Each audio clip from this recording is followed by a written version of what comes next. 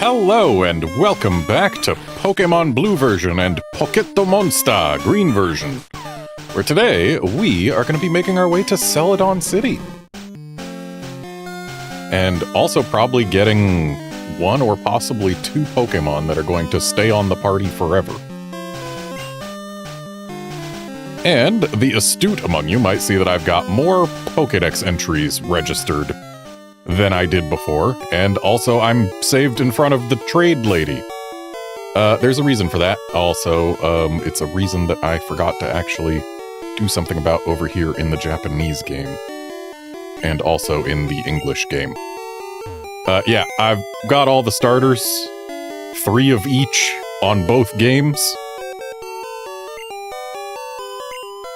because I went and started a bunch of files in Pokémon Red and Japanese Pokémon Red to get my hands on a total of 3 of each starter, counting the one that we started with.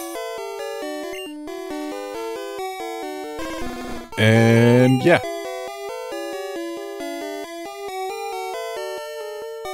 And now let's withdraw some Pokemon, and also let's count 1, 2, 3, 4... 1, 2, 3, 4, 5, 6, 7, 8, 9, 10, 11, 12, 13, 14, 15, 16, 17, 18. So there's 18 in there right now, but I'm about to withdraw 5, so we don't need to change boxes just yet. I didn't want the Bulbasaur. I got the starters. I'm not going to be using them. In fact, the starter that I started with is going to be leaving the party eventually.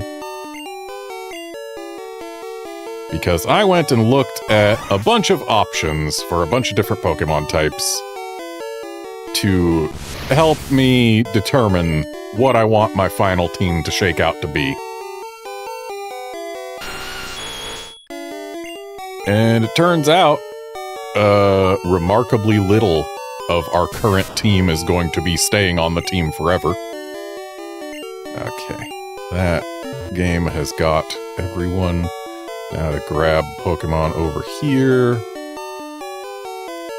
There's Weepinbell, because I evolved my Bellsprouts, though the Weepinbells are going to be leaving the team. There's Kadabra. Kadabra is going to stay on the team. There's simply no real better option until Mewtwo, which at that point you're done with the game.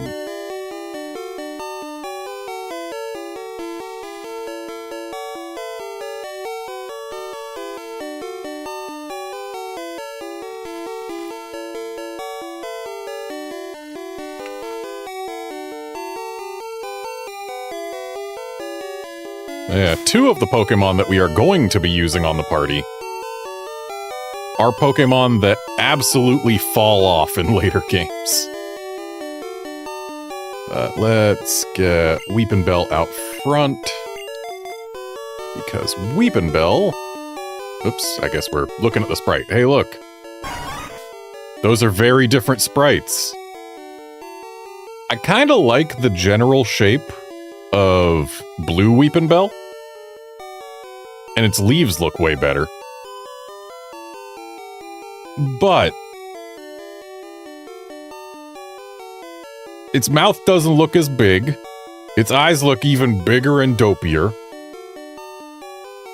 And like the shape of the body on Green's Weepinbell is like actually pitcher plant shaped. It's a thing.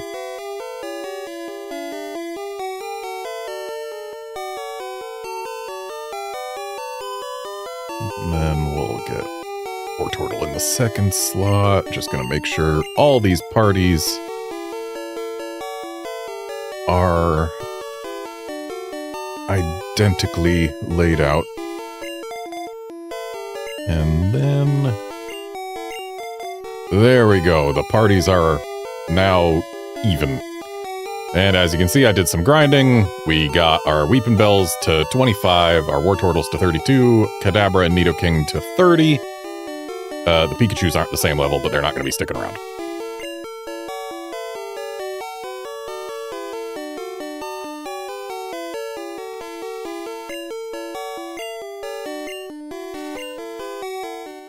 If I was playing Pokemon Red, instead of Pokemon Green and Pokemon Blue, I would be considering getting an Electabuzz to replace the Pikachu. But what I've decided instead is to just not have an electric type.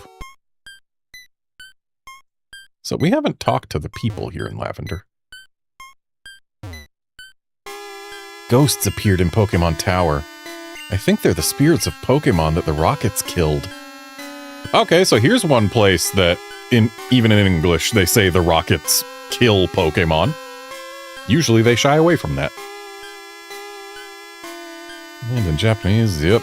Recently there have been ghosts in Pokemon Tower. Yep, they seem to be Pokemon the rockets killed. Okay. New Sylph Scope. Make the invisible plain to see. Sylphco.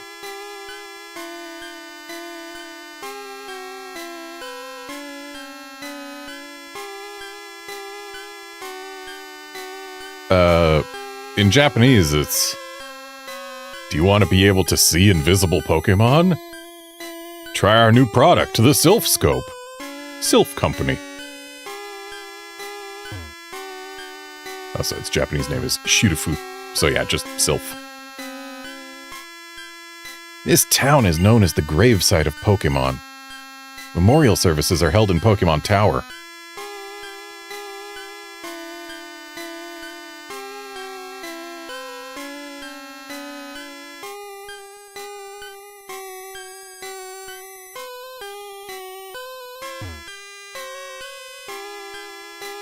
Lavender Town, the noble purple town.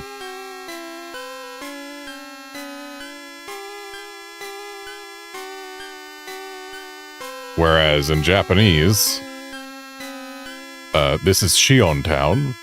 Shion is a color... yeah, it's a noble purple town.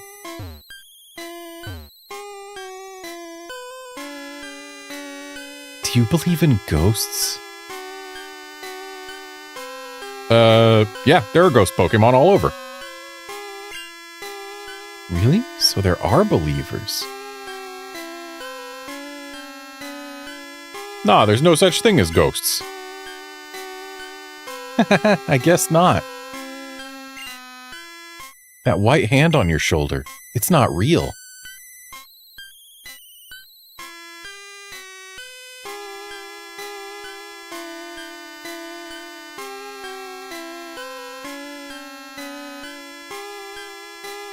In Japanese, it's that white hand on your right shoulder.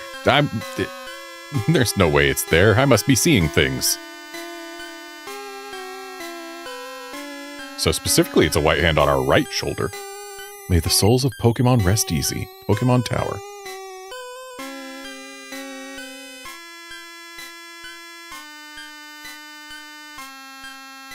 And let's check out the mart here. What are you doing out here in the corner? Over here in the corner. You know Revive? It revives any fainted Pokemon. Interestingly, the Revive item's Japanese name can be translated directly to, like, Energy Shard.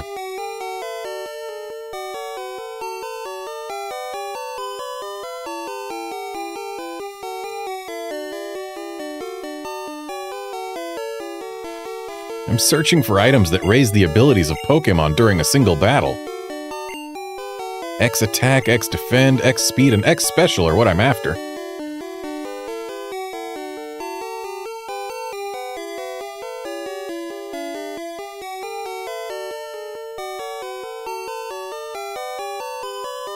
Or, in Japanese, the terms for those items are plus power, defender, speeder, and special up.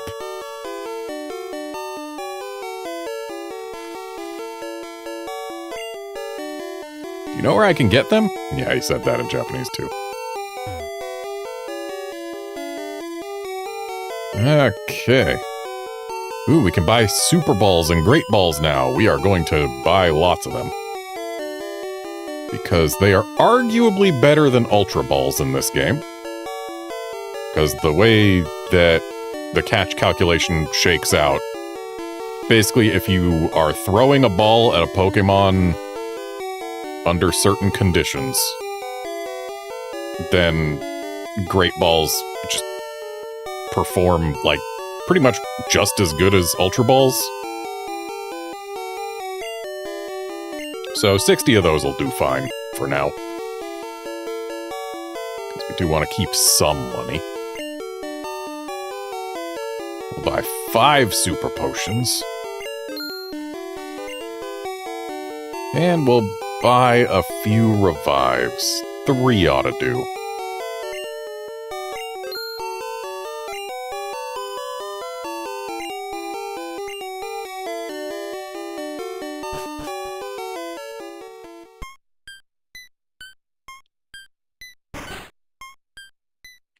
I believe this is the Name Raider. Hello, hello, I am the official Name Raider.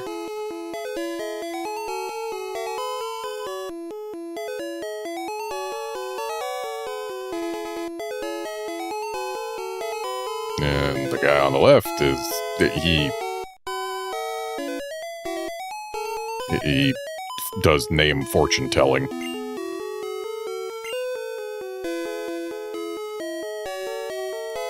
So he rates our nicknames on the right, and he does nickname fortune-telling on the left. But I'm not interested. Fine, come anytime you like.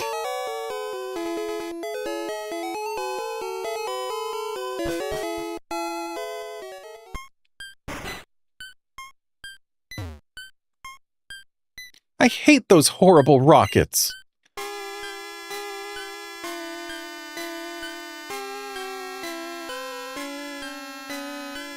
That poor Cubone's mother. It was killed trying to escape from Team Rocket.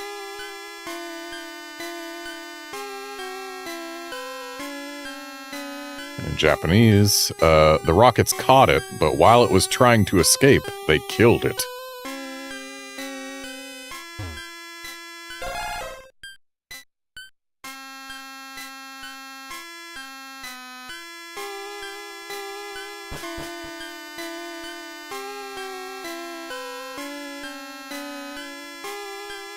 Lavender Volunteer Pokemon House.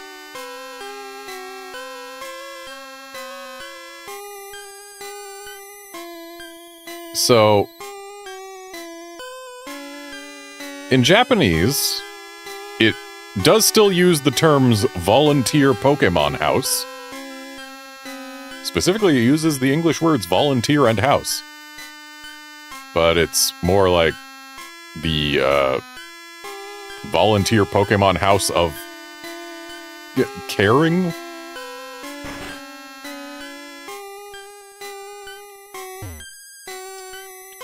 Pokemon Monthly Grand Prize Drawing.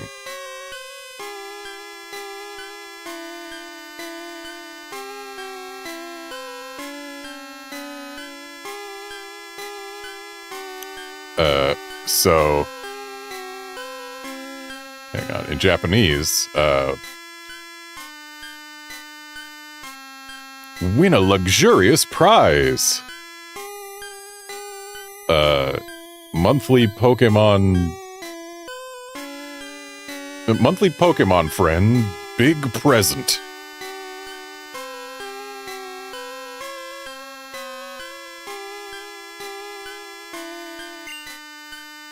The application form is... gone! It's been clipped out!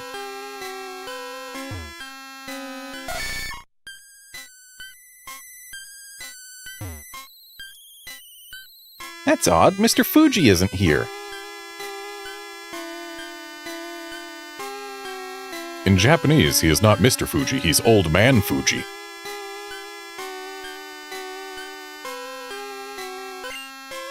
Where'd he go?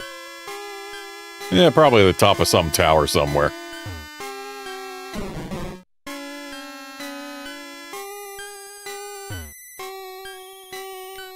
This is really Mr. Fuji's house.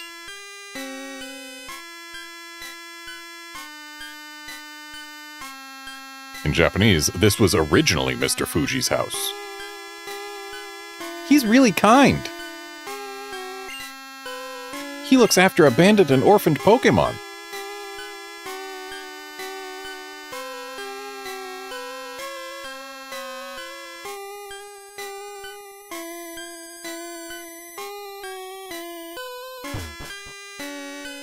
Alright, that's enough Lavender Town music for now. I know we're supposed to head west to get to Celadon, but we're going south first. Just a little ways. I don't believe we can go far enough south to get the Super Rod. Even though I really want it. It's actually kind of funny, in this game you can get the Super Rod earlier than you can get the... Well, the Super Rod and the Good Rod become available at the same time. It's just a matter of which way you go. There's a lookout spot upstairs.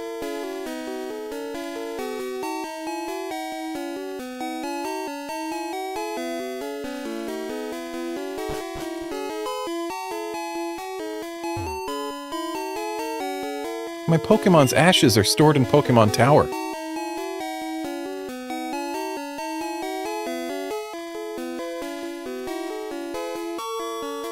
Whereas in Japanese, it's, the Pokemon that a Pokemon that I treated with care now rests in Pokemon Tower. You can have this TM. I don't need it anymore.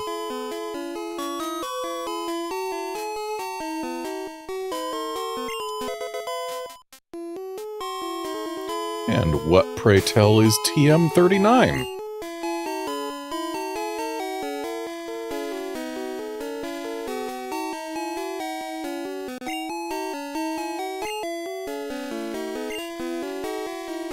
Swift. Not a horrible TM. Not an amazing one either, but it's something. Oh, we could have asked her. TM39 is a move called Swift, or in Japanese, Speed Star. It's very accurate, so use it during battles you can't afford to lose.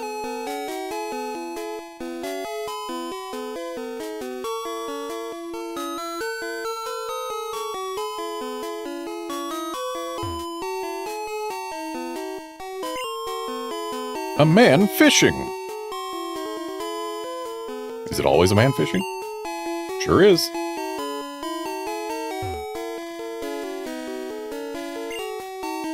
It's Pokemon Tower.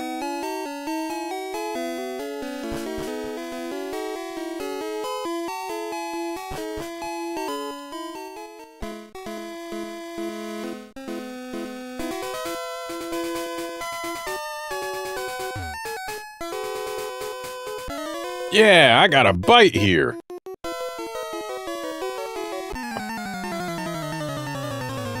Dude wasn't even facing the water.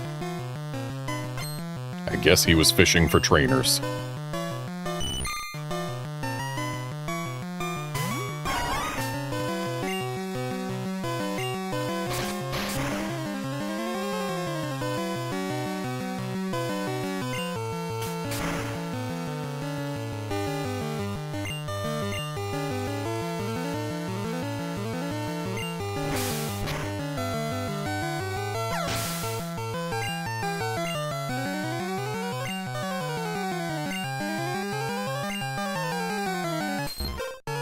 And there's Poliwag, which, in green, is still staring straight at us.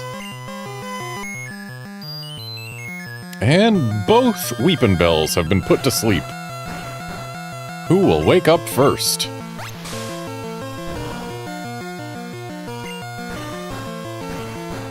Nobody wakes up on the first 2 turns of sleep.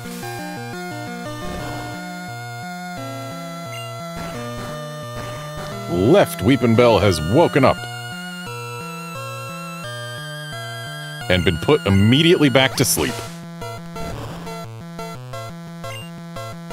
Right Weepinbell has woken up and not put immediately back to sleep.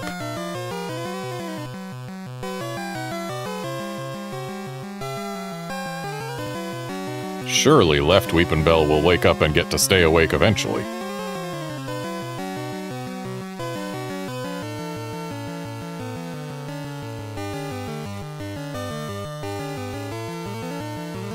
Left Weepinbell woke up and got put back to sleep immediately. Again. Hypnosis is 50% accuracy in this game, if I'm not mistaken. Which means that that Poliwag on the left has won the coin flip 3 times. And the Poliwag on the right, I believe, won the coin flip only once? Oh, hey, look! Weepinbell got put to sleep again! Left Poliwag has now won 4 coin flips in a row.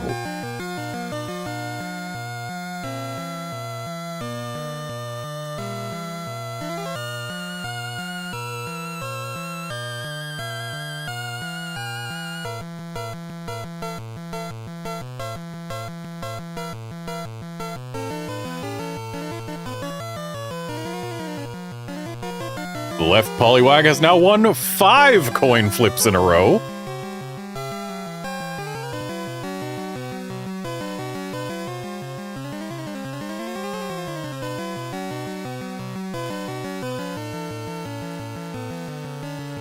Which is a 1 in 32 chance.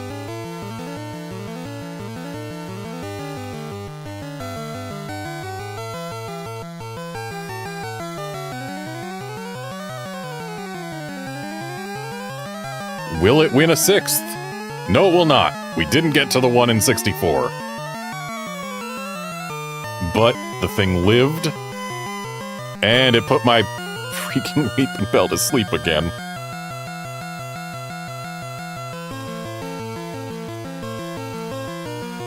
So clearly, right Weepinbell, in addition to being stronger, is also much luckier.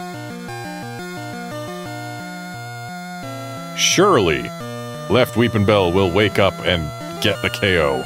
Eventually. There's the wake up. And back to sleep. This Poliwag has now landed 6 out of 7 hypnoses. Hypnoses? Which again is a 50% accuracy move. Okay, it only managed to land 6 out of 8 hypnosis attempts during that battle.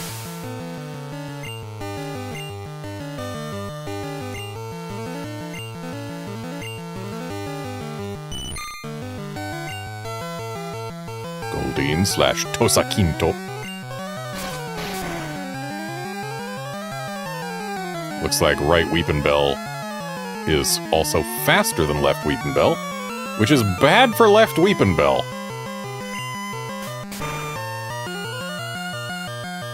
Let's actually, rather than stick this out, let's go ahead and swap to ensure that both Weepinbells get some XP here.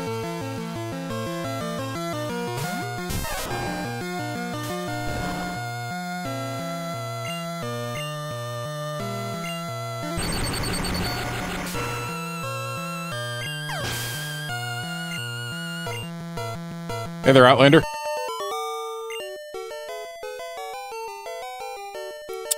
Just a small fry.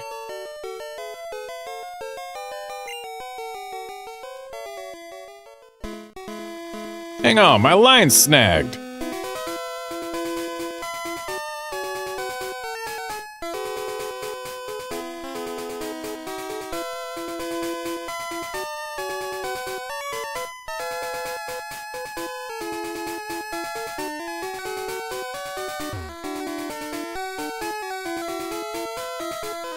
Be patient. Fishing is a waiting game.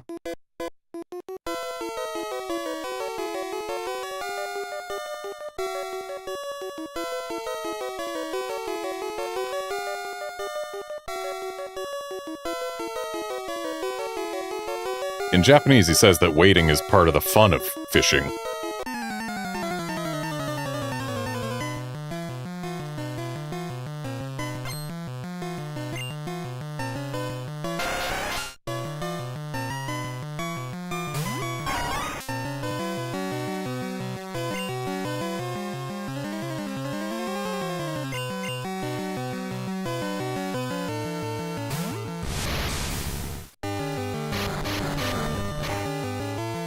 Both tentacles used Rap, only one landed it.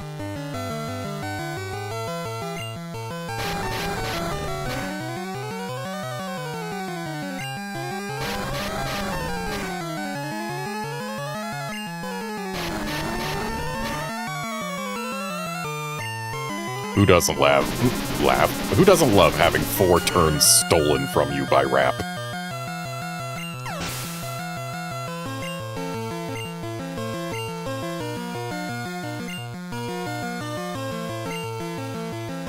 And we are changing to Weepin' Bells for the XP. And no other reason.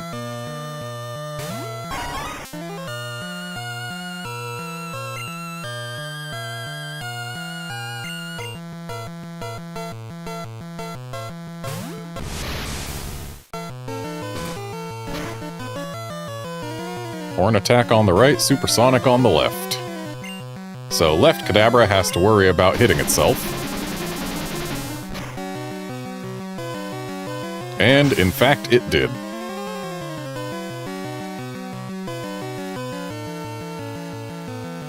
Confusion ended after that one turn though, so it wasn't all that bad.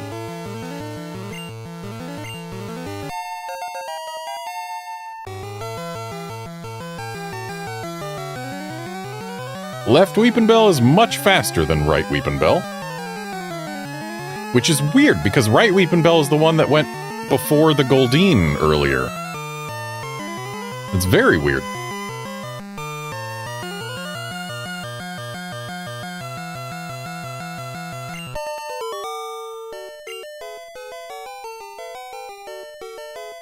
That one got away! Whereas in Japanese... Whoa, hey, wait a sec!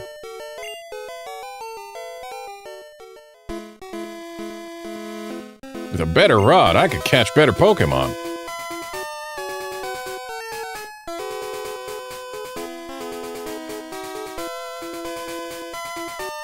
In Japanese, it's if I had a good rod, I could catch good Pokemon.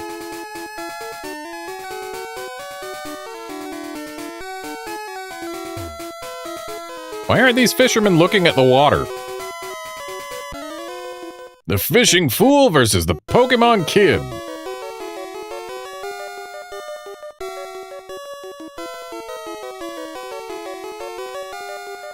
Whereas in Japanese... Hey, the fishing fool and the Pokemon fool meet!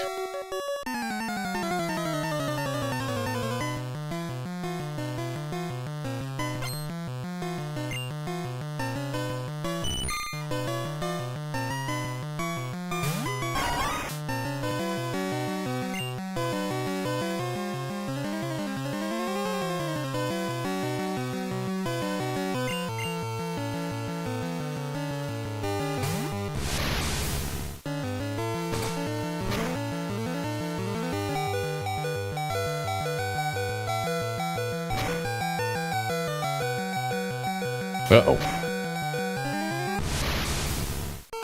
Rip right Kadabra. Let's throw the XP on Wartortle. So Wartortle's not going to stay on the party forever either. So I don't know why I'm really bothering. But then again, of the Pokemon on our team right now, I believe it's just Kadabra that's going to be staying for the duration of the game.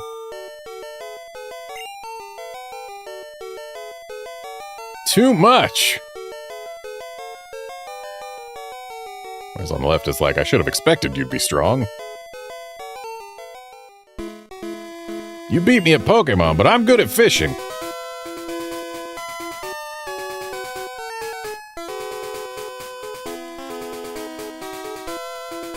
And in Japanese, I guess you get good at what you like, huh? And I won't lose to you at fishing.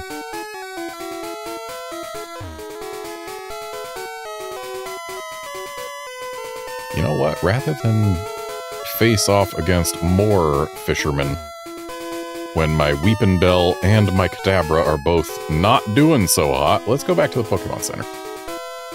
Besides, continuing down this way won't get us to the Super Rod. or the good rod. I forget which one's on this route. It's one of them, but we need the Poke Flute to even reach it anyway, so... not a whole lot of reason to keep going that way.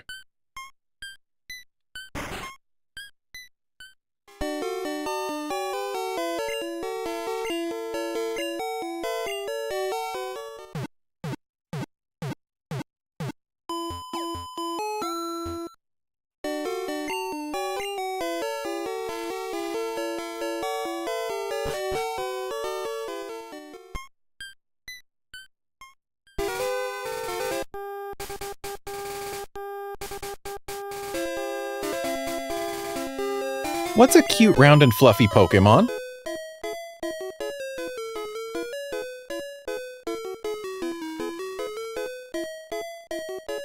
In Japanese, it's, what's a round, fluffy Pokémon that looks like a stuffed animal? So I'm gonna say Clefairy.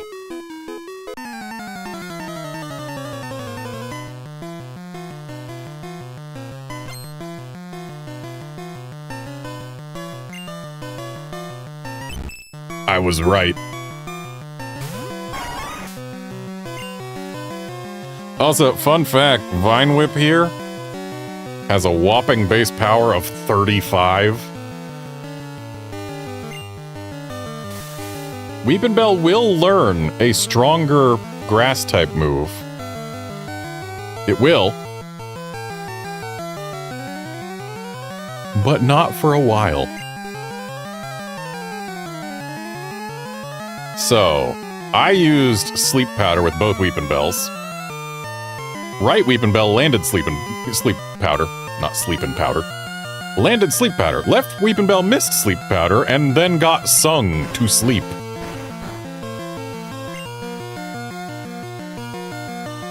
But anyway, let's try a cut. I believe Clefairy has better special defense than physical.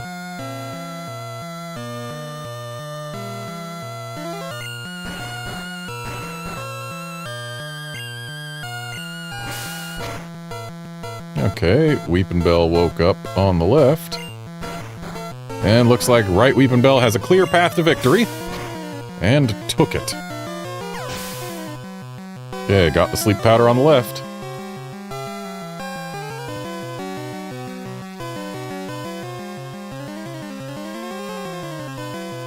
Yeah, unfortunately, when it comes to quality grass types in Gen 1, there aren't a whole lot. Weepinbell will learn Razor Leaf at level 38. That's a better grass move than Vine Whip. But also, Razor Leaf, with its 55 base power, is the strongest grass move in the game other than Solar Beam. Or, Petal Dance, which is exclusive to the Oddish line, which is a version-exclusive Pokémon, and therefore we will not get it in this game. And what's more, there are exactly 2 evolutionary lines against whom grass is better than water in this game.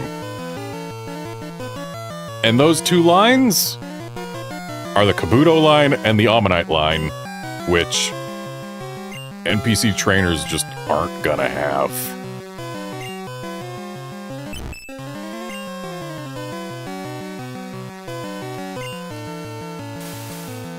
Okay, left Weepinbell missed with more Sleep Powder.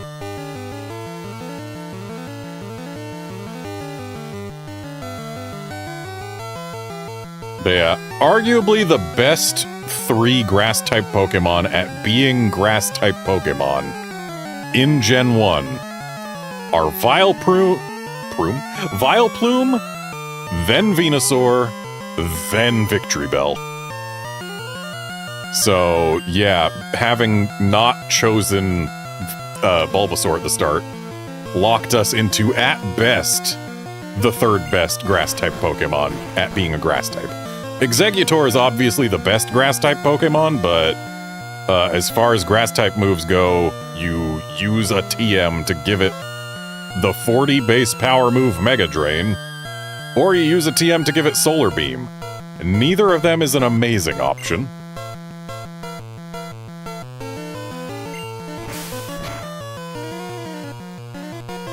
Ooh, nice crit on the left. Makes up for the fact that Lefty's been growled at. Also, I didn't realize that Clefairy woke up on the very turn that I put it to sleep. And thus we have eaten some double slaps. Nice crit on the right.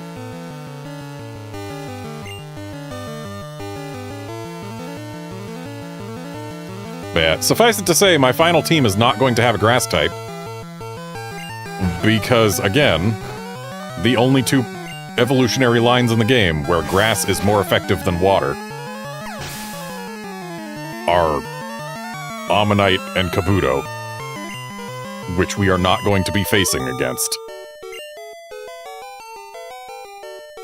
Stop! Don't be so mean to my Clefairy!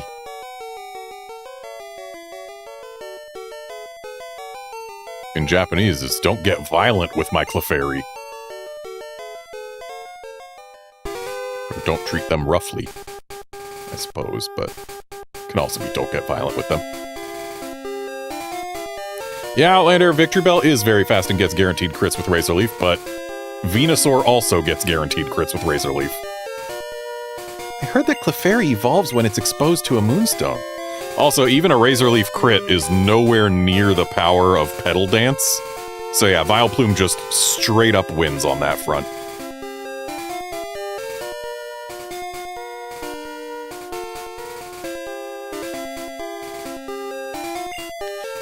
Interesting. So in Pokemon Blue over here on the right, she heard that a Clefairy evolves when it's exposed to a Moonstone. The one on the left is a bit more well-read. She read it in Pokemon Journal. But wonders if it's true. Yeah, Venusaur is crazy good. If specifically you just want auto-crit Razor Leaf and access to some normal type moves, but honestly the best thing Venusaur can probably do is take advantage of the fact that Toxic and Leech Seed in Gen 1 play together in a way that makes Toxic significantly more potent. Because every tick of Leech Seed counts as a tick adding to the Toxic timer thing. So every tick of Leech Seed makes it so that Toxic gets stronger. So basically just every turn Toxic increases in potency twice. I'm a rambling, gambling dude.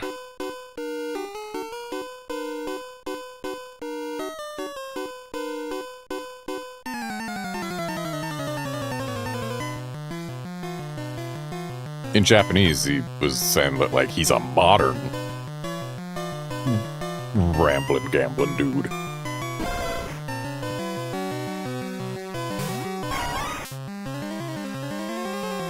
And we do not leave our plants in front of fire dogs. We just don't. One thing that I kind of regret is that I used the Body Slam TM on Nidoking. Nidoking is not going to be staying on our team. And, like, Nidoking is very good. It's great for a standard playthrough. Like, speedrunners use it for a reason. You can get it real early, it gets real strong real early, without needing to do anything else. You have a Nidoking, you are good. But there is better for the late and post-game, and I am going to eventually take this Pokemon Blue to Pokemon Stadium, which is post-game, which means I do need to be thinking about things. And as a result, yeah, Nidoking's gonna be leaving the party for a different ground type. There's two real choices for quality ground types, and they're both rock type. Rhydon and Golem. Rhydon has better attack and better HP. Golem is surprisingly slightly faster. Not that it's fast enough to win many competitions. And has way more defense. But what really is tipping me towards Golem is the learn set. By level up, Rhydon only learns normal type moves. Only. Whereas Golem can learn Earthquake on its own. Meaning I can use the Earthquake TM somewhere else and thus have 2 Earthquaking Pokemon on the party. So yeah, Golem is going to go on the party eventually. I do already have Geodudes, I just need to level them up. Missed the big score!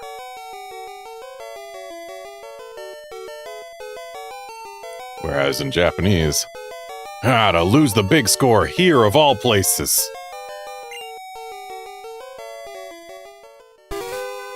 Gambling and Pokemon are like eating peanuts.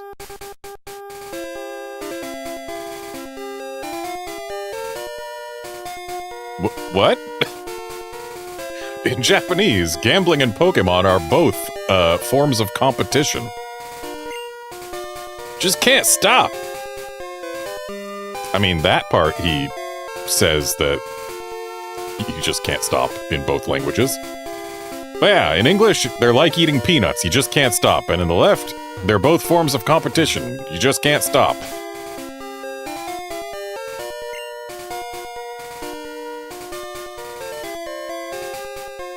I put cut on weep. So, now to get a fire type that is not going to be staying on the party, though there is definitely value in it. Because there is only one fire type Pokemon. Oh, wow, we found it immediately. There's only one fire type Pokemon in the game with a stronger flamethrower than Ninetales. And it ain't Moltres, for the record.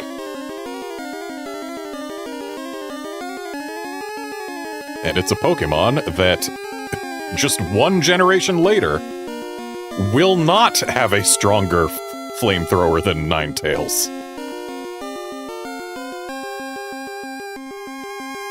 It's Flareon. We're going to be getting a Flareon. Because as far as evolutions go, there are 2 that really have noteworthy matchups against things. Only 2 that compare favorably against other Pokemon of their type. Because Vaporeon in this game has the unfortunate circumstance of needing to compete with Gyarados. Gyarados is too good in Generation 1. Too good. Having its special stat be enormous. Having its speed be pretty darn good. Having its attack stat be bigger than its special stat. Gyarados is incredible in Gen 1. And then it falls off for a good while until the physical special split. Same with Flareon, except Flareon doesn't come back until like Gen 9. But yeah, we're going to be going with Gyarados and Flareon as our water and fire types. We're not going to have a grass type, we're not going to have an electric type.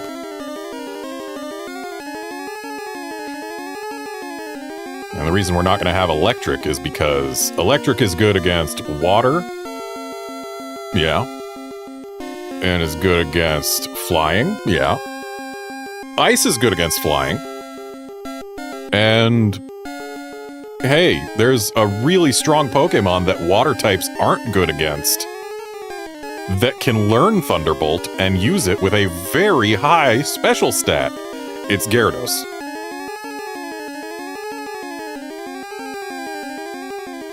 So yeah, Gyarados is going to get my Thunderbolt TM. Because it's a really good user of it in this game. Ice Beam, I'm not sure who's gonna get. Probably Gyarados, but maybe not.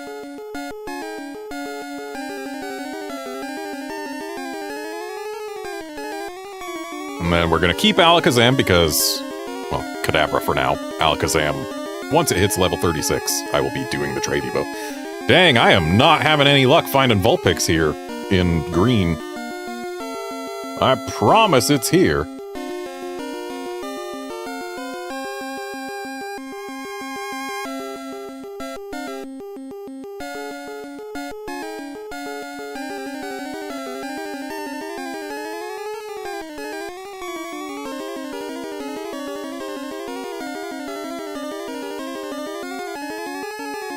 Yeah, Outlander, Starmie was the other option I considered for a water type. It does have better special than Gyarados, and it's got better speed than Gyarados. But Gyarados is significantly more bulky, and when it comes to using moves that aren't special, yeah, Gyarados' attack stat blows Starmie out of the water, quite literally. Like, Starmie, if I wanted to give it the Psychic TM, the Thunderbolt TM, Surf, and Ice Beam, then, yeah, it'd be a great option. But Gyarados just is a little bit more flexible than Starmie. And just good all around. Has a ground immunity, those are nice.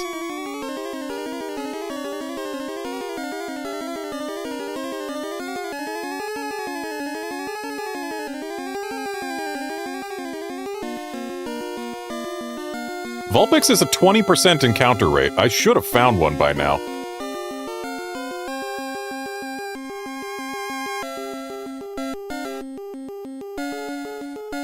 Yeah, Outlander, again, I was really close to choosing Starmie, but I just...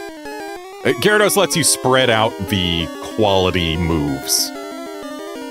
Whereas Starmie, you have to really focus them on that one Pokemon, and then if it goes down, you're basically hosed for the rest of the battle. And like, yeah, you can give it just 3 moves and recover, and Starmie is fantastic. Again, I was really close to choosing it over Gyarados, but I think Gyarados just barely edges it out, yeah. And then for fire types, like, Vulpix, I believe actually learns Flamethrower earlier than any other Pokemon. And again, Ninetales has the second strongest Flamethrower in the game. But it loses to Flareon by like 10 base special. Or something like that. And it's also a bit slower than Flareon. And then Flareon also has a, relative to Ninetales, monstrous physical attack.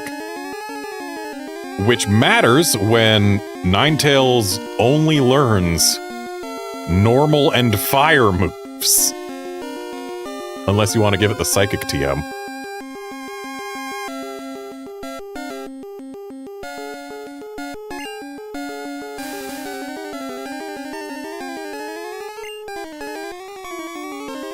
I swear, Left Game is going to find a Vulpix eventually.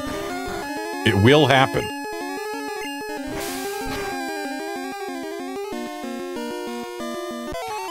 Okay, apparently Right Game needs to find Vulpix too. Wasn't expecting Cut to get the one-shot.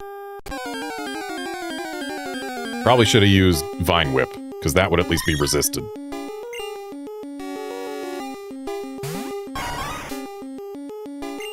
Hey, we found the Vulpix on the left.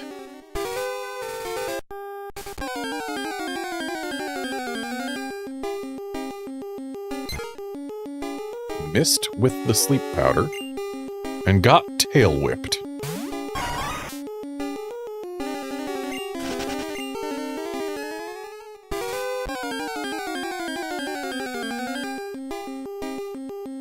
Okay, we found another Vulpix pretty quick.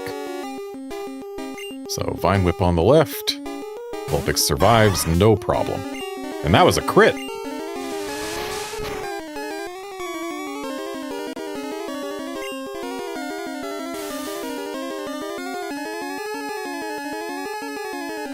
Yeah, unfortunately for Flareon to learn Flamethrower, it's going to take until like level 52. So it's going to be a while before we get to use anything better than Ember. But Flareon is still a very good fire type in this game.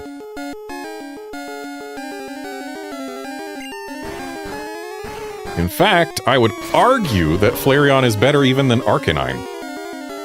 Though Arcanine is very, very good. Flareon is better as a fire type.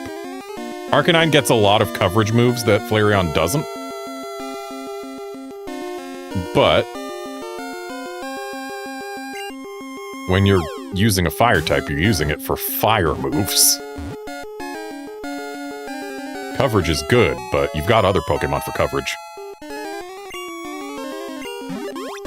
And Flareon still gets some. Vulpix, the fox Pokemon. At the time of birth, it has just one tail. The tail splits from its tip as it grows older.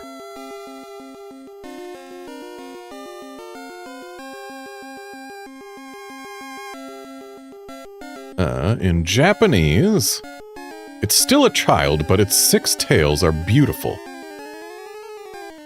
As it grows, it gains even more tails.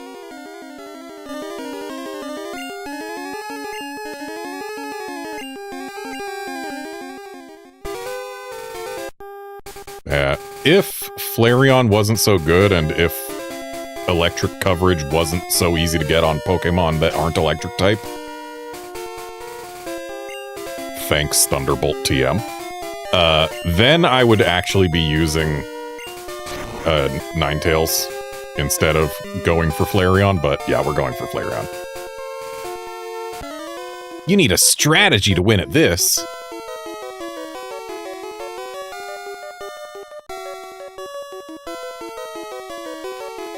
In Japanese, it's basically, if you want to win a fight, you need strategy. He's more specific. Ah, good old Grimer, one of the biggest glow-ups of any sprite in the entire game. Let's kadab it.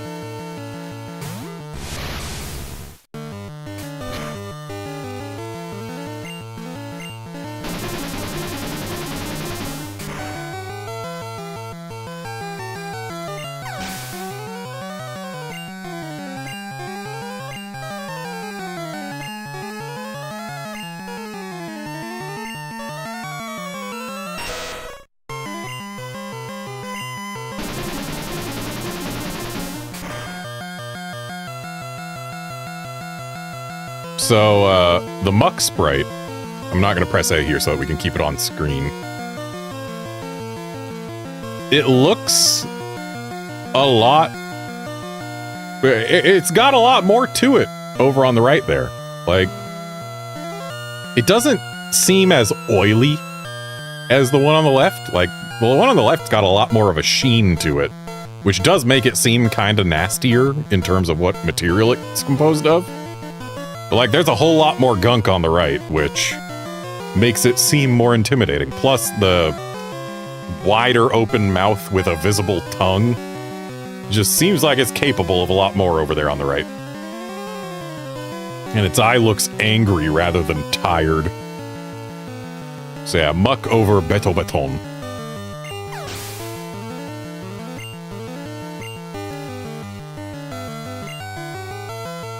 And here comes another Beto Beta.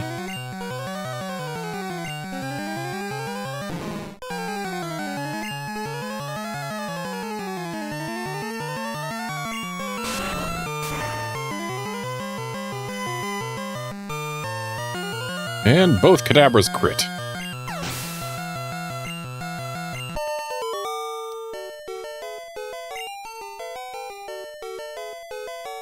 It's not logical. Whereas in Japanese, it's... I don't understand. Or I can't grasp it. Something like that. I don't get it. Go with Grimer first, and then...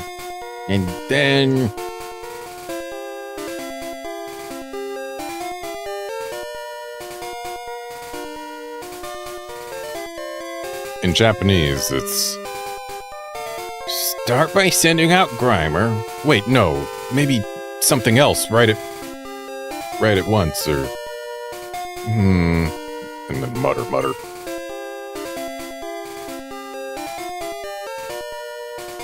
Let's actually not fight every trainer on this route just yet. In fact, let's cut through here again. Because I'm going to want to get that XP on a different Pokemon. Like, I could get it all on Kadabra right now, but that would be kind of overkill. And we are pretty soon going to be getting some Pokemon that we are actually going to be keeping on the party that aren't named Kadabra. I've already got 2 of them just sitting in the box, but didn't bother getting them XP last night because I didn't really have time to level up a new Pokemon from scratch.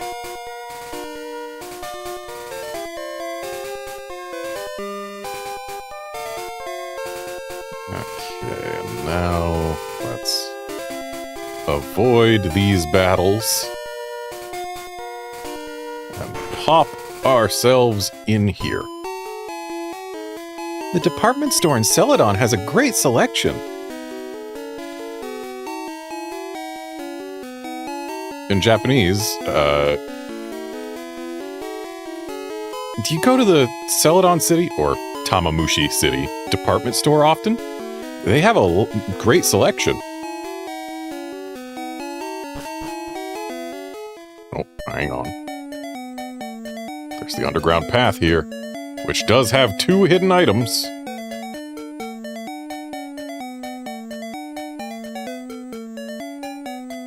No, I am not counting exactly how many tiles I've gone, which arguably not the best way to find hidden items. Oh! I got lucky there.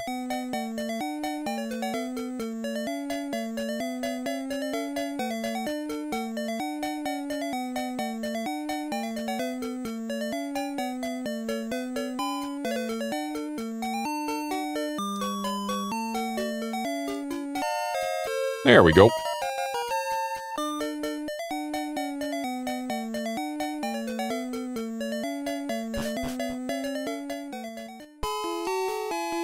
I heard a sleepy Pokemon appeared near Celadon City.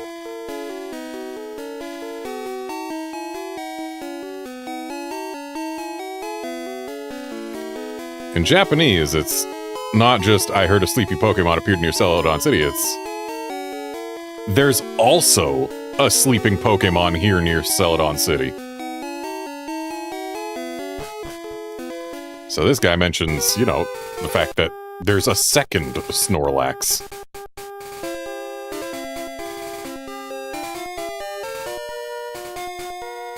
And here on Route 7, there are no new Pokemon for us to find. Specifically because it cannot be nighttime during Gen 1. If we could come here at nighttime, then maybe we could get ourselves a Murkrow. Or a Houndour. But no, can't be nighttime, so no Murkrows or Houndours, even though they live in Kanto. Also, fun fact, this guy right here, he is part of the map tile set. He is not a sprite, which makes sense because he can't move, he's always sitting. But if you're playing on a Game Boy Color or a Game Boy Advance, all of the sprites that can move use a different palette than the map sprite, or the map tiles and whatnot. And that guy does not get the sprite colors, he is a tile. If I had a bike, I would go to Cycling Road.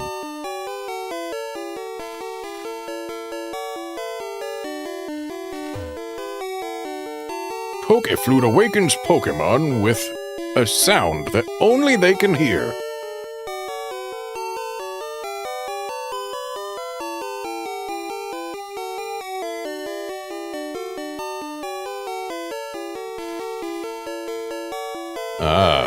In Japanese, he says that the reason the Pokeflute can awaken sleeping Pokemon is because it also makes a sound that a special sound that humans can't hear.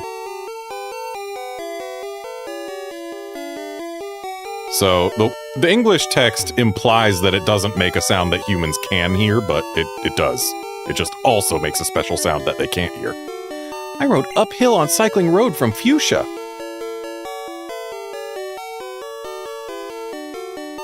Or in Japanese, from Sekichiku City.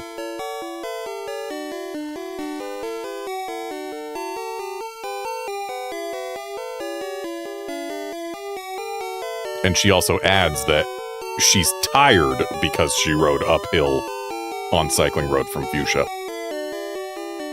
Whereas in English, she does not say that she is tired. Right, I need to actually deposit a Pokemon.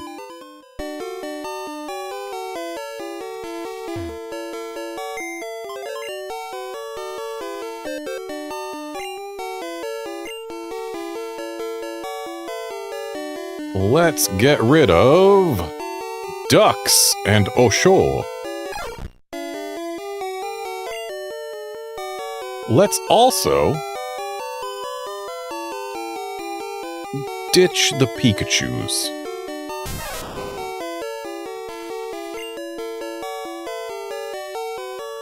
And then we'll change boxes, just for absolute safety. I really wish there was somewhere that it would say how many Pokemon were in any given box. Also, now I see why the Japanese games get 10 more Pokemon per box. It's because they have 4 fewer boxes. But honestly, I think that's more useful than having 4 more boxes but 10 fewer Pokemon per box. Because yeah, there's a difference on the right of 80 Pokemon. And yeah, on the left, 80 Pokemon. So each game can have the same number of Pokemon boxed. But in the Japanese games, it's spread across fewer boxes, which makes each box, you know, it can hold more, which means you don't have to change boxes as often. Which, when changing boxes, can only be done at a PC and requires a game save in order to do. Yeah, it's a lot more convenient on the left, especially since if you try and catch a Pokemon when your current box is full, it doesn't just put it in the next box, it's just, oh, you can't catch it, your box is full. Sucks to be you.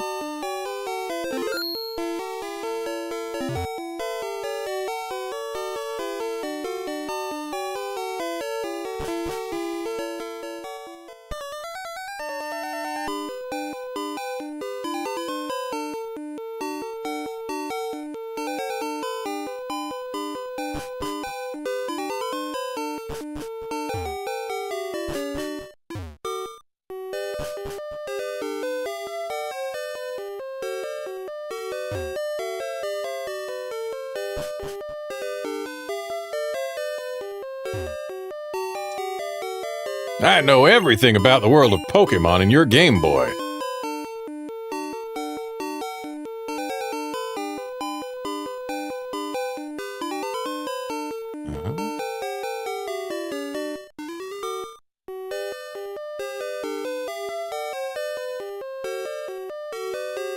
So in Japanese, he says, it's also written on the blackboard, but there is nothing about the world of Pokemon in your Game Boy that I don't know.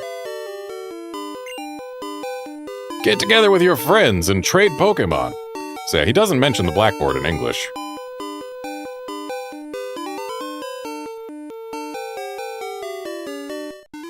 So let's check what's written on the blackboard.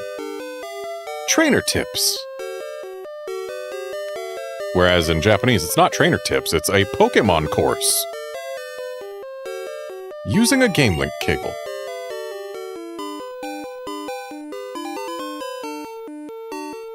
Yeah, I'm good.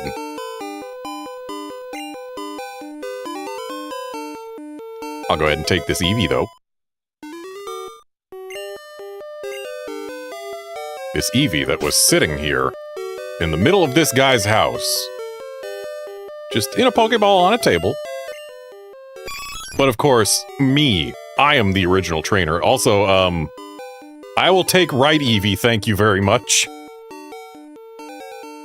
Left Eevee's got some kind of gremlin energy with that face.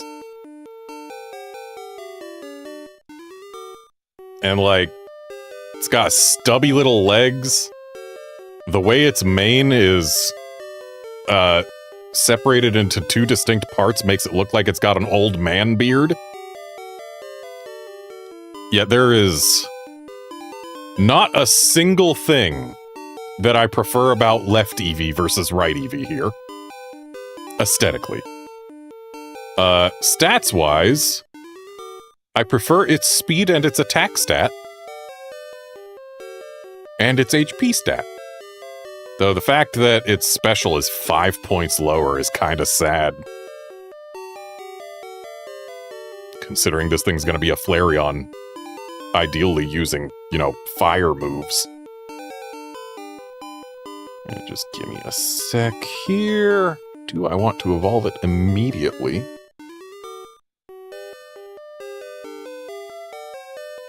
The answer is yes, because the only things that we would learn by not evolving it immediately are Focus Energy, which again in Gen 1 makes you less likely to crit, and Takedown, which, oh boy, harms the user at level 42. So yeah, 36 for Focus Energy, a move that is less than useless, and 42 for a move I don't want. Yeah, we're gonna evolve this thing immediately, especially because we can just go buy a Firestone at the department store.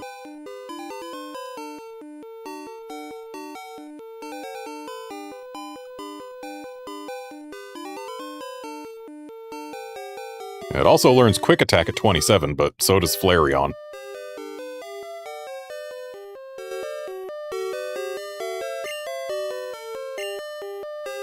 So yes, that Eevee that I caught myself in its natural habitat on a desk in some guy's house. Yep, that thing's staying on the party forever.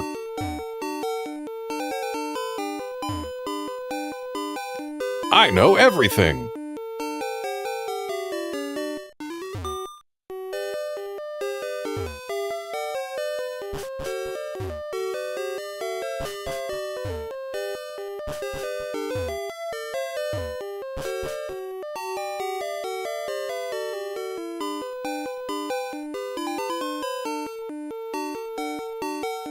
Not a whole lot over here. I wonder, is there a hidden item over here?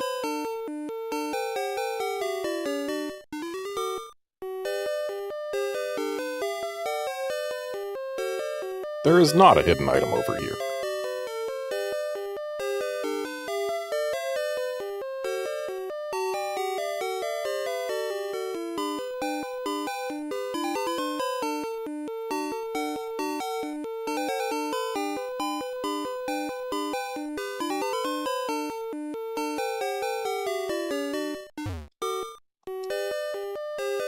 Keep out of Team Rocket's way!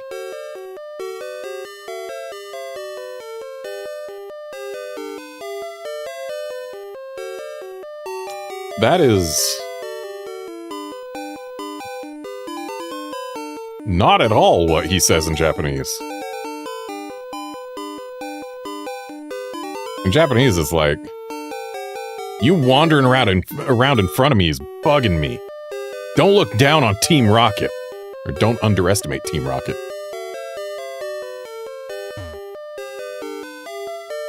This is my trusted pal Poliwrath. It evolved from Poliwhirl when I used Waterstone.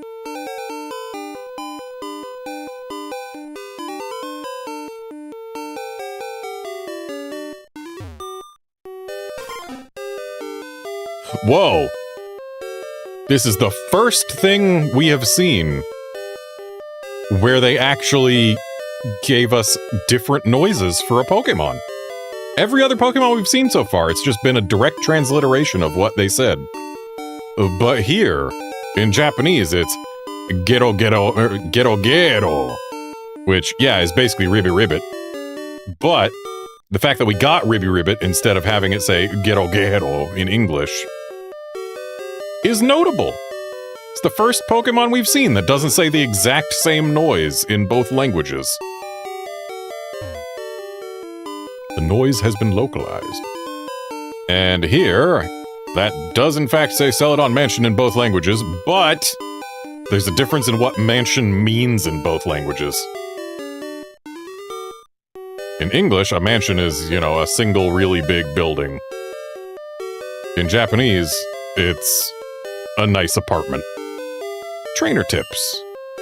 X accuracy boosts the accuracy of techniques. Kind of. It makes you skip the accuracy check.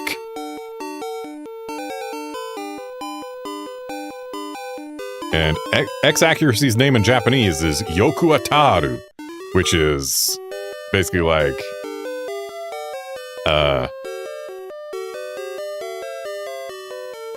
hit easy. Except they extended it, so like, hit easy.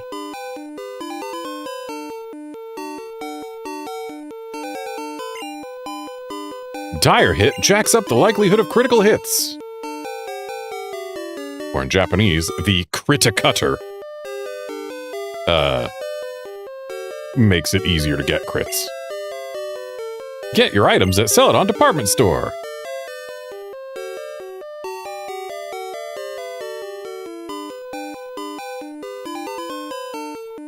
Well, let's go visit Celadon Mansion. Celadon Mansion Manager's Suite.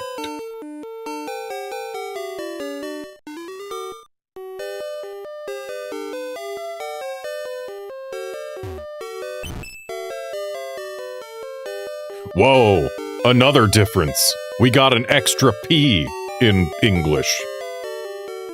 In Japanese, it's just P, P, P. But in English, we got P, P, P, P.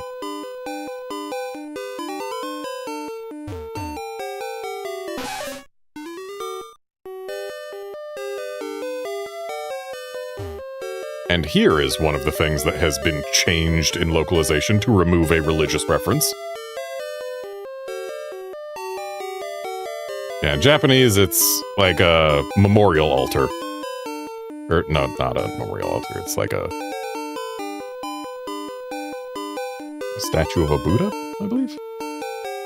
Hang on, let me confirm.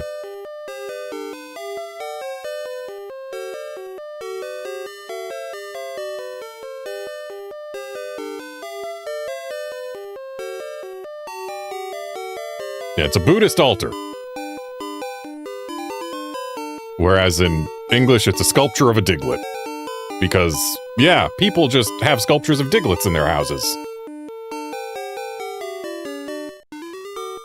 They were just had to take something that could conceivably be roughly that shape so that it wouldn't be a religious reference, because Nintendo of America does not like religious references.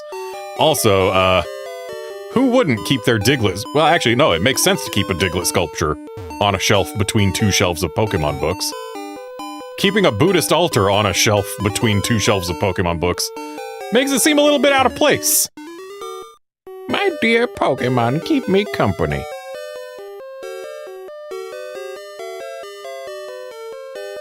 Whereas in Japanese, when I'm surrounded by Pokemon, I don't feel so lonely living on my own.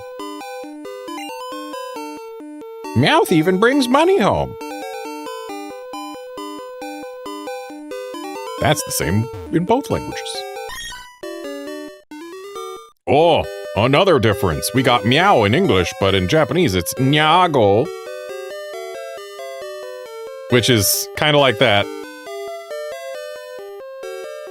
You know the meow that old cats get? Like, meow. It's basically that meow. Game Freak meeting room. Why does the meeting room have a bed in it?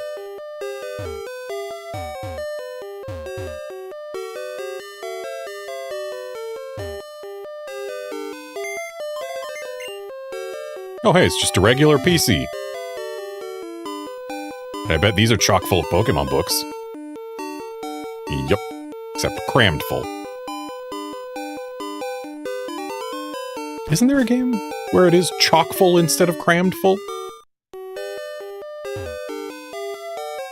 Game Freak Development Room.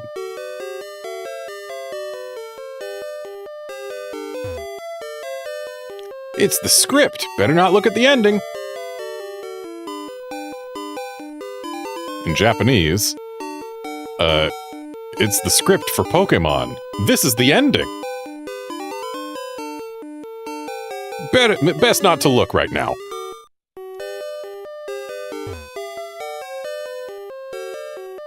I wrote the story. Isn't Erica cute?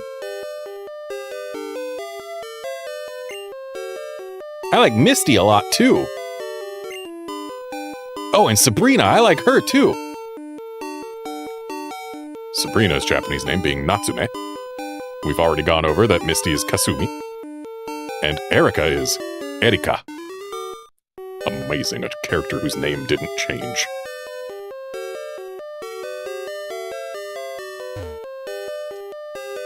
I'm the graphic artist. Or in Japanese, the graphicer.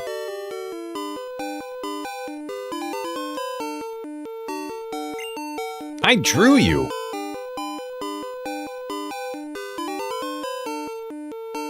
Someone's playing a game instead of working.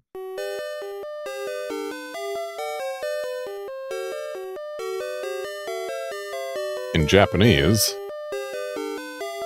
he's working on his computer. Wait, no, this is a game!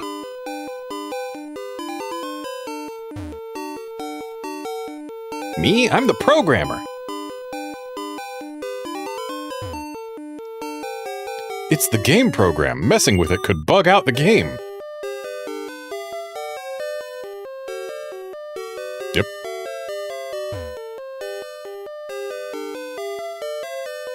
Is that right?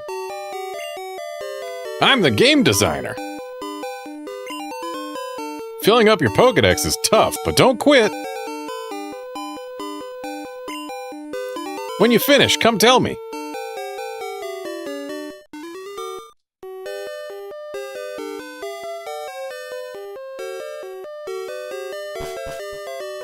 I don't believe there's anything for us up here on the top floor. This is just to give us a hint that there's something to be found over there.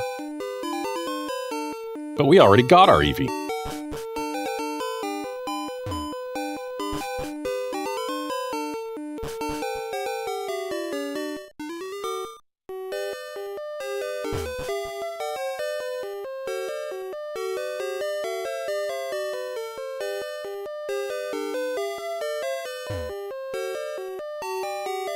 Celadon City, the city of rainbow dreams. Yep, Tamomushi City is, the color of rainbow dreams, yep.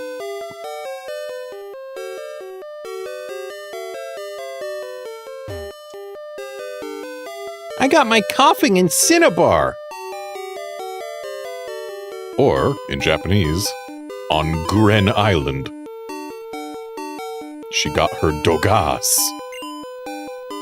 It's nice, but it breathes poison when it's angry.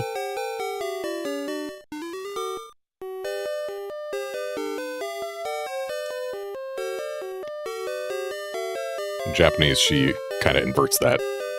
It breathes poison when it's angry, but normally it's very nice. The game corner is bad for our city's image.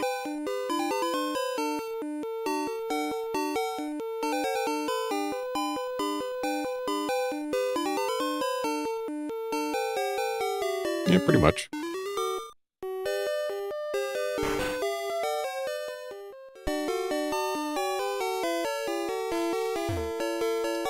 To think in just 2 short years, instead of needing to use public phones like these, we would have Pokegear.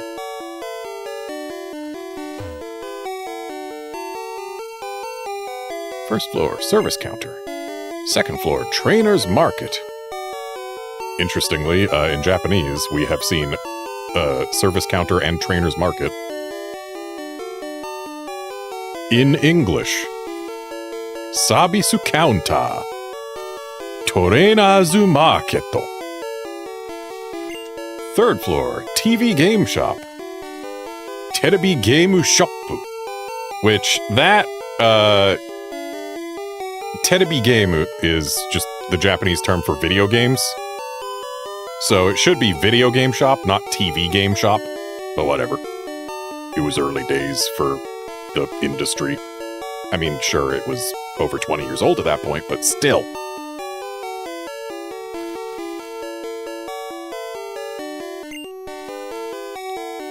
Fourth floor, Wiseman Gifts. Yep, Wiseman Gifto. Fifth floor, drugstore, drugstore. Rooftop square, vending machines. Whereas in Japanese, it's just rooftop, vending machines, but not in English. This is the only one where the description of what's on that floor is not just English words. Hello, welcome to Celadon Department Store. The board on the right describes the store layout.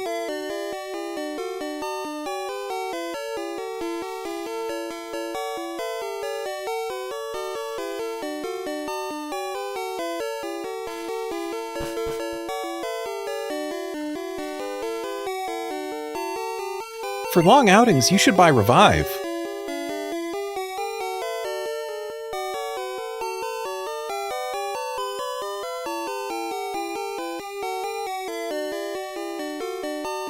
Super Repel keeps weak Pokemon at bay. Or in Japanese, Silver Spray. It's a more powerful Repel.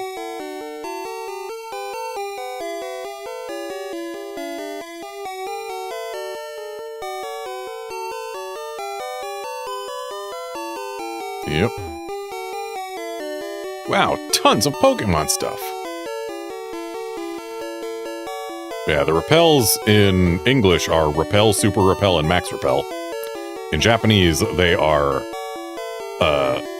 Bug Repellent Spray, Silver Spray, and Gold Spray. Ooh, we got TMs here. I don't remember what they are off the top of my head, but thankfully I have the ability to check.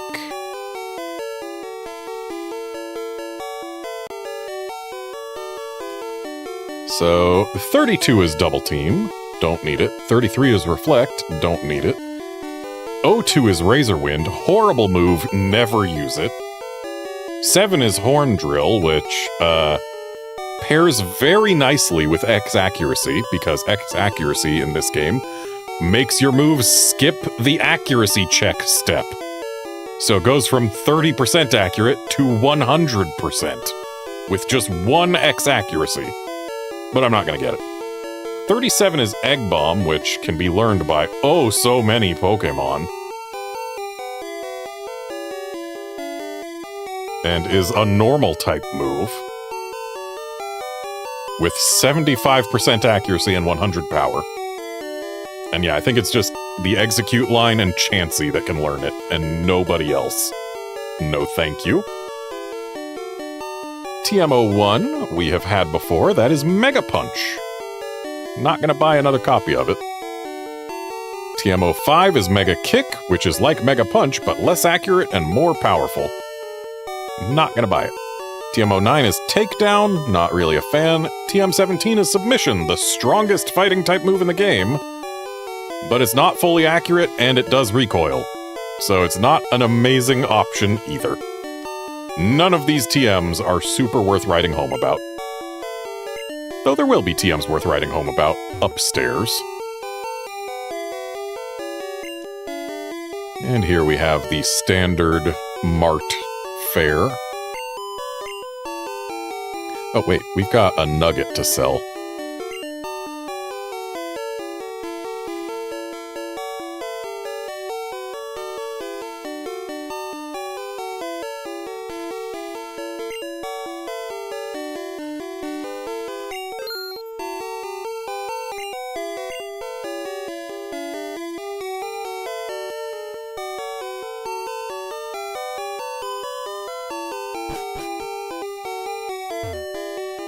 This guy will hand us counter over the counter. Oh, hi, or maybe not this guy. Oh, hi, I finally finished Pokemon. Yeah, Outlander, there is high jump kick. But, yeah, that's only Hitmonlee. Not done yet? This might be useful. Oh no, he does hand us counter over the counter.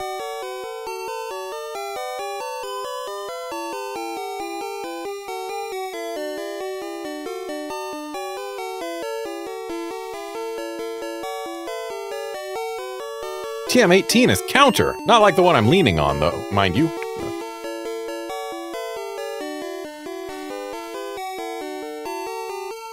In Japanese, he tells us that it's counter before we talk to him again. It's counter. Now do your best.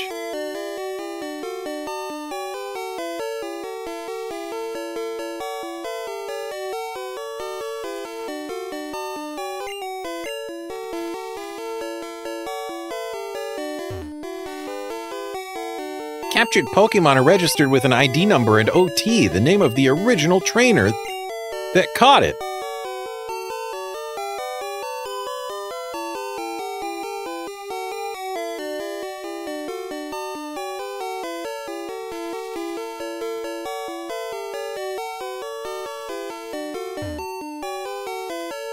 Come on, Graveler! I love Graveler! I collect them!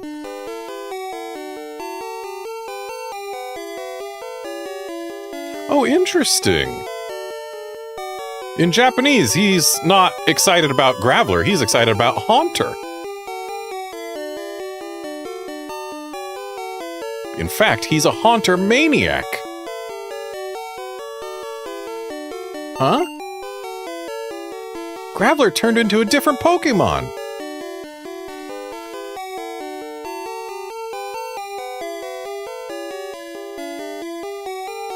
And in Japanese, the Haunter he was just traded turned into a different Pokemon. With Haunter's Japanese name, of course. Which is one of the most creative names. Ghosto. Yeah, Haunter's Japanese name is literally just Ghost. Alright!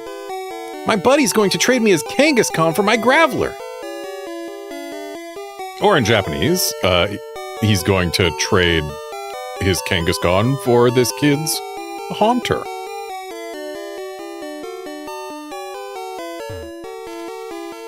A sports game, data like that. Implying that Red, in fact, has a living father.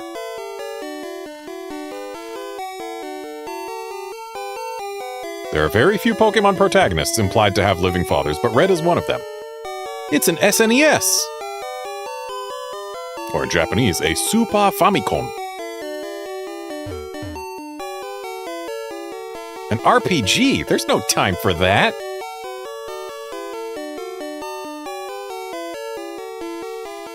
In Japanese, it is a role-playing game. But I don't have time to play it. You can identify Pokemon you got in trades by their ID numbers.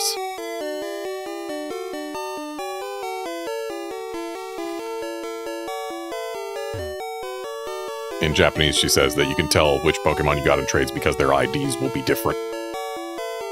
Okay, so all these are Super Famicoms. Makes sense. They wouldn't want to advertise a Sega machine. A puzzle game. Looks addictive. Puzzle game. And, says that if I start, I don't think I'll be able to stop.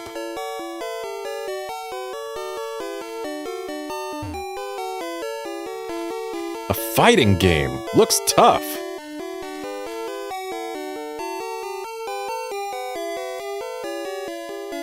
And in Japanese, it is a competitive action game. And it does, in fact, look tough.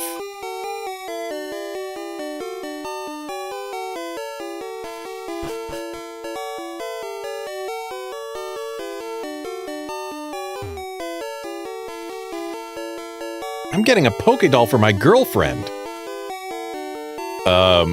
Or rather, for my girlfriend. So he's just getting a Pokédoll for his friend who is a girl. Because if it was for his girlfriend, then it would be one word instead of two. But in Japanese, no, it is for his girlfriend. Not for his friend who is a girl. Yeah, he is buying a present for his girlfriend. And of course, a Clefairy doll is what it's gotta be. After all, they're popular. So he says more in Japanese.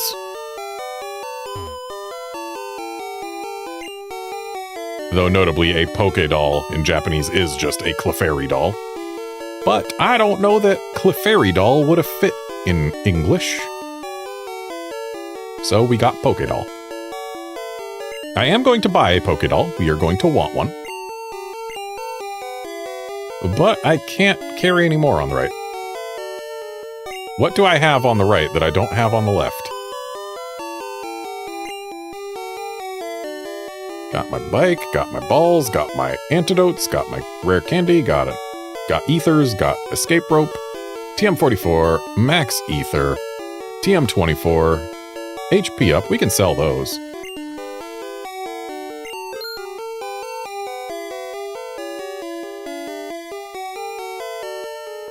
Moonstones, repels.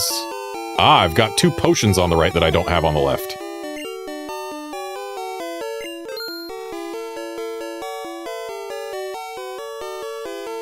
TM30, Great Balls, Super Potions, Revives, TM39, Elixir, yep, okay. Now we are lined up.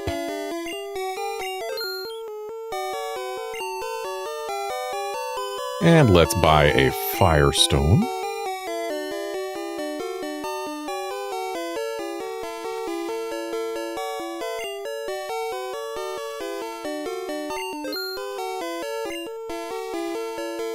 And you know what?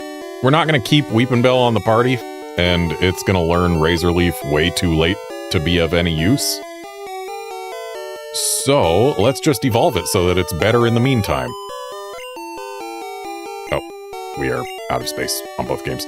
I've got too many TMs. I need to get rid of the ones that are for moves I don't want.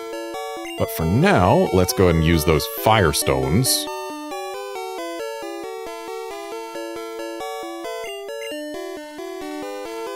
And get some Flareons.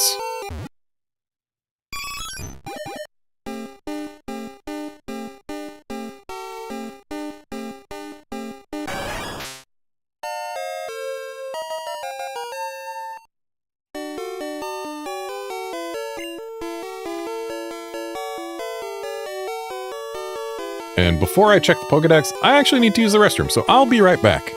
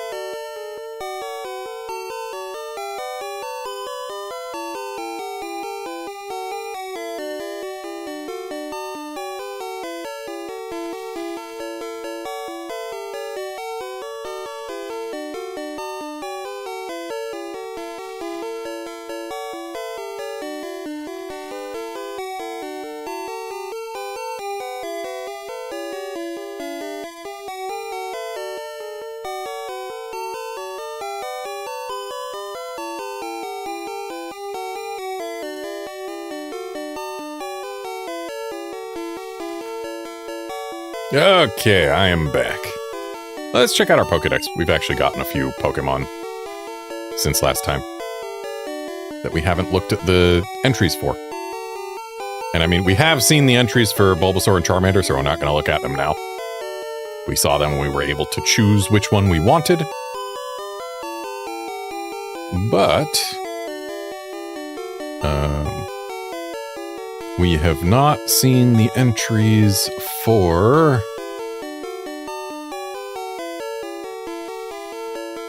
Weepinbell.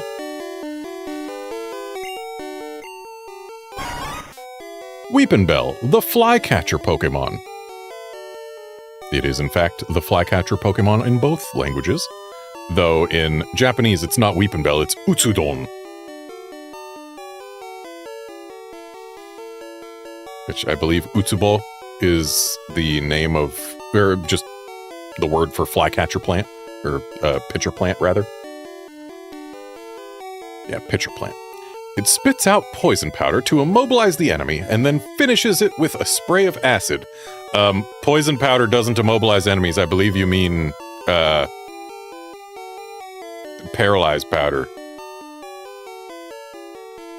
Stun Spore, that's the name. Stun Spore.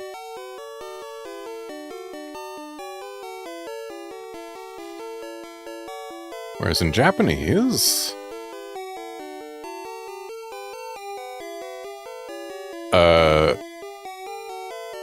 it uses its leaf parts as cutters to slice its enemies. And from its mouth, it can spit a liquid that can melt anything.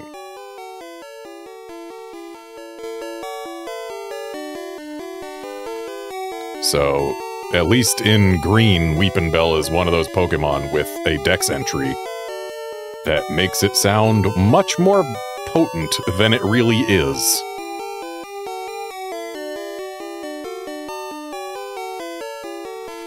Alright, and we haven't seen Eevee's entry because we just picked it up off a desk. I mean, it's natural habitat. But it didn't give us its entry for catching it. Eevee, the evolution Pokemon. That tracks in both, and it is in fact Eevee in Japanese, so yeah. Its genetic code is irregular. It may mutate if it is exposed to radiation from element stones. In Japanese, a rare Pokemon with the ability to evolve into 3 different Pokemon. That didn't age well.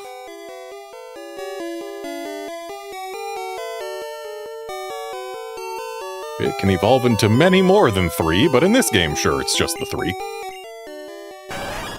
Flareon, the flame Pokemon. When storing thermal energy in its body, its temperature could soar to over 1600 degrees.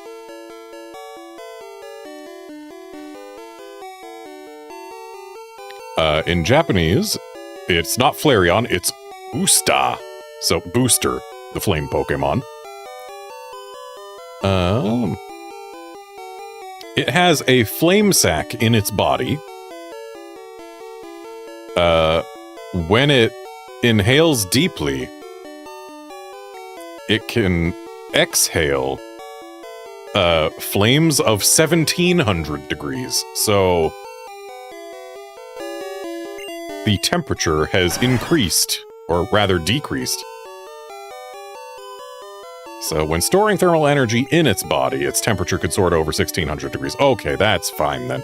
Because that's only the Pokemon's internal temperature, whereas on the left, it's the temperature of the flames it breathes.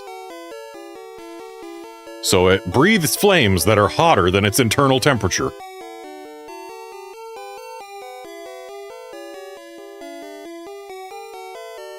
Also looking at these sprites, left Flareon, again, with the stubby legs. Eevee had stubby legs for the original sprite, but they looked like regular legs in the later sprite. And yeah, here, Blue's Flareon looks like it's probably got longer legs, because Green's Flareon is standing up Blue's Flareon looks like it's just lounging, lying down. And honestly, I am once again going to give it to the blue sprite. Green's Flareon just reads as like freaking cinnamon roll shaped. Hey there, guard. I'm doing fine. Hope you are too. And that's all for the new Pokemon that we can look at now, but we're about to get another. Let's buy that leaf stone that we tried to buy earlier but had a full inventory for.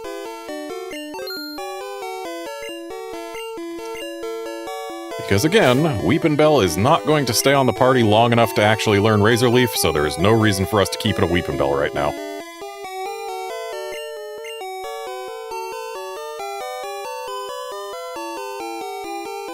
Weepinbell, evolve! So, Utsudon is going to evolve into, I believe, Utsuboto?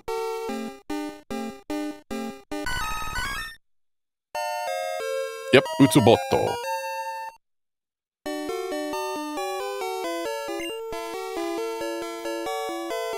And let's check out its Pokédex entry. There it is, 71.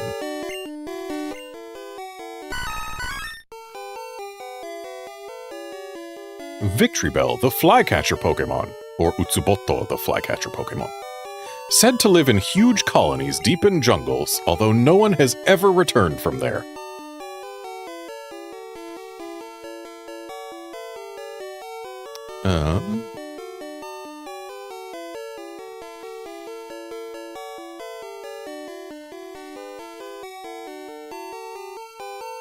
So in Japanese, if the honey-like smell coming from its mouth entices you in, it's all over. You will be digested away by its digestive acids.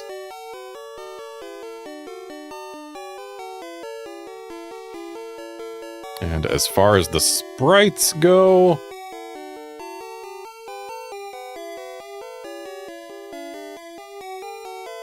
honestly, I think the leaves look better on the left. Except for the top leaf. And I think the mouth looks rounder on the right. But neither one of these I would say is a particularly good sprite. But also neither one is particularly bad. They both have good points, they both have bad points. Neither one is incredible.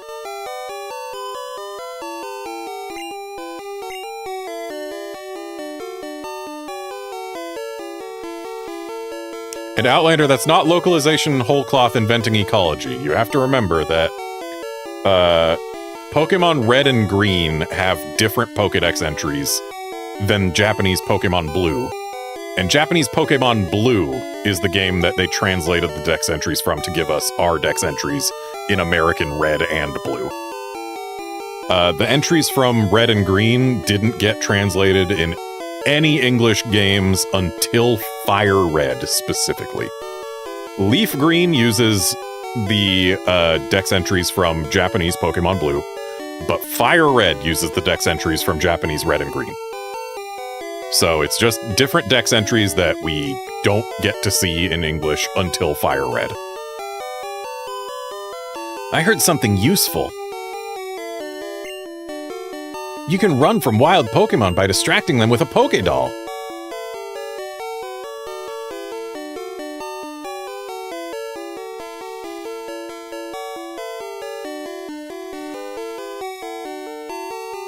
Wait, I need to look at my TMs and sell the ones that I don't care about so that I have more inventory space. I'm walking around with too many TMs. So TM44, what was that? Rest. Yeah, I don't need that. So TM44 we're going to sell. I'm going to take notes.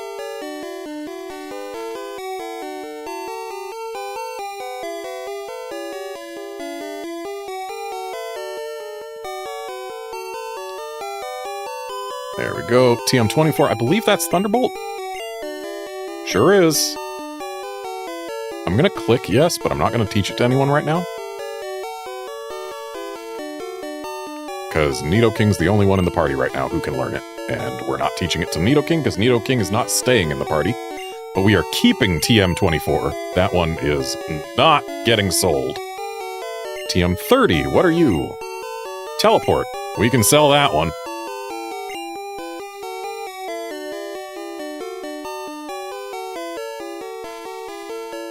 And then down to TM39, what are you?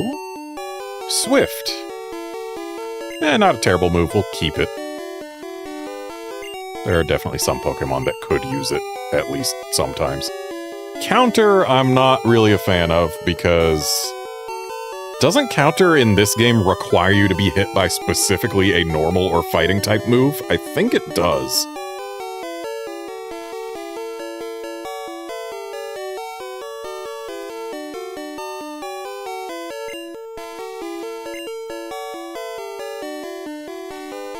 Alright, so we've got 3 TMs to sell. That works out pretty well. Not as well as it could. We're still going to have to go back to a PC to store some things. But let's go ahead and sell TM44.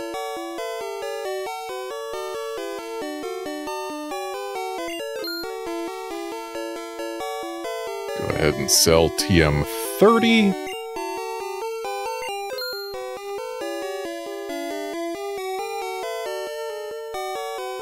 And sell TM18.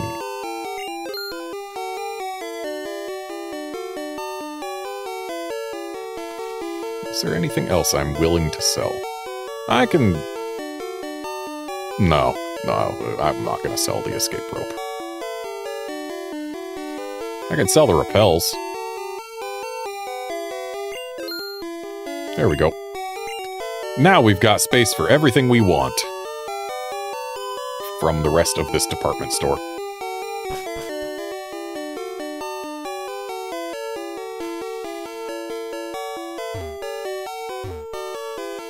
Pokemon ability enhancers can be bought only here. Use calcium to increase special abilities. Or in Japanese, Rizochium. I wonder, what does that mean? I don't know the names of vitamins in Japanese. Forgive me, I haven't studied vitamin names. What is Rizochium?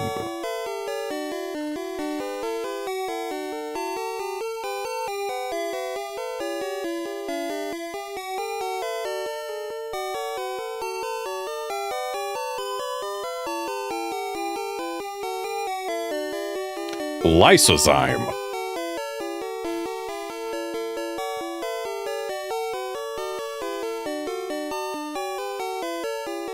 So it's egg whites.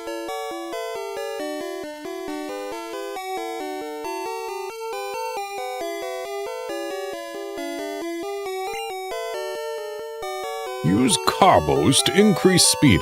I always call it carbos, but I'm pretty sure it's supposed to be carbos, like short for carbohydrates. But let's see what it is in Japanese. In Japanese, it is indometachin.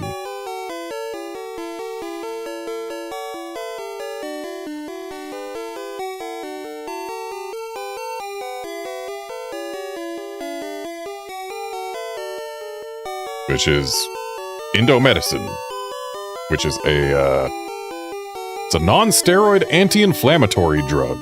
So an NSAID.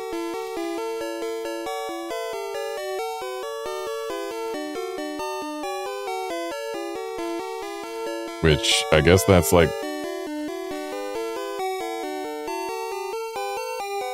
basically a Tylenol / Advil equivalent or something.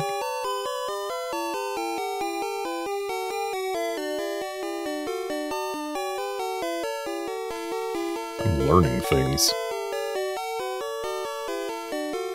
So yeah, instead of carbos, we got NSAIDs. Okay, what do you sell? Okay, he sells the rest of the stuff. So protein, or wait, HP up is also a thing. HP up is taurine, which that is a vitamin that cats need in their diets or they get very, very sick. So you better give your Meowths some HP up. Otherwise, they could get fatally ill. Please, make sure you're feeding your Meowths enough HP up.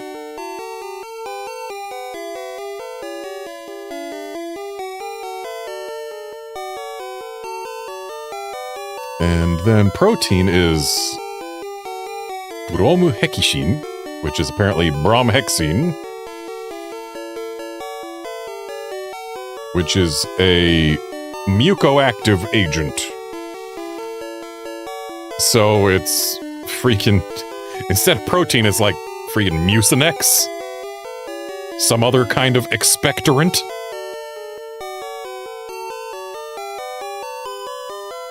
And then, yeah, iron is the indomethacine. Oh, wait, no. Wait, what? What? Taurine. Bromhexine. Indomethacine. Rhizotium. Done. So actually, they don't sell all the vitamins in the Japanese version. Maybe HP up isn't taurine. Maybe that's protein.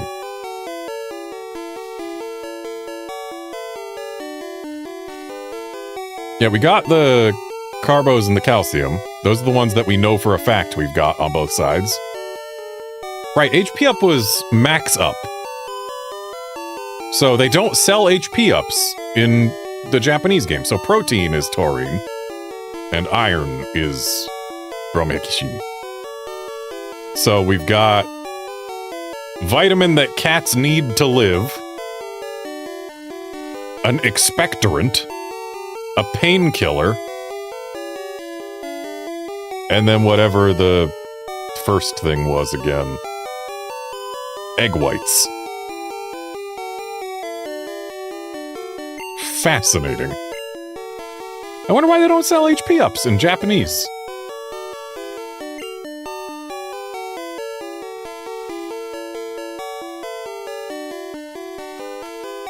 They don't sell it on the left side either.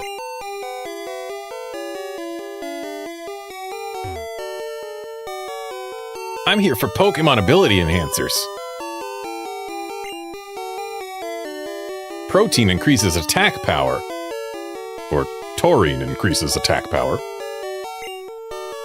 Iron increases defense. Or bromhexine increases defense. Because everyone knows, when you don't have phlegm in your lungs, you have better defense.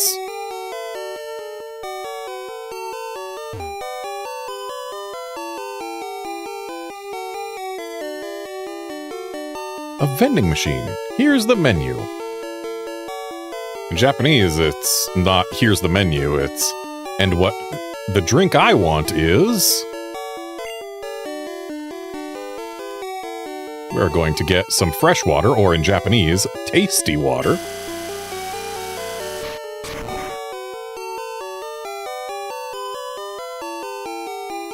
And then we're going to get some soda pop, or in Japanese, psycho soda.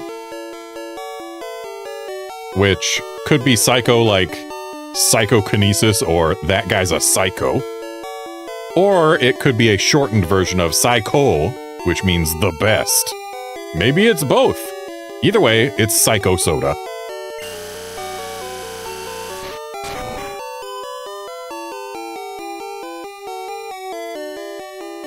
And then we will get a lemonade, or in Japanese, a mix-ore, which is a mixed ole, which is ole with milk. It's basically just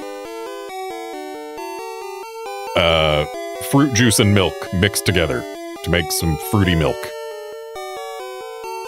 Personally, when I was living in Japan, I loved whenever I was at a convenience store, I would get myself some Ichigo Ore, because I love me some strawberry-flavored beverages, and strawberry milk is the source of my power.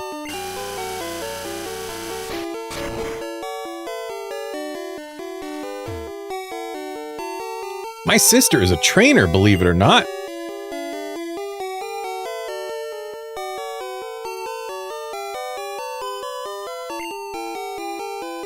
But she's so immature, she drives me nuts.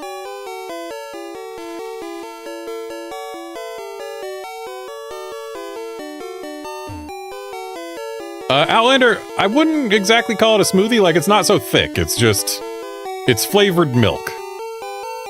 Like, you know how you can buy chocolate milk? That, but with fruit juice instead of chocolate. I'm thirsty. I want something to drink. Whereas in Japanese, it's like, Wah, big brother. I want some juice. here, you can have some fresh or tasty water, depending on what language you speak. Yay! Fresh water! Japanese, You're giving me fresh water? or tasty water. Thank you! You can have this from me. In Japanese, In thanks, I'll give you my treasure in exchange. or I'll give you my treasure to thank you. It's specifically her treasure. And yeah, TM13, if I'm not mistaken, that's Ice Beam. So yes, that is a treasure. TM13 contains Ice Beam. Yep. It can freeze the target sometimes. Or to say it more correctly in this game, it can effectively be a one-hit KO sometimes.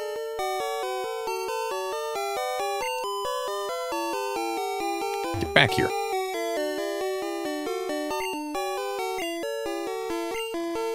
Here, you can have some Soda Pop, or Psycho Soda.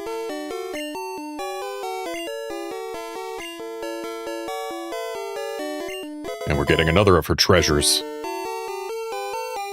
Shame you can't repeatedly get these TMs from her, but that would be kind of busted if you could. TM48 contains Rock Slide. Which is, I believe, the strongest rock move in the game, which... there's not a whole lot of competition. I believe the competition is Rock Throw, which is... I think it was a 50% accuracy move in this game, and also sucks. Even if you ignore its accuracy, it's not a good move. Whereas Rock Slide is... it's Rock Slide. We don't have double battle, so it's not as good as it will eventually be, but it's still good. It can spook the target sometimes.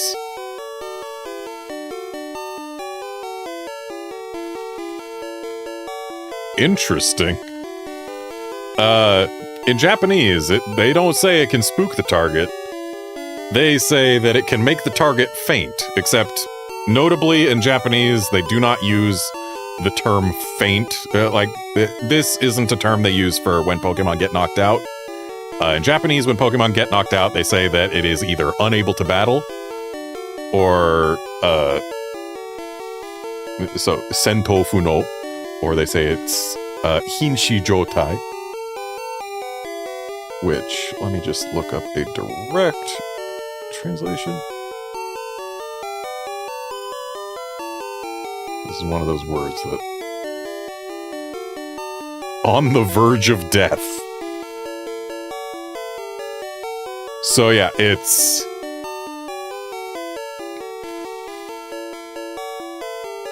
yeah, it's not that. But anyway, yeah, and Japanese says that it can sometimes make the target faint. But not faint as in get knocked out, faint as in like, ah.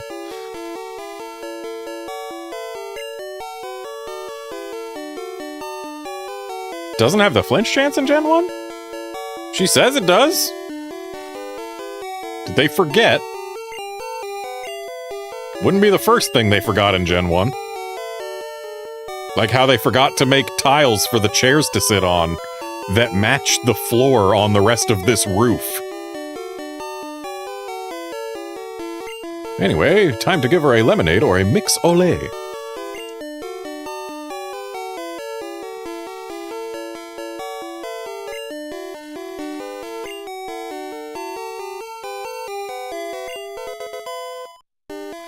TM49, Tri-Attack.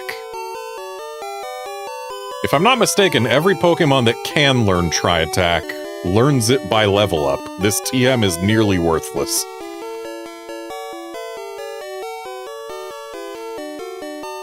But let me look that up to be absolutely certain.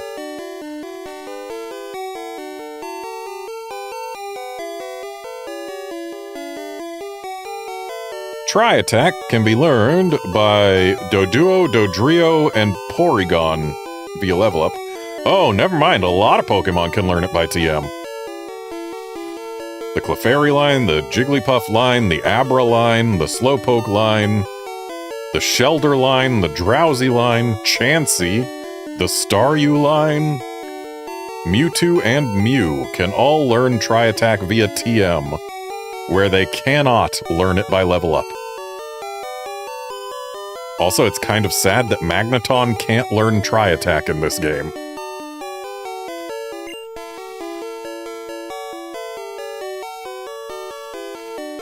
So in Japanese, she says that sometimes Tri-Attack can paralyze the opponent. In English, she didn't say a darn thing about it.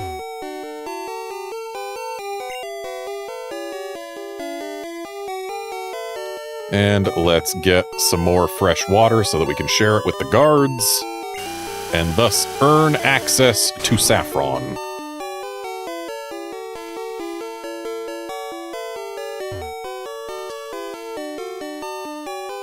And she won't...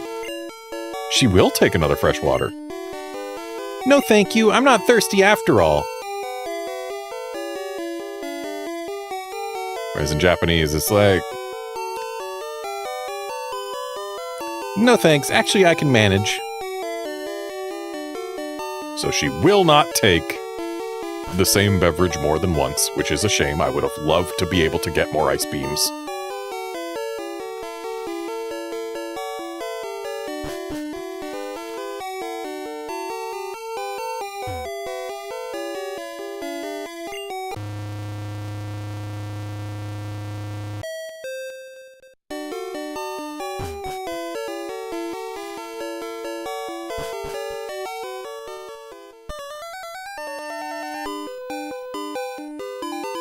It's a shame Tri-Attack is a normal type move in this game. So many Pokemon that learn it have good special stats. Not so many have good attack stats.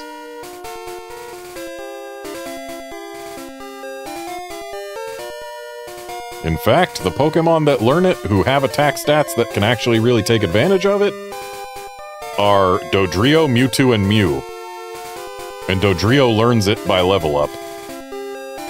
So, yeah. Learns at a level 45, though, so I guess you can get it way earlier. Level 40 for Doduo.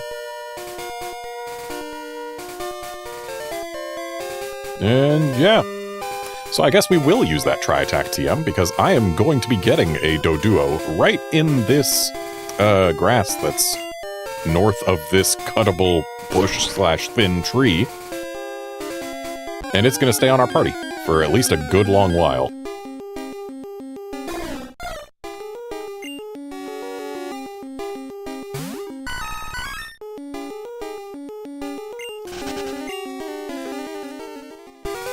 Like, I don't know that we're going to keep Dodrio all the way into the post-game, but during the game itself, yes, we are keeping it because, hey, we want something that can fly, and also Dodrio is just the best non-legendary flying type, and it's not even close.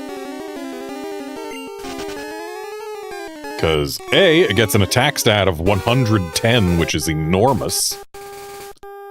B, it's the only one that learns Drill Peck. And yeah, Wow, what is going on with that Doduo's left foot? The foot on the ground. What is going on with that? It's misshapen.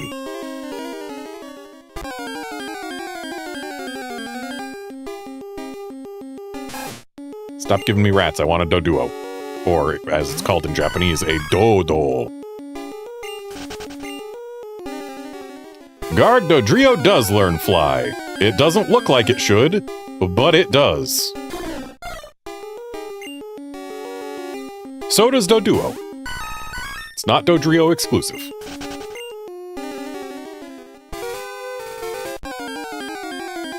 A common headcanon is that instead of using wings to fly, like instead of flapping its wings, uses its heads like a helicopter, and I like that visual. So, the Doduos. In blue, Doduo is rounder, has smaller feet that aren't as misshapen for the one on the ground. But also it's got one surprisingly large head.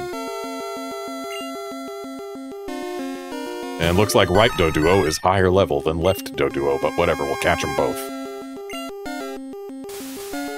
Or we'll put right Doduo to sleep, but not left Doduo.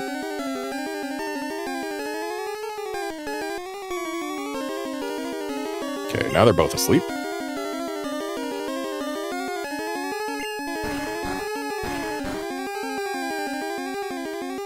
And now, let's throw Great Balls. Or Super Balls.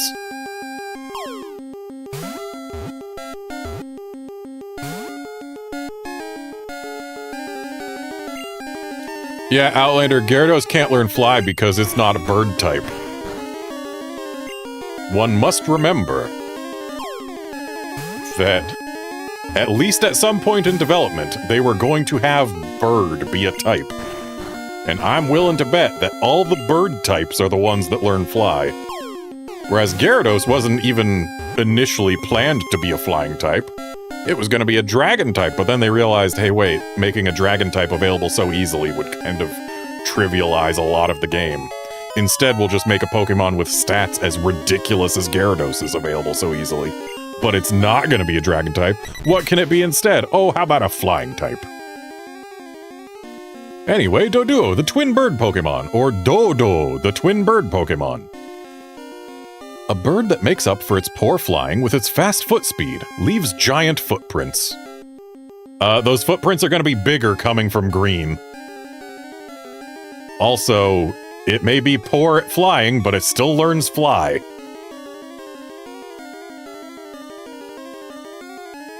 Anyway, in Japanese...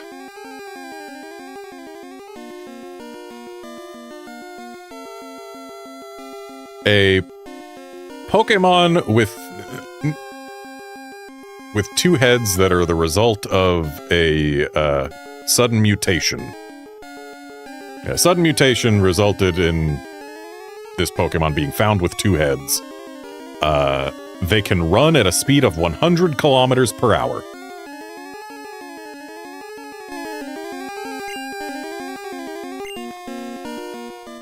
So, Doduo's staying on the party. That is our new bird.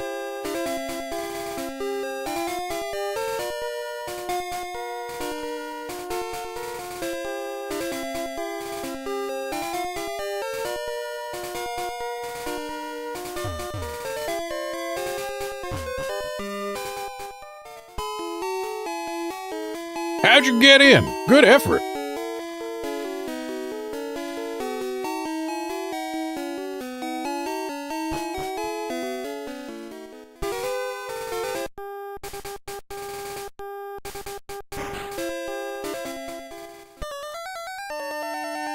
Oh, you found my secret retreat!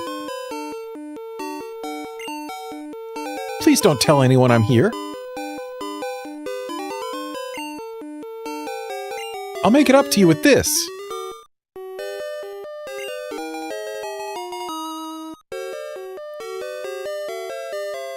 So in Japanese, it's... please don't tell anyone I'm here. I'll give you this. Please. And then we get Hiden Machine O2. HMO2 is Fly. It will take you back to any town. Put it to good use.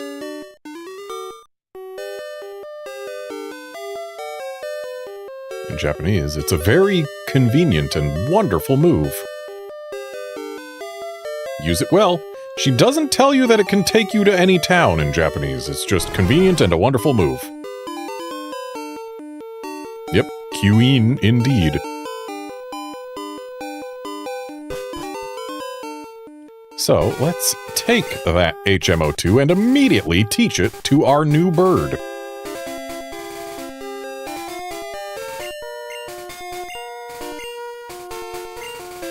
By the way, the reason that Drill Peck is such a good move in this game is because it's the only flying type move that actually does notable damage in a single turn.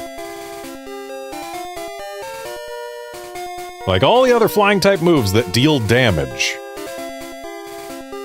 do so across 2 turns or are named Peck.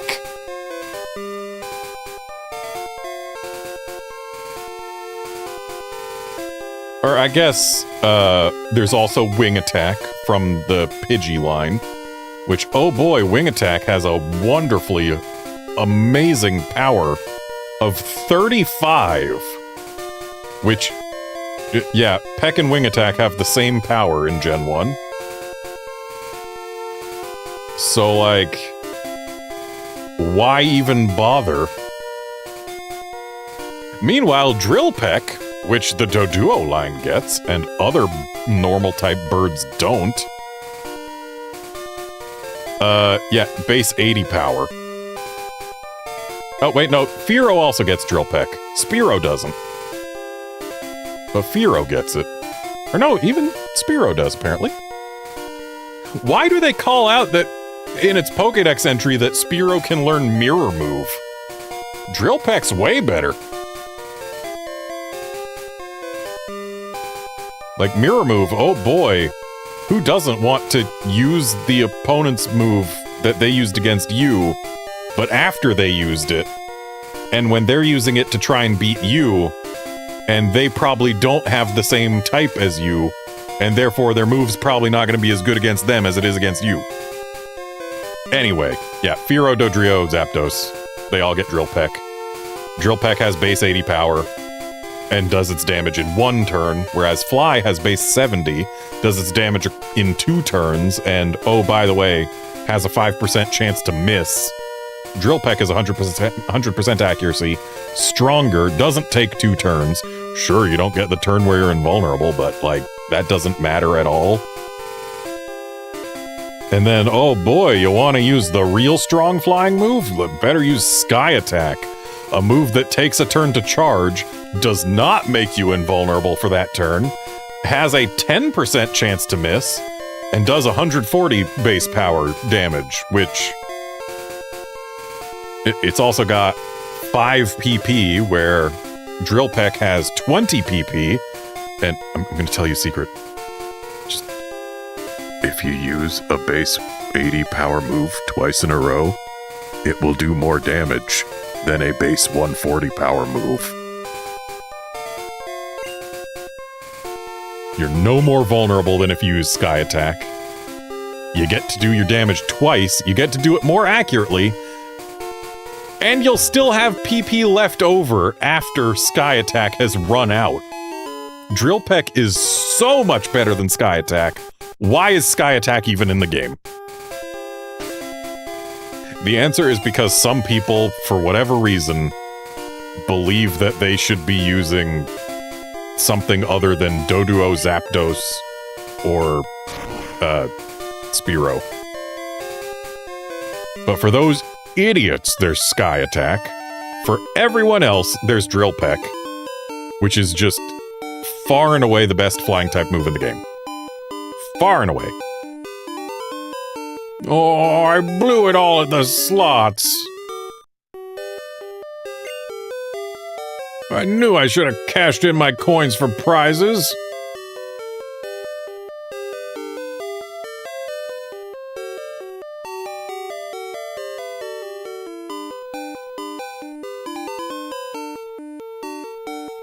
What are you staring at?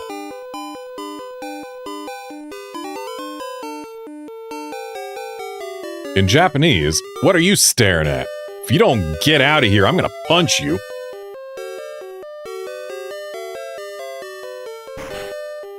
Like, I'm gonna punch your lights out if you don't keep walking. Psst, there's a basement under the game corner.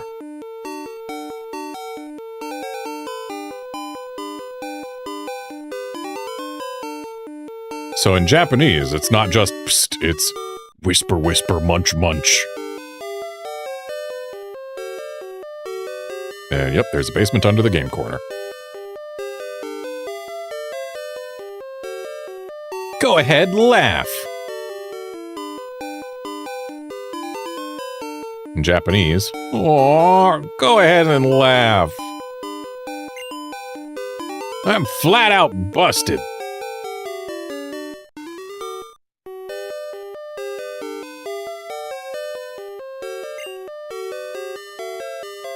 Japanese. I went to the game corner and now I'm flat broke. No more slots for me. I'm going straight.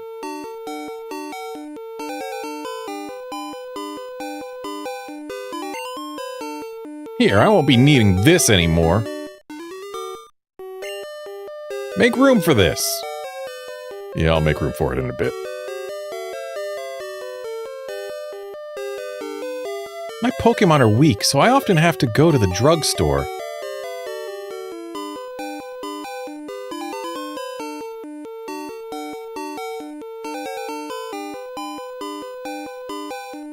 In Japanese, her Pokemon don't have a lot of stamina, so she's always going to the department store to buy medicine.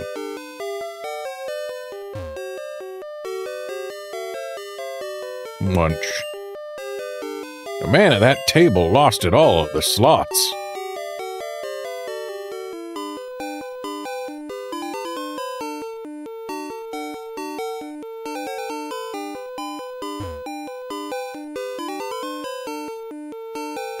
Hi! Or in Japanese, welcome! We're taking a break now.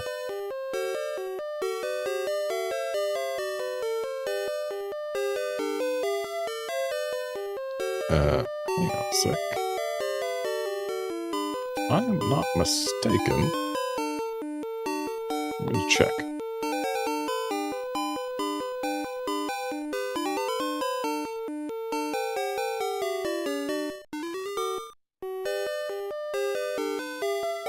Yeah, in Japanese he's saying, sorry, it's all our regulars right now. Which, I don't know why that's something to apologize. Chief! Or, in Japanese, he also says, Chief! We just shipped 2,000 Pokemon as slot prizes.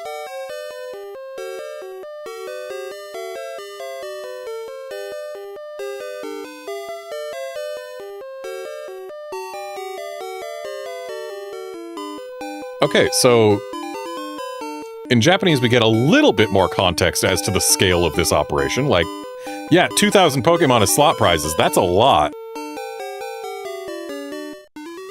But,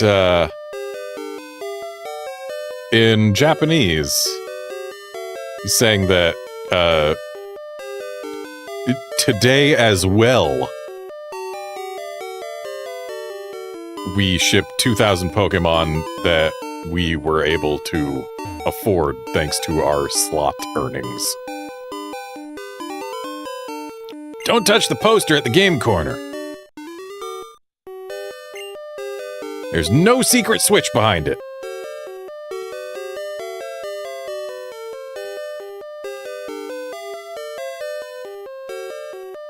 Hehehe, the slot's just reeling the dough big time.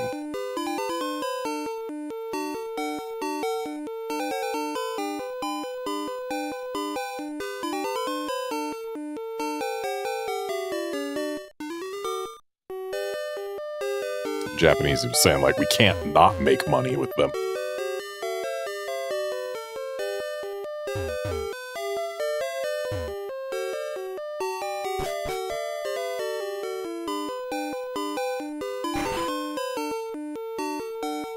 Ah, we can use the invisible PC here to store our items.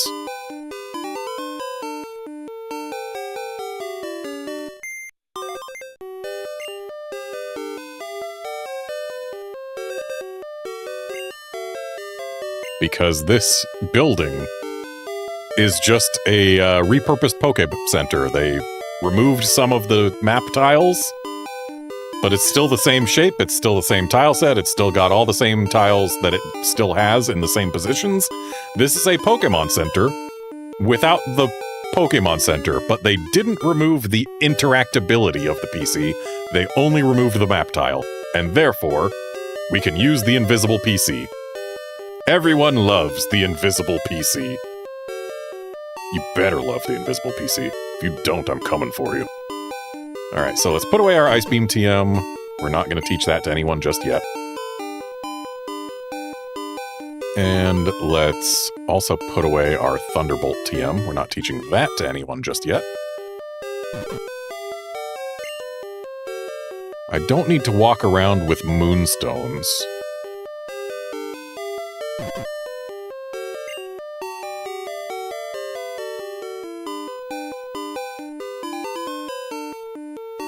TM39 was what again? I don't even remember, but I'm not teaching it to anyone yet. Right, it was Swift. And 48 was Rock Slide. We're not teaching that to anyone yet either.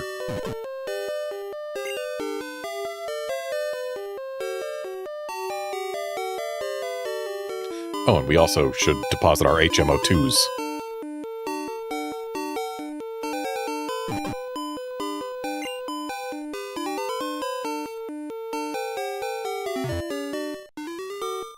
Goodbye, invisible PC. Why did she bring her brother? Whereas in Japanese, why? This was supposed to be a trip with just me and my girlfriend.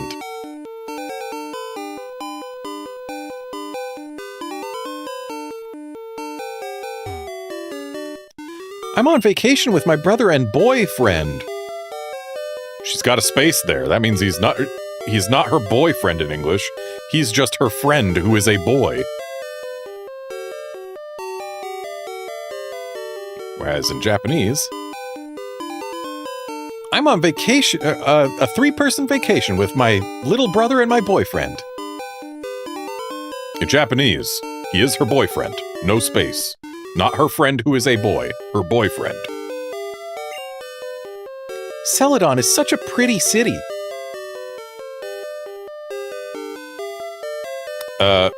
Ma'am, I don't know how to break this to you, but your little brother, he's a tile. He's not a person, not a sprite. He is part of the tile set. I'm sorry, he will never move again. My sis brought me on this vacation. Or in Japanese, yay, it's a vacation. I love my sister.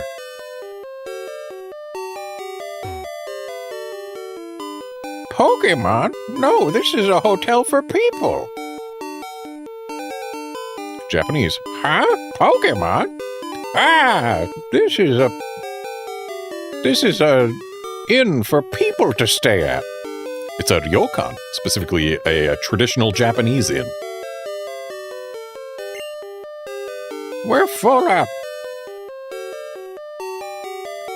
And in Japanese, unfortunately, all our rooms are full.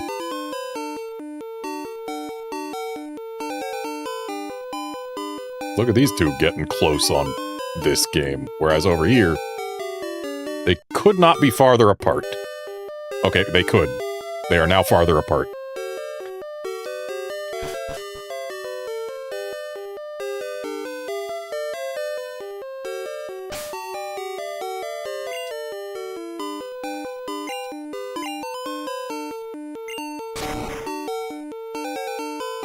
Isn't there, like, an item here? Or perhaps here? There is! A PP up, or in Japanese, a point up.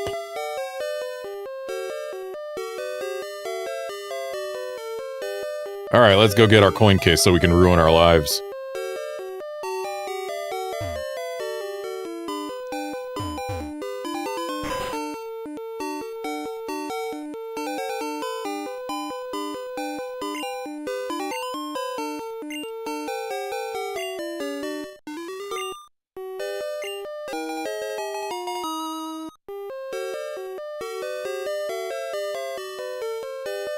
I always thought I was going to win it back.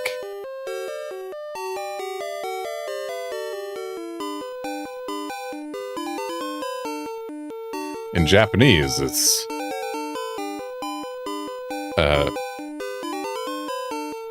I'll win it back eventually. And that's what I thought, and then I ended up like this.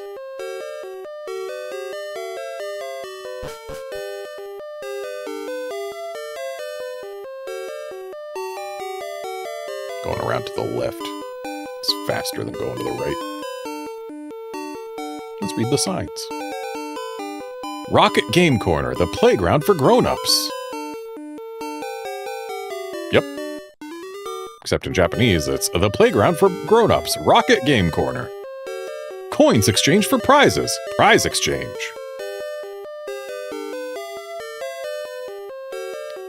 In Japanese, they are exchanged for big prizes. Specifically with the English word big. Trainer tips. Guard Spec protects Pokemon against special attacks such as fire and water. Or in Japanese, Effecto Gado. Guards against fire, water, electric, and other special attacks. Get your items at Celadon Department Store.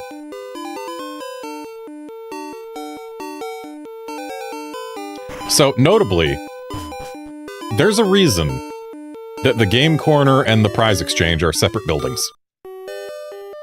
And it's actually to do with something in actual real-life Japan. Pachinko parlors. They are places where you can go play pachinko slot machines. Which aren't like your standard slot machines. They're a different thing, but they're still right on that verge of being gambling. Because they are gambling.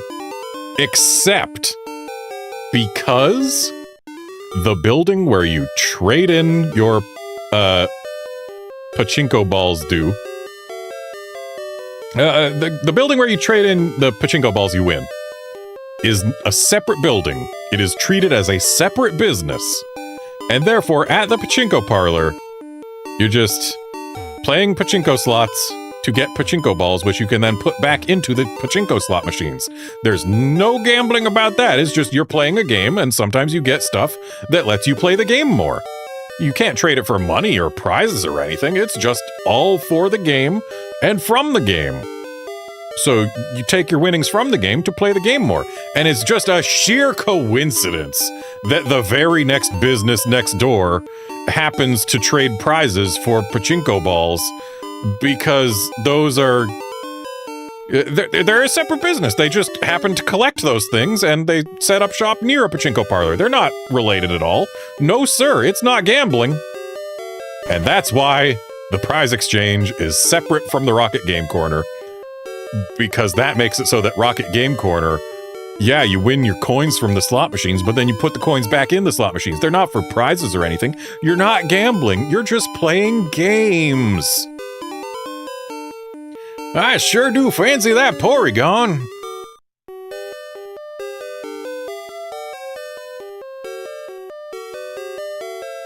In Japanese. Huh. I really want that Porygon.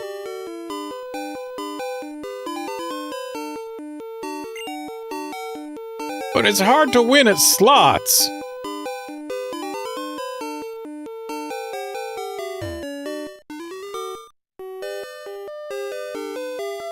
I had a major haul today. Or in Japanese, I raked it in. I raked it in a lot. I wish every day could be like this. He says that in Japanese. He does not say that in English. Out the way, sir. Okay, so over here we've got TMs 23, 15, and 50. If memory serves, 23 is flamethrower.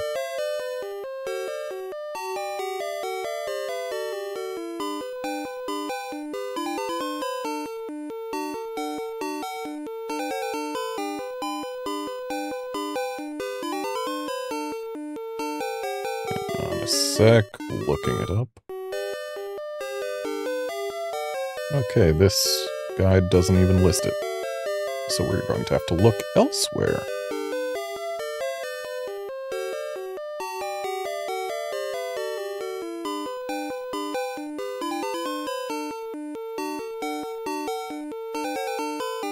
TM23 is Dragon Rage.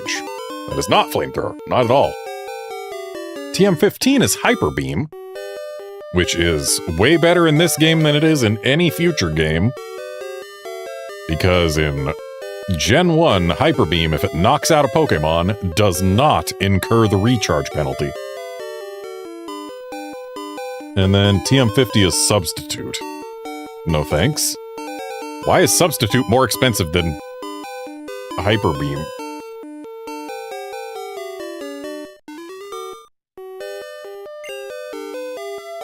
Like, at this point in the game, you're not really going to want Dragon Rage, so it's fine that that's cheap. Okay, and here we can get a Pinsir, Dratini, and Porygon. Which, if we were playing Pokemon Red, this Porygon would be 9,999. And I believe Dratini would also be more expensive. Blue and green are just built different. Abra's super cheap.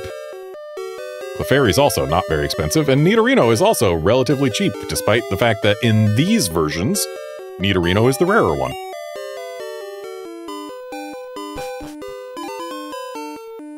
Yeah, Outlander Substitute is good, but for like a general playthrough, Hyper Beam's gonna be miles better. Hey, what? You're throwing me off!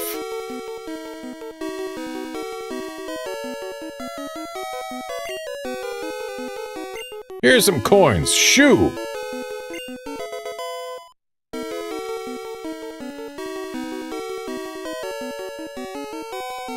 What's up? Want some coins?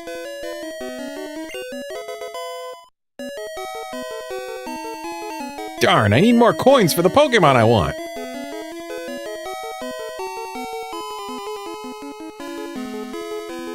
In Japanese, he doesn't want a Pokemon. It's like, darn, I'm just not winning. And there's a prize I want too. Yeah, Guard, there are several tiles in the game corner that have coins you can pick up. The trick is to watch the reels closely.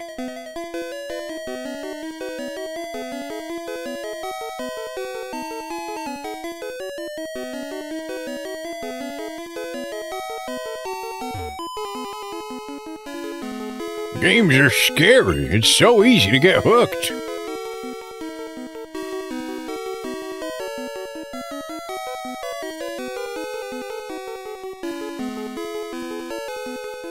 So in Japanese, games are scary. I came here to take a little...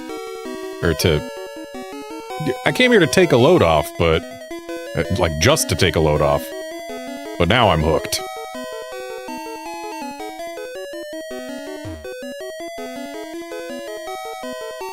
Hey! You have better things to do, champion making.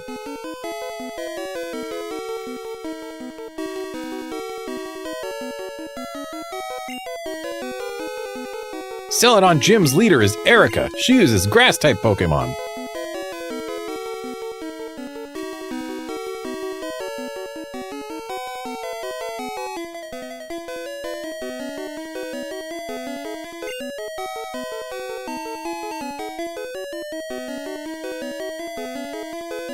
So in Japanese, she doesn't just use Grass-type Pokemon. She uses natural and soothing natural and soothing plant Pokemon.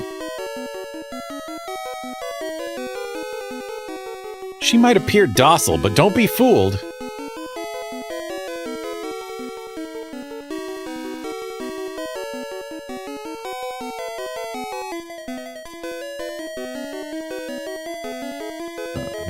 sec.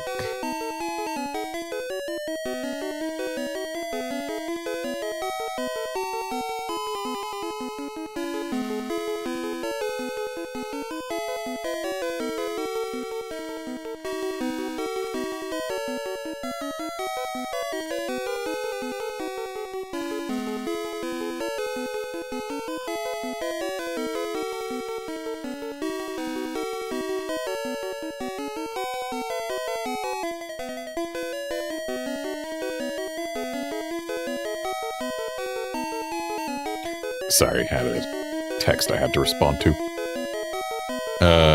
Okay, so in Japanese, like, she seems to be all about flowers and nice and docile. But don't be fooled, she's a tough opponent.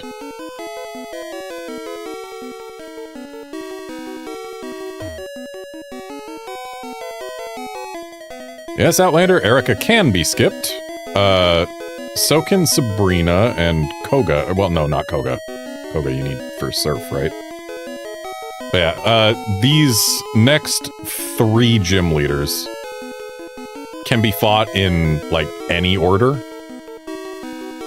And, in fact, the next 4 gym leaders can be fought in a variety of orders. About the only thing that changes is, you need to beat Koga before Blaine. But other than that, yeah, the next 4 gym leaders can be fought in many orders. I'm having a wonderful time! Whereas in Japanese, these slots are so fun! I'm completely losing track of time!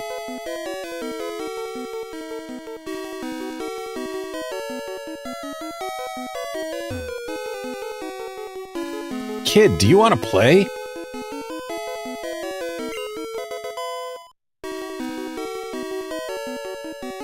Wins seem to come and go. Whereas in Japanese, when you win, you win, and when you lose, you lose. Keep this quiet. It's rumored that this place is run by Team Rocket.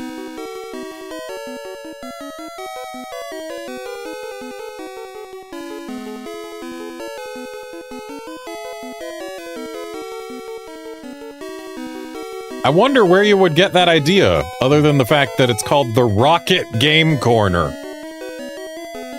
And the people... Well, not the people in here, other than him. He's dressed like a rocket grunt.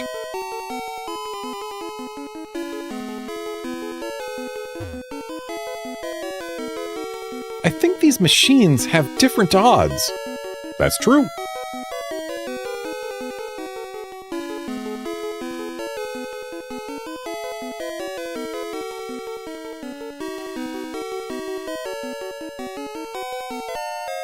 Hey, look, 10 coins.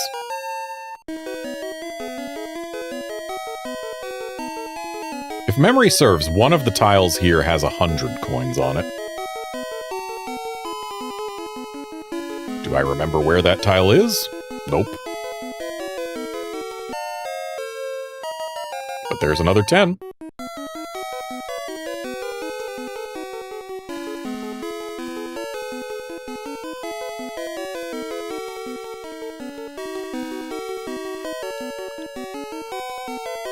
You know what? I bet there's a map that shows where all the hidden items here are.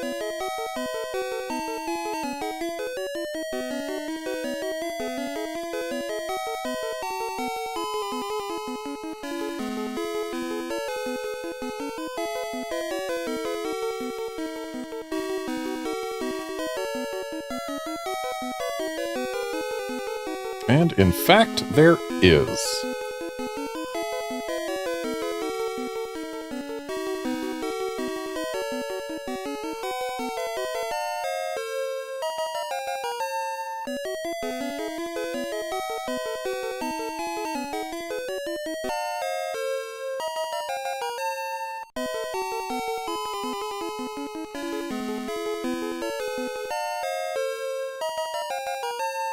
And I was mistaken, there is... no, there is a place with 100 coins. We'll get there.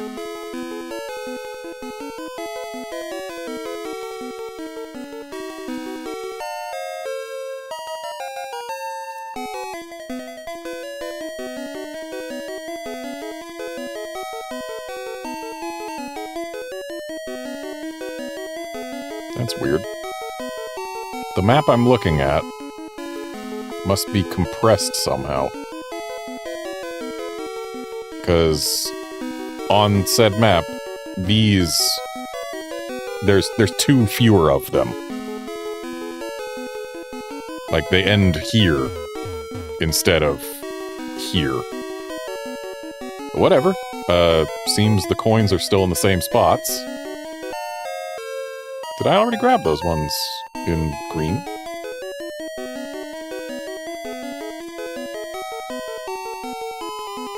Hello? Coins? I guess I already grabbed them. Without even realizing.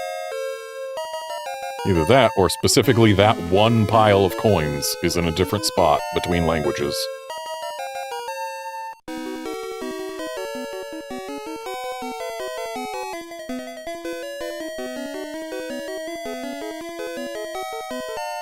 Interesting, these coins are also not here between languages.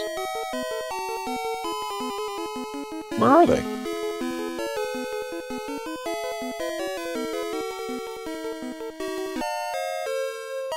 The 100 coins aren't here!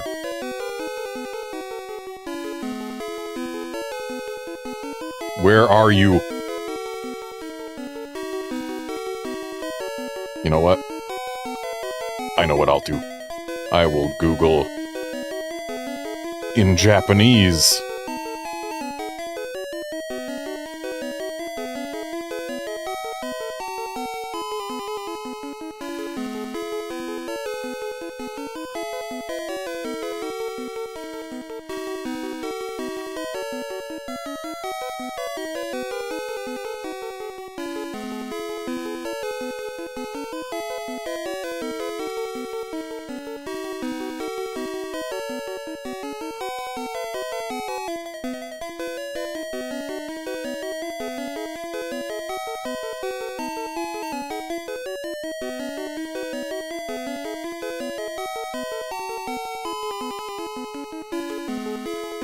Alright, let's see here.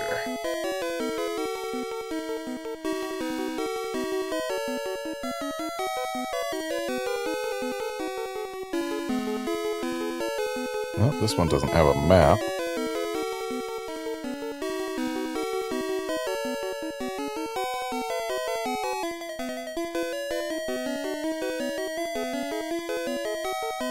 This one is a page that isn't letting me open it.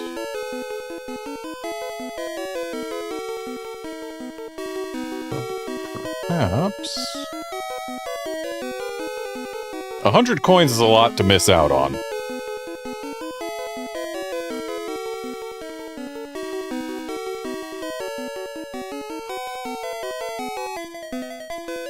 But I guess we're just going to be missing it, huh?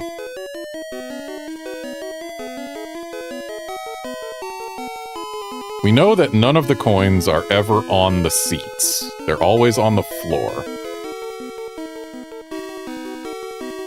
So if we just go up and down the aisles,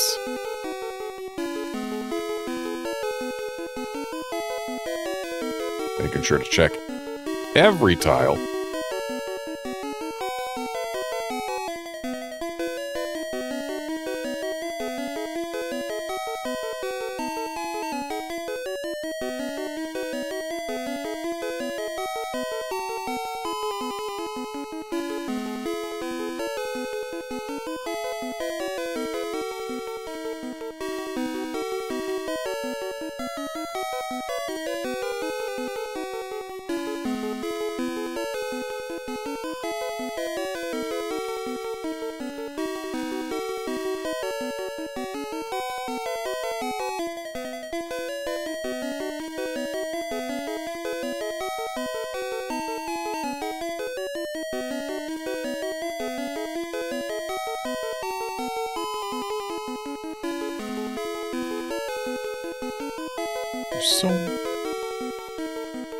There's so many coins to miss out on. There's like 130 coins that we got in red, but not in blue, but not in green. It's a lot of coins to miss out on. It's an Abra's worth. With how good Abra is in this game, that's a lot to miss out on. Well, I guess Abra isn't good, but it evolves into something that is.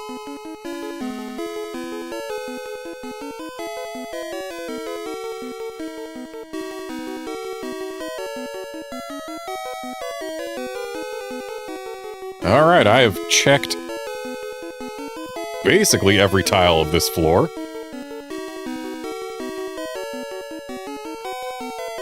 Except the one under this rocket grunt and the ones to the right of this rocket grunt. So I guess I'll check them too, and yeah, they're just not here. I am saddened by this. Disheartened even. Absolutely crushed, you could say.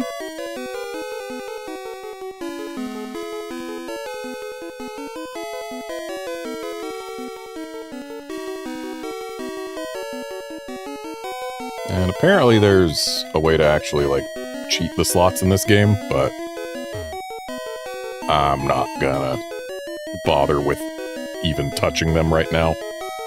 Because that would be showing gambling, which might get this stream restricted in some countries.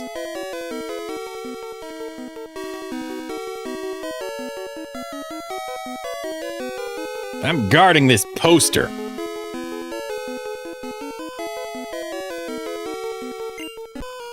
Go away or else.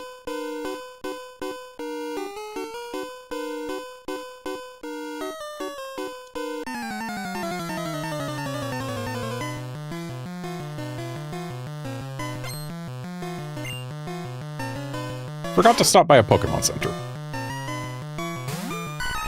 But whatever.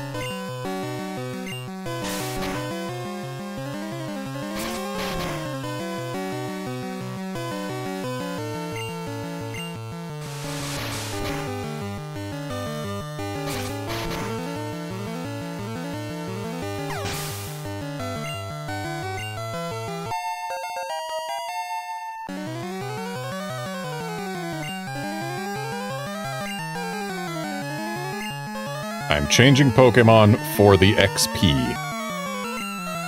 Because Flareon does need it. It is the new member of the party, and it doesn't have a whole lot going for it right now. Other than a not very good-looking back sprite. But hey, look at the power behind that tackle.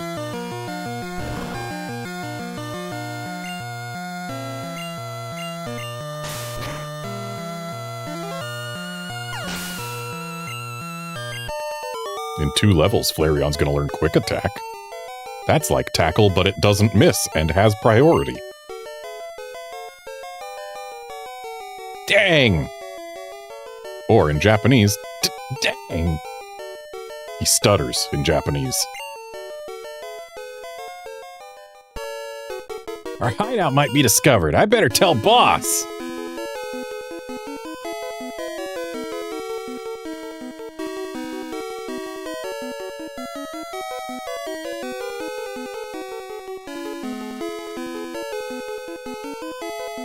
So how did he get in without pressing the switch to actually open the hideout? And nope, there's no coins under where he was standing. Hey! A switch behind the poster? Let's push it.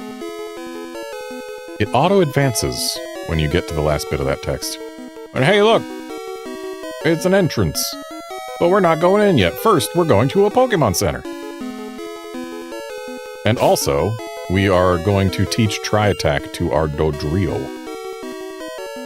Or rather, our Doduo. We don't have a Dodrio.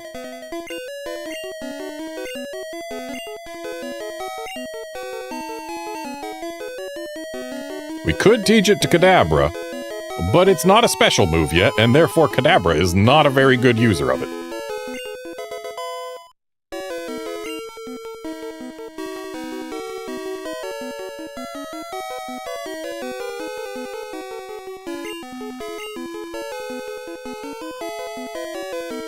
Also, you know what? We've got some more training to do. We're gonna...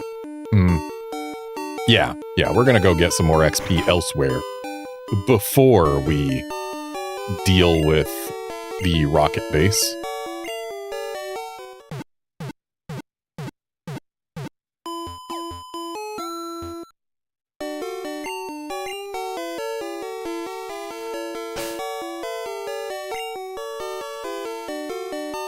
So our Doduos do need XP, but they're not going to be too much use anytime soon. I mean, yeah, they would be good against Erica. They would be good against Erica. But not until I get them to like level 30 something, so they're not going to be good against Erica. Let's level up our Flareons.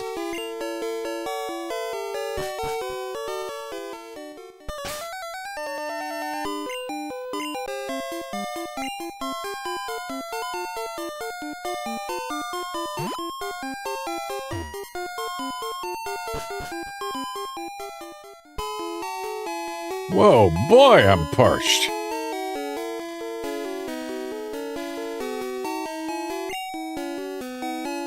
In Japanese, it was just, hey, that looks like a tasty drink. Huh? I could have this drink?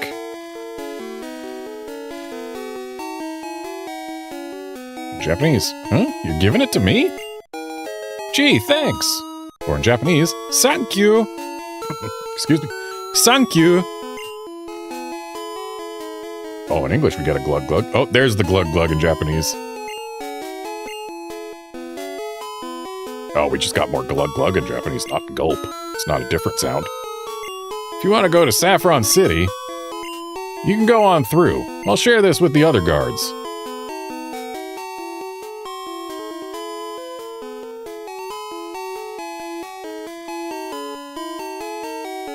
He called this juice in Japanese. We did not give him juice, we gave him tasty water.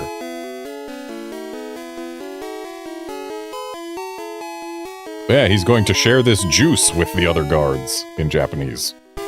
This juice that I definitely gave him. Yup, that's juice. Sylph's latest product.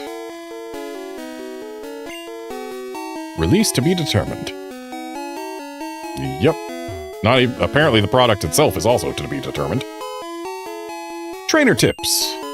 New Great Ball offers improved capture rates. Try it on those hard-to-catch Pokemon.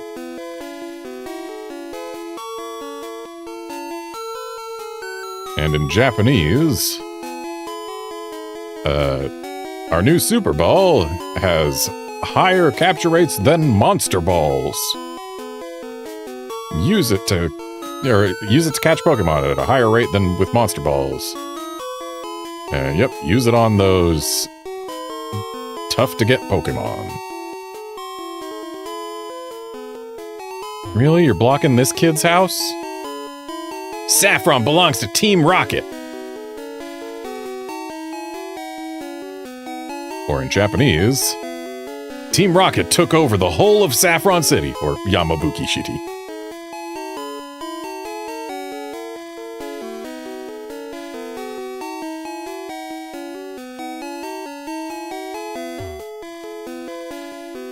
What do you want? Get lost!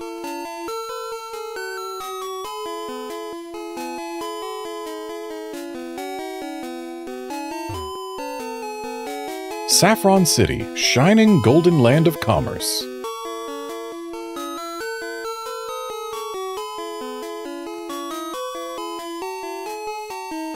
Whereas in Japanese, this is Yamabuki City. Yamabuki, Yamabuki, shines, the color of shining gold. There you go. There's no mention of commerce in Japanese. It's just the color of shining gold. Boss said he'll take this town.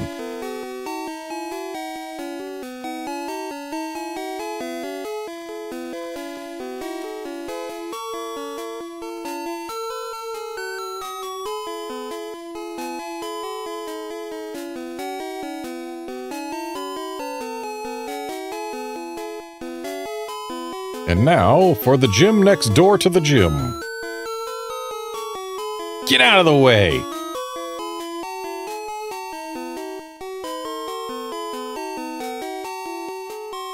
In Japanese, it's basically like, hey, if you defy us, you're gonna be in for a world of hurt.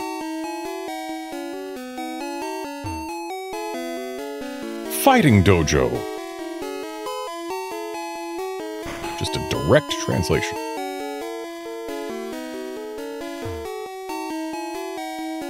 Fighting Dojo. We already have Flareons in front. That's what we want. Let's fight all of these men.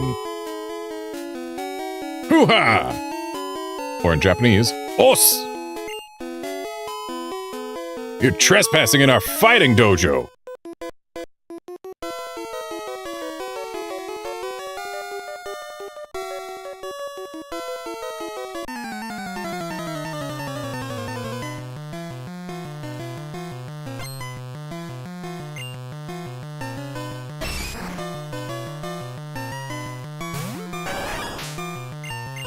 We'll use Flareon by itself until it becomes untenable. Okay, I was expecting to do more than just that tiny sliver of damage with Flareon's attack stat being as high as it is. So let's go ahead and swap over to Kadabra and Yungera instead of Flareon and Booster.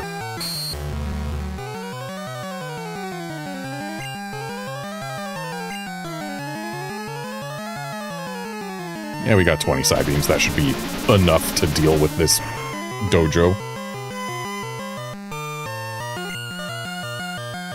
Nice unnecessary crit on the right.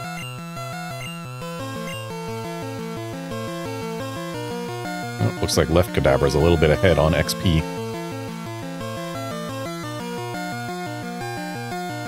Oh, wait. We're... Oh, it's learning Recover.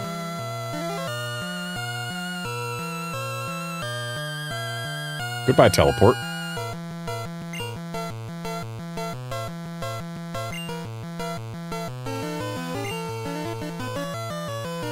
And we're swapping back to Flareon for the XP.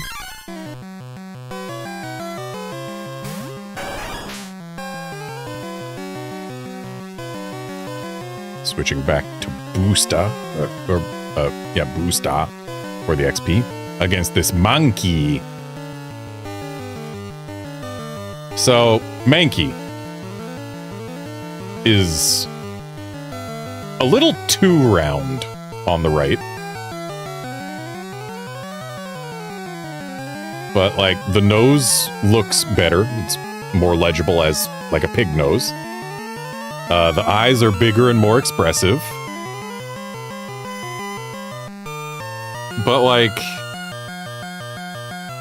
those arms are too curly. Monkey's arms on the left there look like actual just arms instead of just little loopy noodles. You know what? Let's try a tackle here. Got Fury Swipes from both monkeys. Left one only hit twice.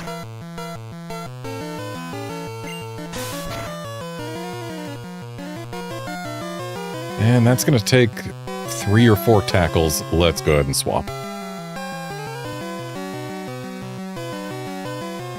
Kadabra! Save us from Monkey!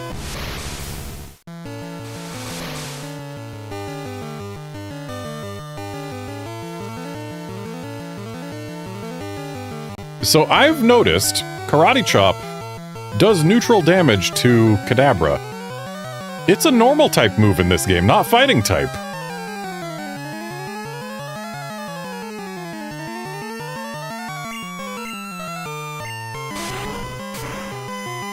Which is a bit of a problem for Kadabra.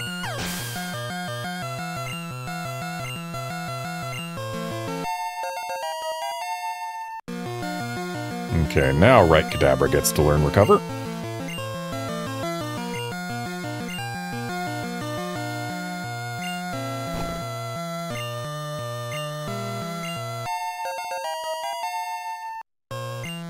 And here comes a Primeape. Or Okorizaru, which is basically angry monkey. So, Primeape on the right. I don't feel like its foot is in a great position, the one that's lifted. Like, we should see some of that leg. But, like, the arms are fine. The face is fine. And, like, it's got a defined outline, whereas the Primeape on the left looks like it's currently in the act of exploding.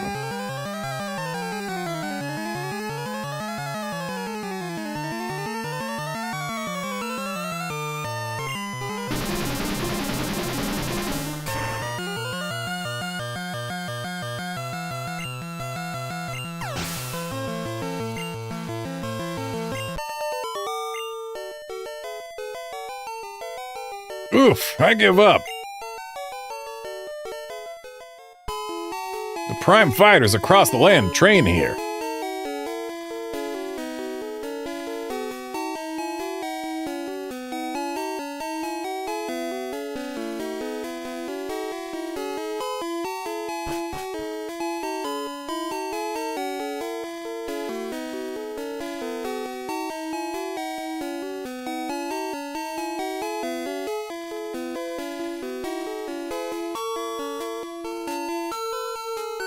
I don't remember where the Pokemon Center is in this city.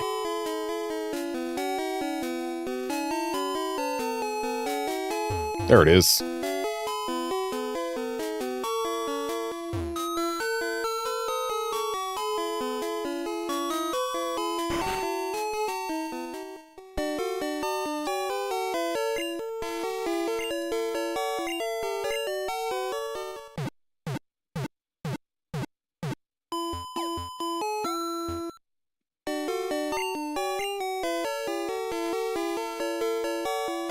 Also, here, even on the Super Game Boy, we can tell that this guy is a sprite, or is a tile rather than a sprite, because he's using a color that sprites don't have. All the sprites here are yellow and black, whereas the tiles are yellow and blue. I mean, there's also black, but like, they got yellow and blue. And this kid, he's just blue. He is a tile. It would be great if the Elite Four came and stomped Team Rocket.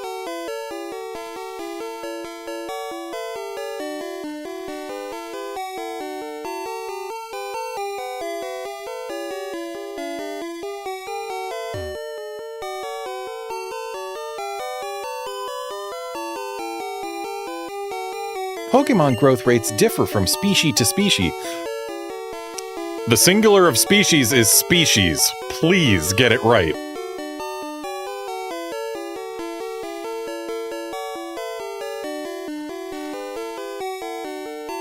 You can just say they differ between species. That way it doesn't sound wrong to anybody.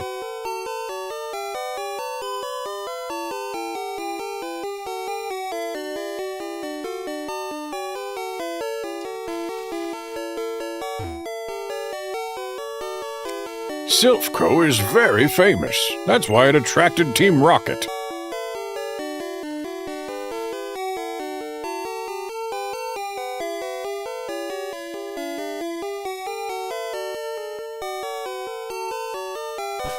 So in Japanese, he doesn't say that's why it attracted Team Rocket, but rather being that famous also attracts bad attention. Or rather, he says it can get you targeted. Being evil makes me feel so alive.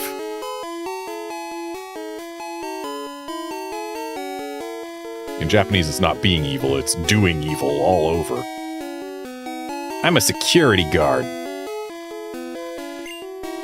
Suspicious kids I don't allow in.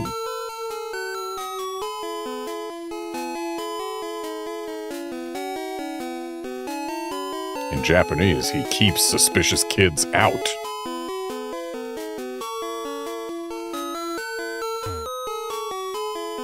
Ow! Watch where you're walking!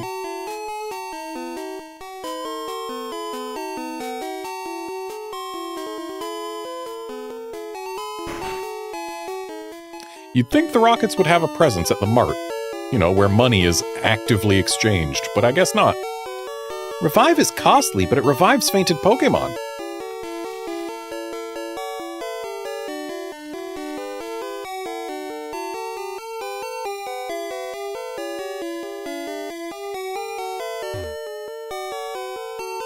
Max Repel lasts longer than Super Repel for keeping weaker Pokémon away.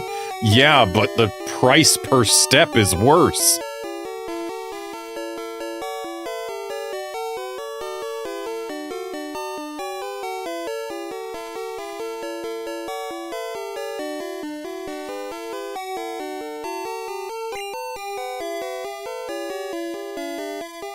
They don't even sell Super Repels here. They know. Because if they sold Super Repels on the same shelves as Max Repels, no one would buy the Max Repels who knows any better, because the Max Repels are worse. Yeah, Outlander, admittedly, the convenience is nice, especially in the games where it doesn't just bring up automatically, you've run out of steps, do you want to use another Repel? I think that started in like Gen 6. But either way, in terms of value for the Pokédollar or yen, Super Repels are better. I hear you're good. Show me.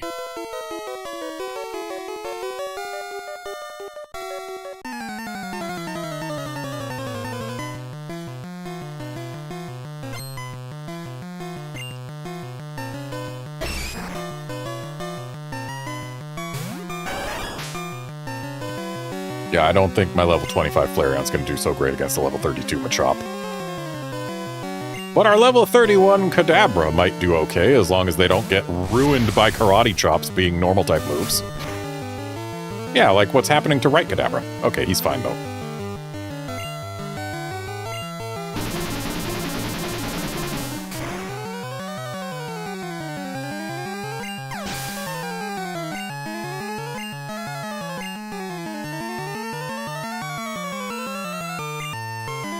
Machoke. Swapping to Flareon for the XP.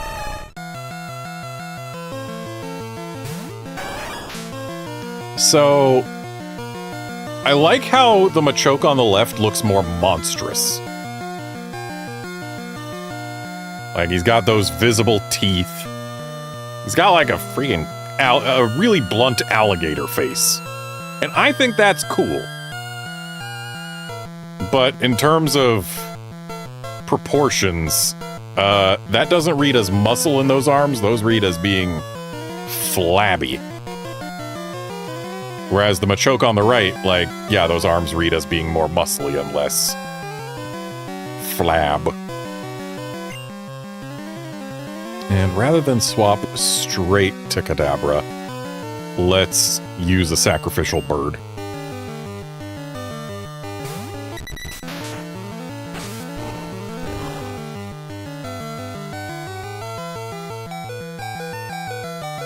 Well, rip left bird. Right bird can at least try a peck. Oh, speedy little bird. Okay, now right bird is done.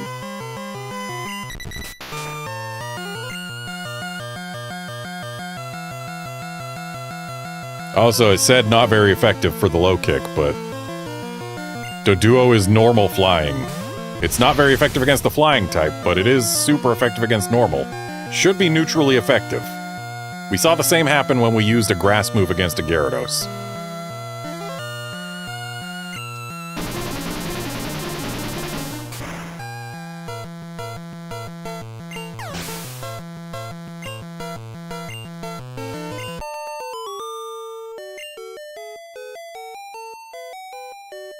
Judge, 1 point!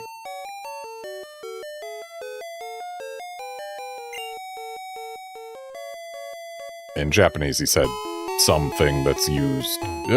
He said a word that's used in various martial arts things. Waza-ari, which I guess is like, we've got a hit or something? I don't know. I'm not well versed in Japanese martial arts sayings. Our master is a pro fighter.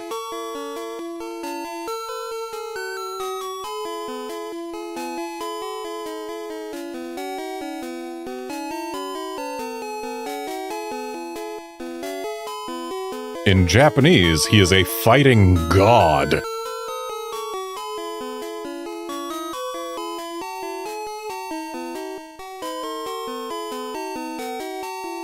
And he adds, if you're gonna challenge him, you better be ready.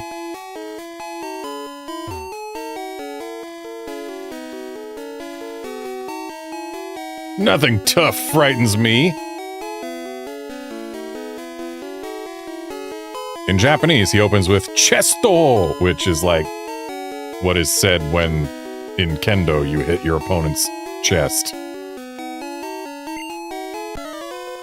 I break boulders for training.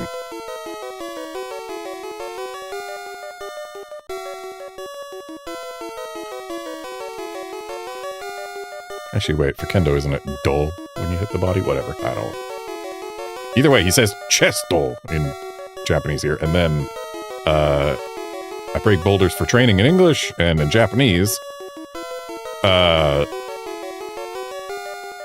every day I practice breaking boulders with my fists. In English, he doesn't say that he does it with his fists.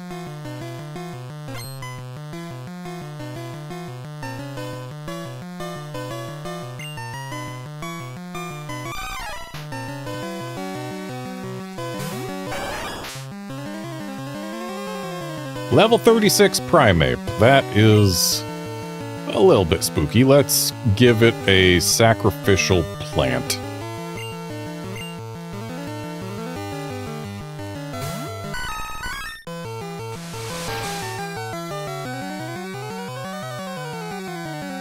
Okay, it's using Fury Swipes on the left and wasted its turn on the right.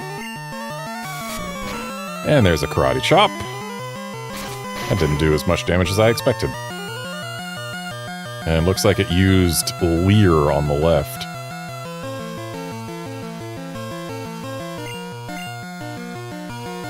Leer on the right and on the left, except on the right, it failed.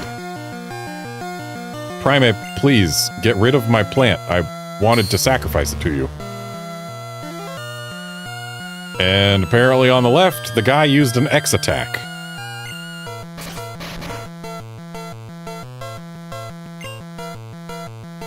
My guy, you're gonna have to have your Primeape actually attack if you want it to win. Please, my guy, attack my plant!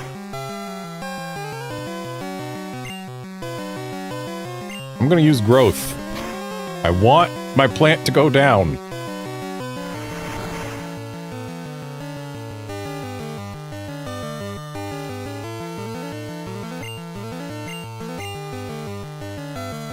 You already used Focus Energy, right, guy?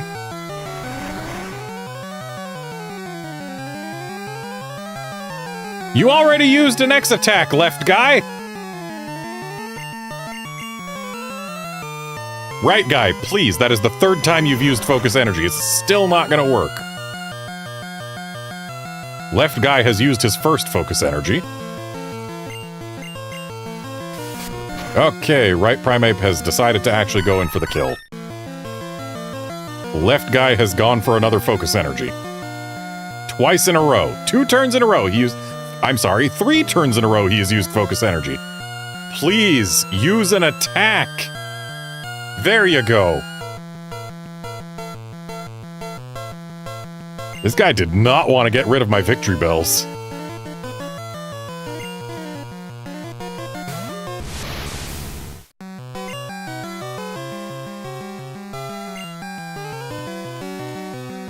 Right Primeape is faster than right Kadabra. Or perhaps they're speed tying. Either way. It's done now.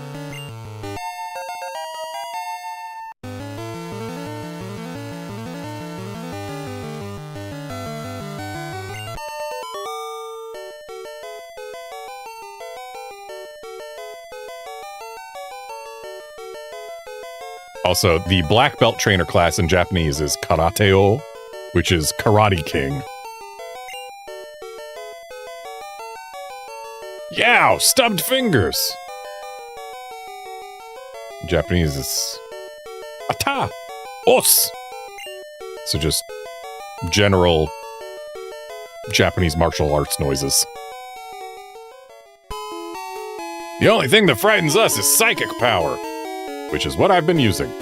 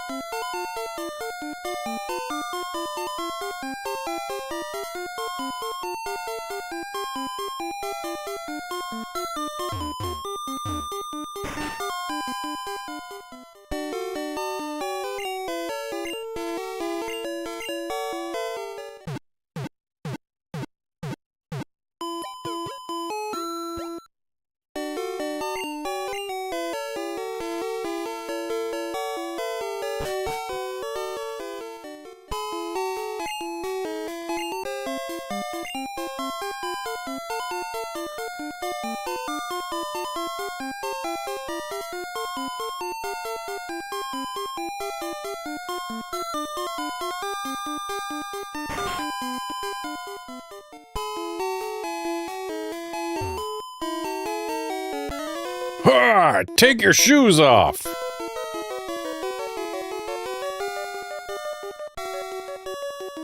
Interesting. That is not at all what he says in Japanese. In Japanese, it's a big ol' wuss! And then, like, you jerk, are you here to crush our dojo? But no, we are not here to crush your dojo. Nor are we being told to take our shoes off.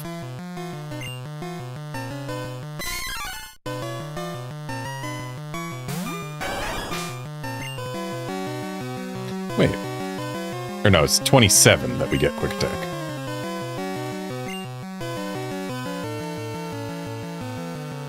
And we can go straight to Kadabra against a single Mankey.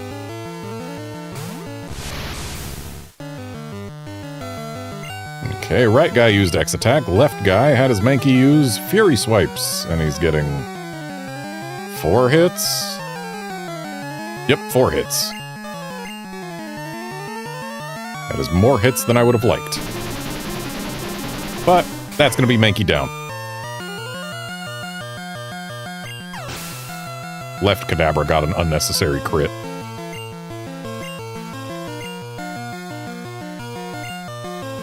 And here comes another Mankey. We will swap back to Flareon and Booster.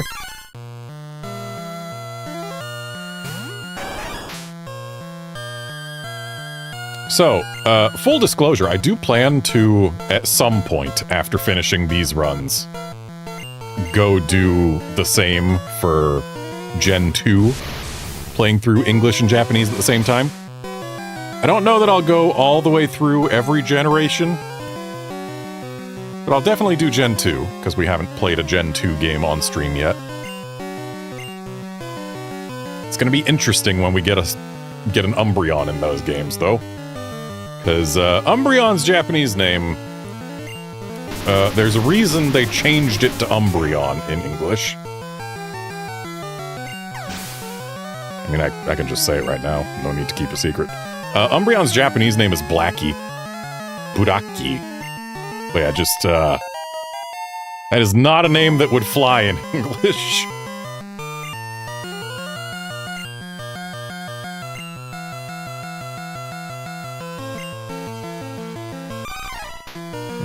Back to the Flareon. And then we will swap to our birds, which, you know what? If he doesn't want to take the KOs on the birds, I'll let him go down. The birds will attack if given the opportunity. Right bird is not getting the opportunity, and left bird is.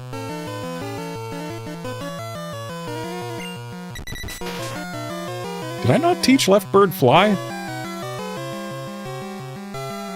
It only had 3 moves, and none of them was fly. I'm gonna need to pull my HM02 back out of the PC on the left. But anyway, Kadabras. They can handle Primeapes, no problem.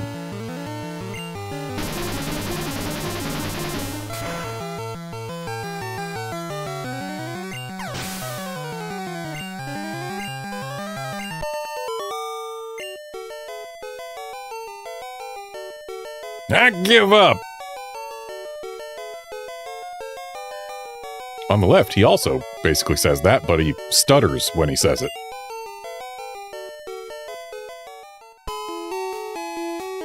Let's go get our bird fixed up so that we have another bird to sacrifice for the leader of this dojo.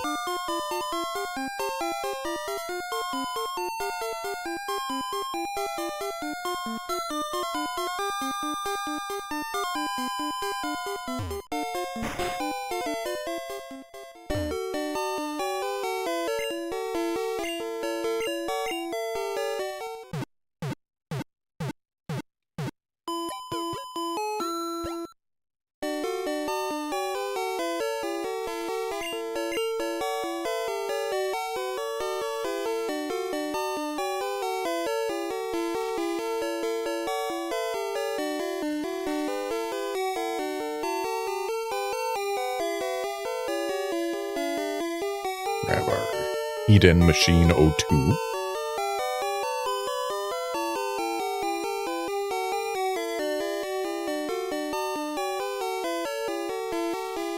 Teach it to Dodo.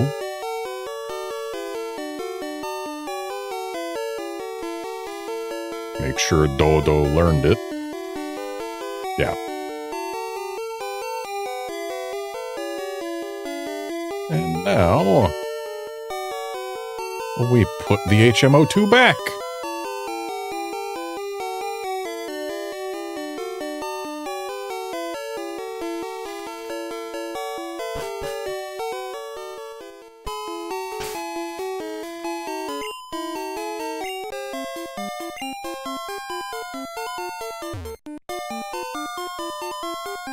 Yeah, Outlander, the localizations do get more accurate over time, and also they get access to a lot more space to put English text in later games, which lets them be a lot more accurate.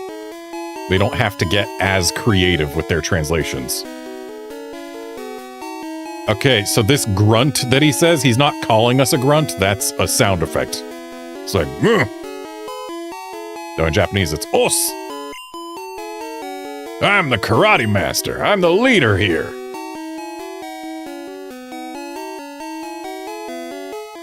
Or in Japanese, he is this fighting dojo's great karate grand king. You wish to challenge us? Japanese, are you here to... You're here to crush our dojo, huh? Then I won't show you any mercy. Ah, yep, expect no mercy on both sides. Fwa! Or in Japanese, Poria! Yeah, even in modern Pokemon games, there's still some differences between the languages that would be fascinating. But yeah, Gen 1 and Gen 2 are the only games that I haven't played any games from on stream before. I think a case could be made for also doing Black 2 and White 2. But like, yeah, Gen 1 and Gen 2 are the ones that I definitely plan to do this for. Anyway, that Hitmonlee there, on the left, his more distant hand is much too small. Like, I get that foreshortening and perspective are things, but like, that hand is way too small. And also, the Hitmonlee looks kind of cross-eyed on the left. But at least we get a good idea of the whole silhouette of his body. Whereas, like, the Hitmonlee on the right, because the foot crosses his body, we're losing a lot of his silhouette. And because his forward arm is, like, directly forward, we have no idea what his arms actually look like in their totality. Like, how they connect to the body, how long they generally are. There's a lot we can't get from the sprite on the right. I'm not saying the sprite on the left is that much better. It's not. But, like, neither one of these is a good sprite. Though, making the foot that big on the Hitmonlee in blue at least better sells the foreshortening and the perspective of things. Yeah, neither one's a good sprite. But I'll tell you, they're both much better than the sprite we're going to see for Hitmonchan in Pokémon Green. That one is an infamously bad sprite. Oh, that's what move left Doduo hasn't learned. It hasn't learned Growl yet. I guess Doduo learns Growl at a level later than 18. And we have been rolling kicked. Oh, also, Hitmonlee's Japanese name is Sawamura. So, left Doduo actually got to use Fly, and missed! Good job, left Doduo! Also, I don't know what move it's using, but left Hitmonlee keeps on using a move that in Japanese is called Yoga Pose.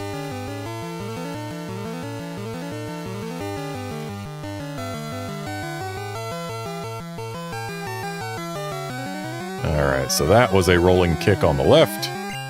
We are out of birds. But that is all according to Keikaku.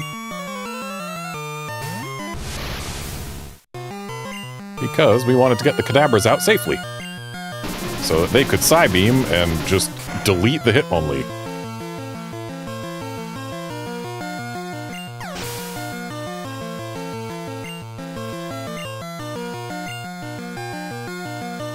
I hope you're ready to see a Togekiss watching over a Doduo that is squatting down.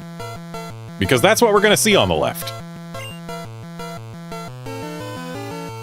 Ah, yoga poses meditate. Makes sense, I suppose. And we are going to swap to our booster and our Flareon for the XP. So yeah, on the right, that Hitmonchan, he's like a guy who's throwing a punch. On the left, apparently he's got spindly little noodle arms and spindly little noodle legs. And I guess you could say he's throwing a punch directly at the camera instead of at his opponent. But like, yeah, in the modern era, that's Togekiss watching over a crouching Doduo that is facing away from the camera.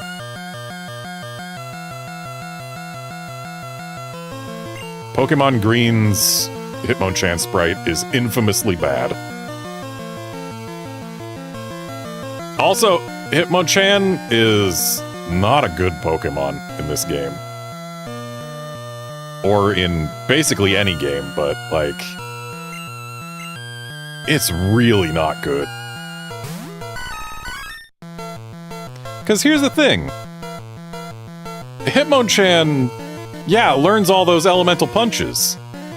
So it can hit a lot of things for super effective damage. Its special stat is 30.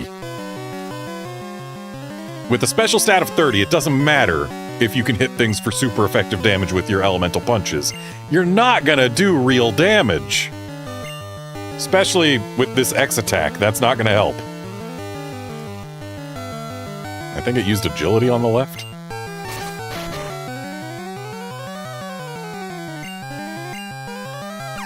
Yeah, it used agility on the left. But yeah, I mean, look, it's hitting me with a super effective fire punch, and it's doing a third of my health.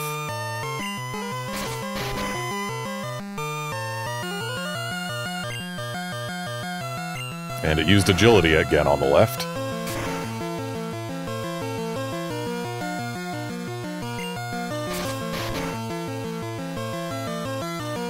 And now we are in I want my plant to go down mode, so we're gonna just spam growth.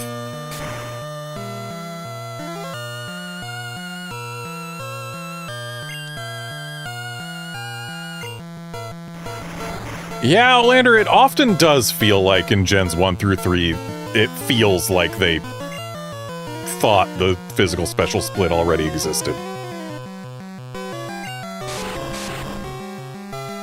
And the one on the left just finished us off with Renzoku Punchy, which, that's like repeated punches or combo punch. I don't know what that is. Is that Comet Punch? Maybe. Point is, whoop, I sent out the wrong Pokemon with that sprite.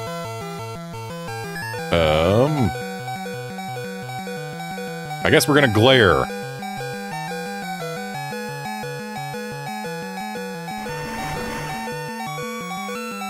So I do want this Nidoking to go down. Oh yeah, Fire Punch the ground type, sure. I mean, if you get a burn at least, that'll do damage over time.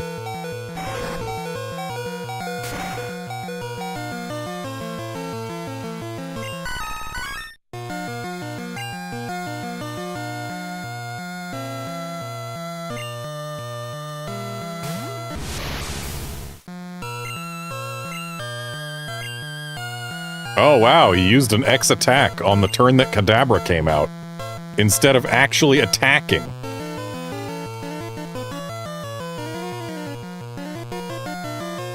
And yeah, Guard, the fact that Alakazam does really good special punches in Gen 2 is very silly. Dude used another X attack on the left. I believe that's the second one he's used over there. Be nice if he actually used an attack with it. But no, he used an X attack and he's still using Fire Punch. You know, a move that doesn't do more damage when you use an X attack.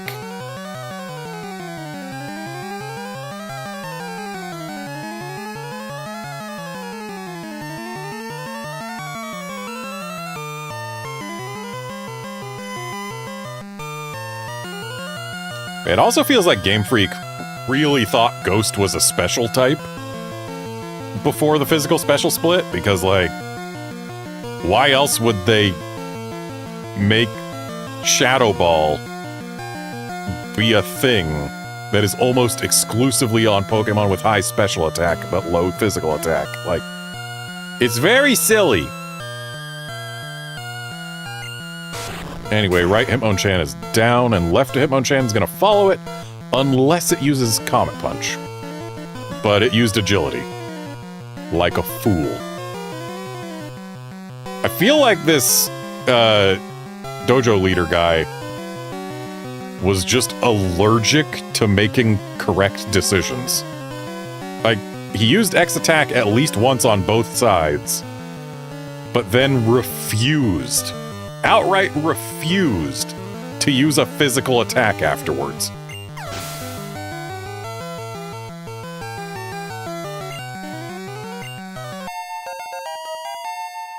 And now my Flareon knows Quick Attack.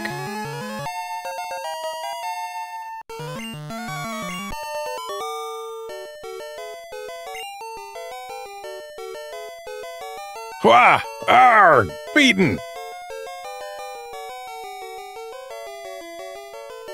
Yeah, pretty much. Indeed I have lost. But I beseech you, do not take our emblem as your trophy.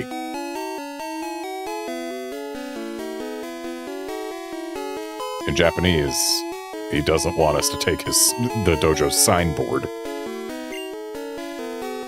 In return, I will give you a prized fighting Pokemon.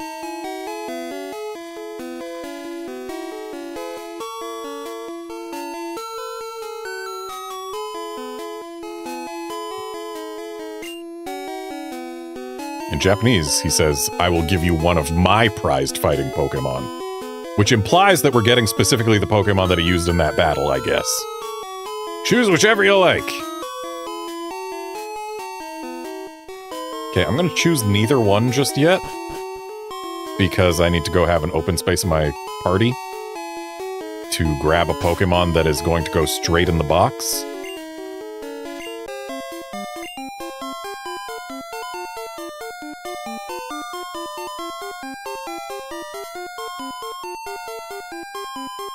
And, like, it's an easy choice. Hitmonlee is so far and away the better Pokemon. Because Hitmonchan, yeah, it's got the deeper moveset, but it doesn't have the stats to use it.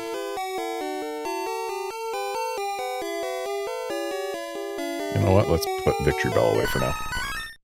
We'll have to pull it back out because it's our cutter. But it can live in the box for now. Until we put away our Hitmonlees.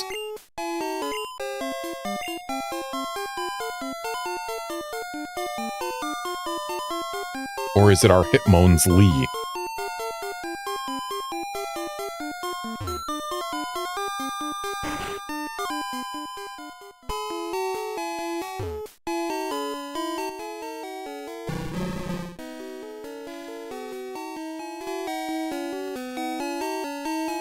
You want the hard-kicking Hitmonlee?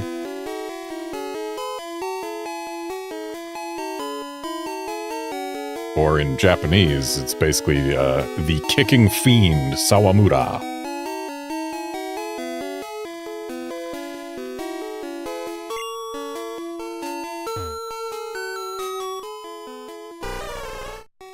Hitmonchan, the punching Pokemon, or Ebiwara, the punch Pokemon. You want the piston-punching Hitmonchan?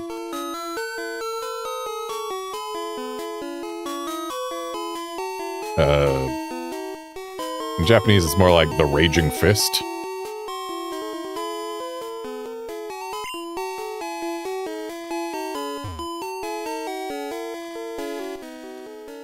So yeah, we're gonna take the kicking/kick Pokemon.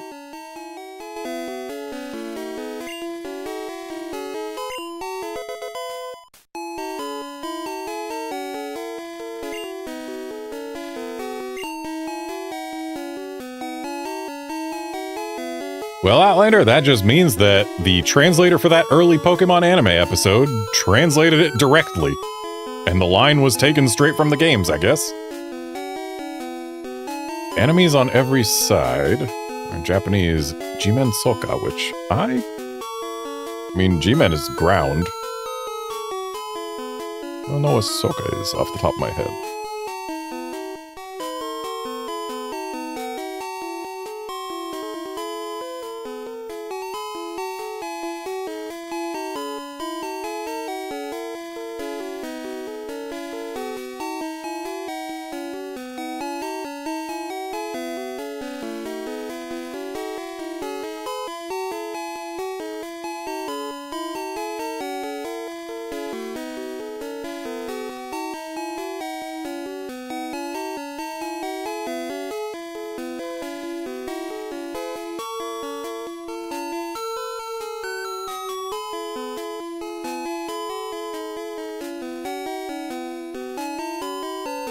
Yeah, I guess it's basically just like take them down or something like that. I'm not sure. A little bit more research, I might be able to find it out, but I'm not gonna spend the time doing that on stream. Besides, it's just one of those dojo aphorisms. Oh, we've talked to this guy before. That reminds me. Talking to him doesn't remind me. Being over here reminds me. I skipped, like, all the trainers on this route so that I could use them for XP later. Now is later. But also now is a little bit too late. Let's fly back to Celadon. On our fainted bird. Oh, right, they make you go through the routes with the up and down buttons, and it's annoying.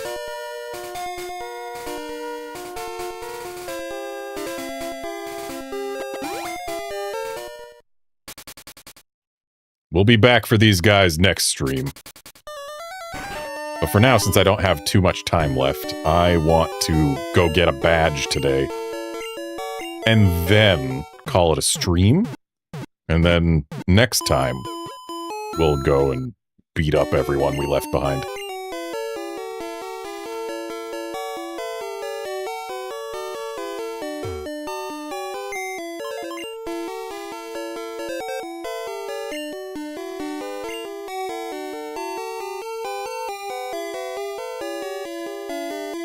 Goodbye, Hitmonlee and Sawamura.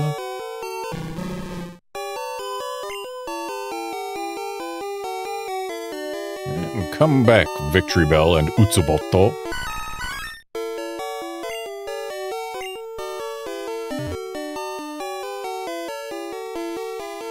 I wish our Flareon knew a fire move. But it doesn't. When is it going to learn one?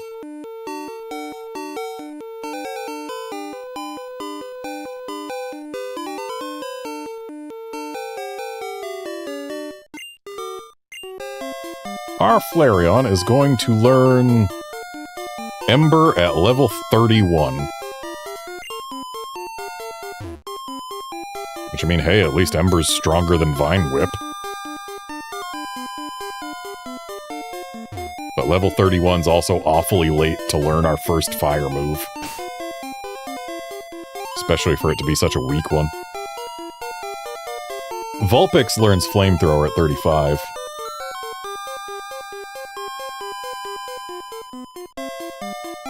Which makes it actually the earliest any Pokemon learns Flamethrower in this game. And apparently our Victory Bell is still fainted, but whatever. It's not gonna matter, we're not gonna use it in this battle.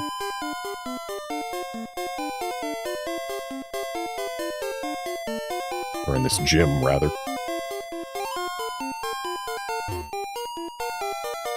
Hehe, this gym is great, it's full of women.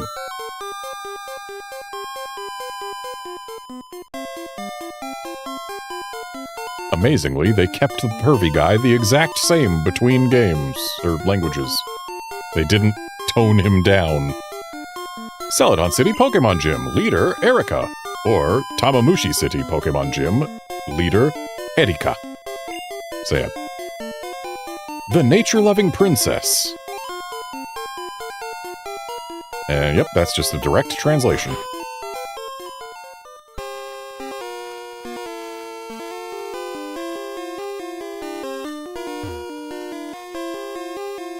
Hey! Or in Japanese, Ah, a boy! You are not allowed in here. and in Japanese, only girls are allowed in here. They take away almost all of the gendered references and character dialogue in the English for this game. It's fascinating.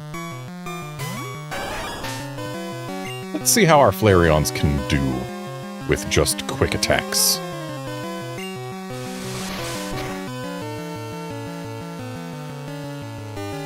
Nice crit, left Flareon. And right Flareon's paralyzed, so not gonna be sticking it out with Flareons after this Bellsprout.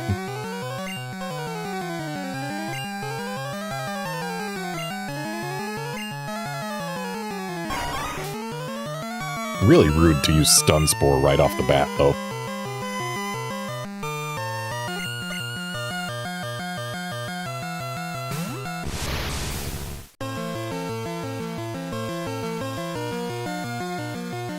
And we got Stun Spored on the left.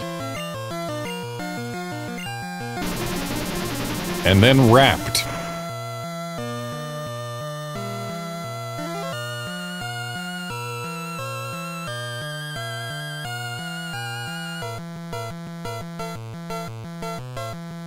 and then wrapped again on the turn we got freed. Because you can just do that forever if you've paralyzed your opponent. Just repeatedly use wrap, because you're going to be faster than them. So I guess we need it to either choose a different move or to miss. And it wrapped us again on the turn that we got out. Again. Even crit us with the wrap.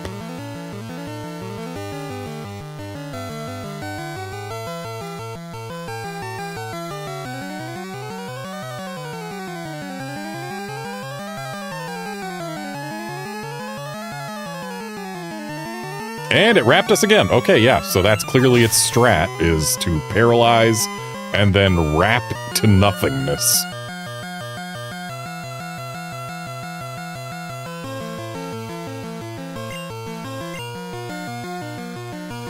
Oh, it just used sleep powder.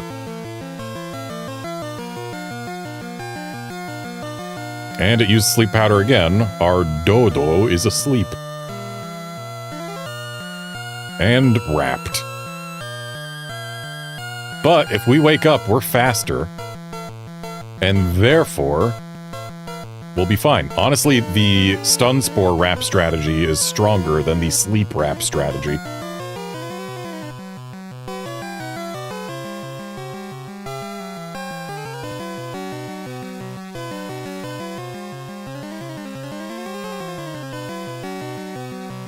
Though sleep wrap does have the advantage of wrap turns not letting our Pokemon wake up. But you know what? Booster's just gonna get more XP now.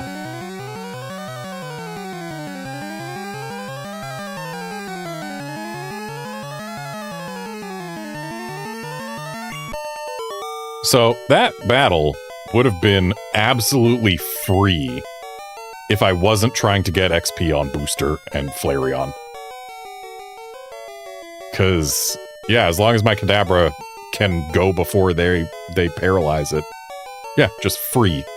You're too rough.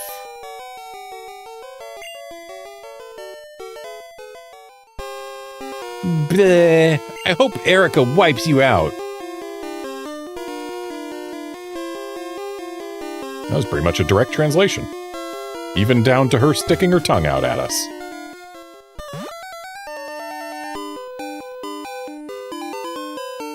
Yeah, time to get the party fixed up because we got kind of ruined.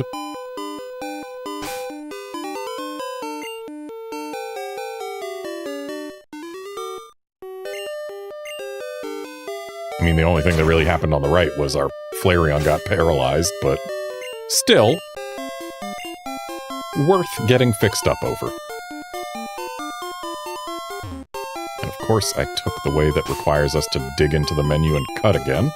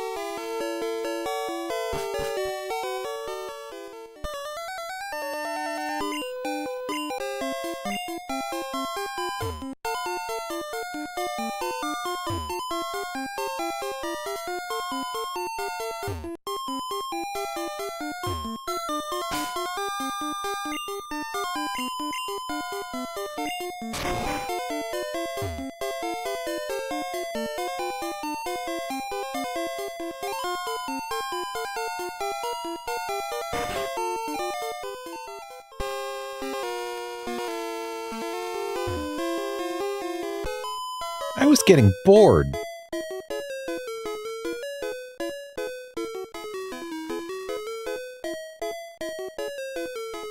In Japanese, she says that it's all girls here, so I was getting bored. So I guess this girl was looking for a man. Ah, a beauty. Or in Japanese, the trainer class's name, Adult Woman.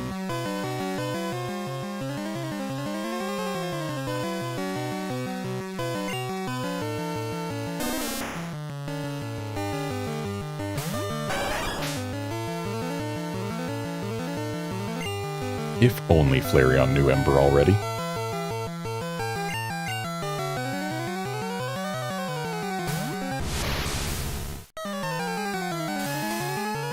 And the sleep powder landed on the right. That is not ideal.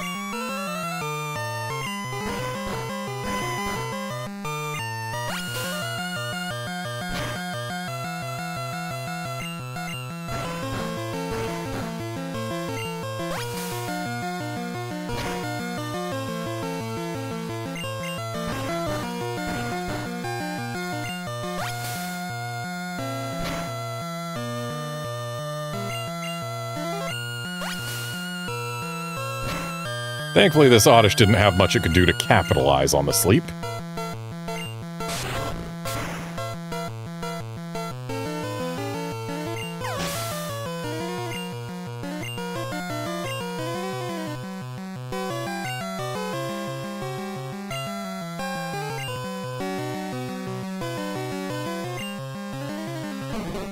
Flareon and Booster can probably handle a Bellsprout as long as they don't get paralyzed. And then repeatedly paralyzed and wrapped.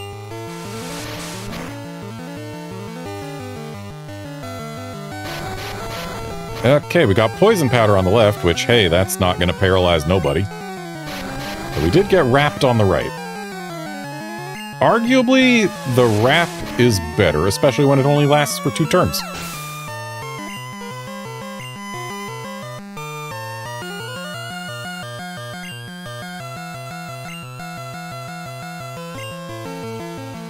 There's Oddish. We can probably take an Oddish.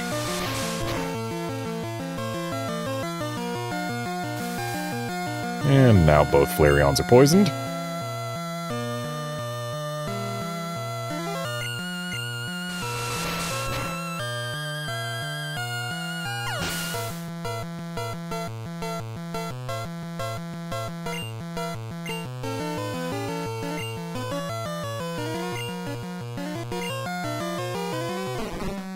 Good news is, when we're poisoned, we can't be paralyzed. Nice crit on the left. Nice wrap miss on the right.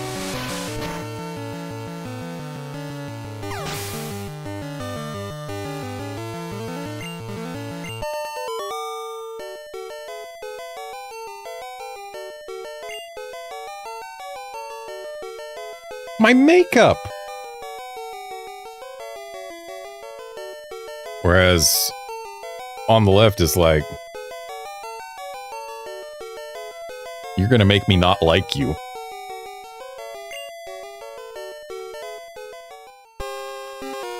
Grass-type Pokemon are tough against the water-type.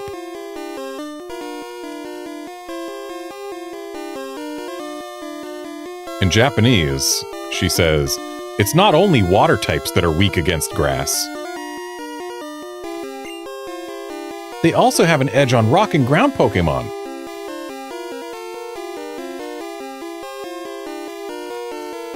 And in Japanese, we can also stomp the ground and rock types flat.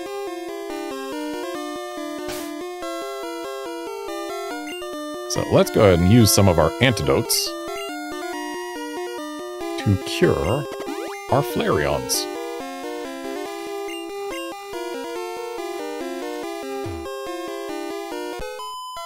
Aren't you the Peeping Tom? I don't believe you need to capitalize Tom in Peeping Tom. And asking, aren't you the Peeping Tom, when he's clearly still looking in the window right now. If you look over at the window, you'll see that old man. And in Japanese, it's not, aren't you the Peeping Tom, it's, hey, aren't you the guy who was peeping into here earlier?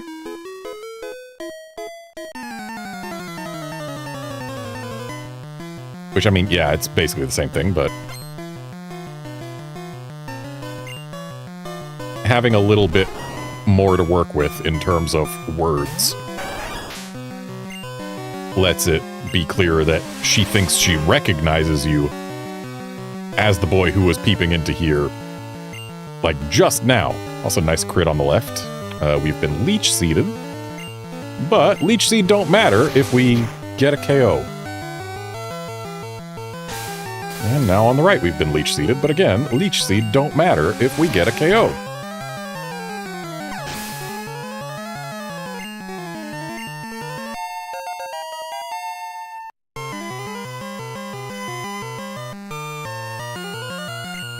And Ivysaur coming out now. We will not change Pokemon because Ivysaur is good XP, but then we will change Pokemon because Kadabra's going to have an easier time.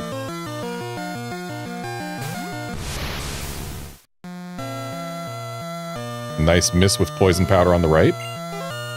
We've been crit with, I believe, a Vine Whip on the left, but that's fine. We can probably get away with just Confusion because Kadabra has very high special.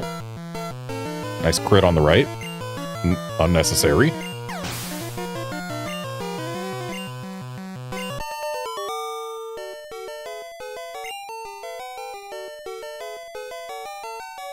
I'm in shock.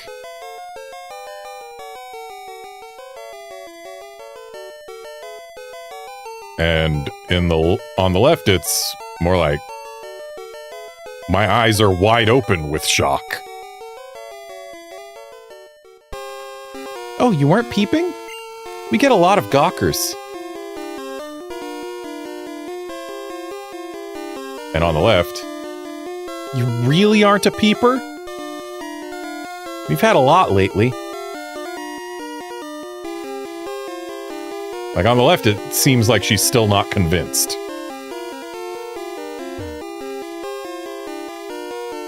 Look at my grass Pokemon. Whereas in Japanese, hey look, this is my Pokemon. They're so easy to raise. And now, in Japanese, raising grass types is really easy.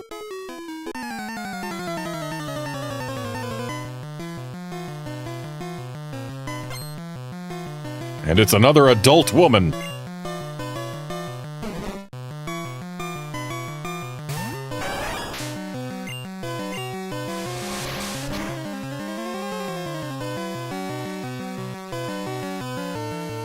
And both Bellsprouts used Wrap, but only one landed it.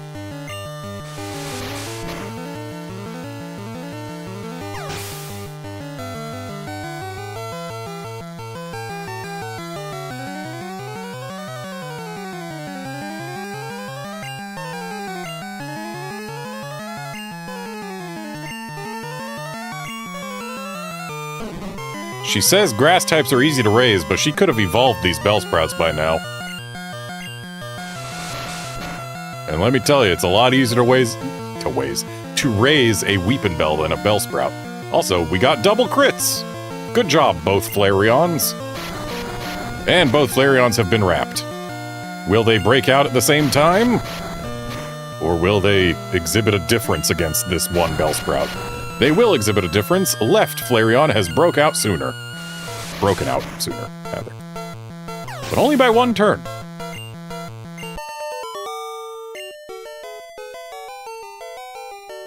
No!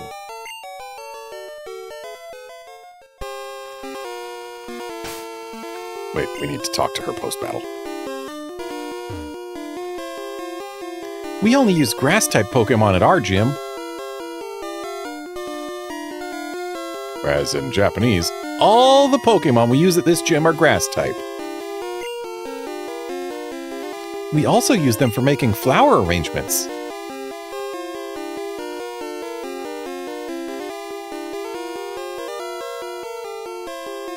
Whereas in Japanese, after all, this gym is for more than just Pokemon, it's also for flower arranging.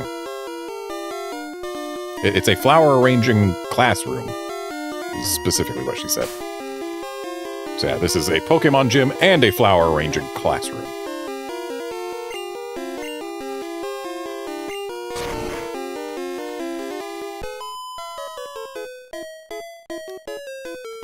Pleased to meet you. My hobby is Pokemon training.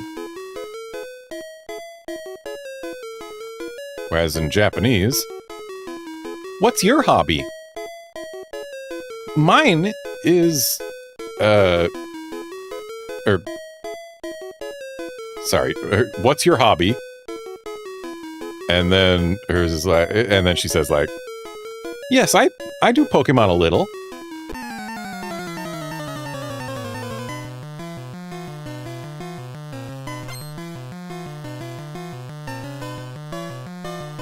The bottom left execute there. I'm pretty sure I've seen that exact face on One Punch Man before.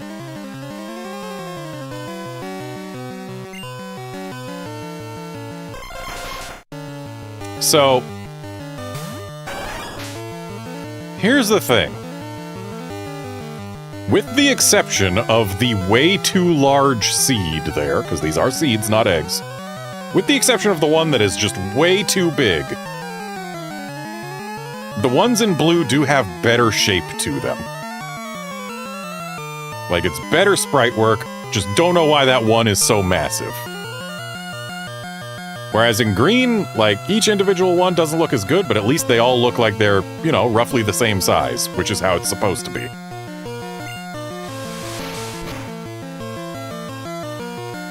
Also, Execute is one of the few Pokemon that gets dithering shading in Pokemon Blue, which is especially interesting because it looks like in Pokemon Green they do not have dithering shading. That is very rare. Usually we see more dithering in Pokemon Green. And now with Flareon being asleep, it is time to swap Pokemon. Execute being Grass Psychic? Is it Psychic already? Does it have to evolve to get the Psychic type? Either way, we're gonna use birds. Okay, we've got a Reflect on the left, which means that Bird is going to be less effective than it otherwise would be.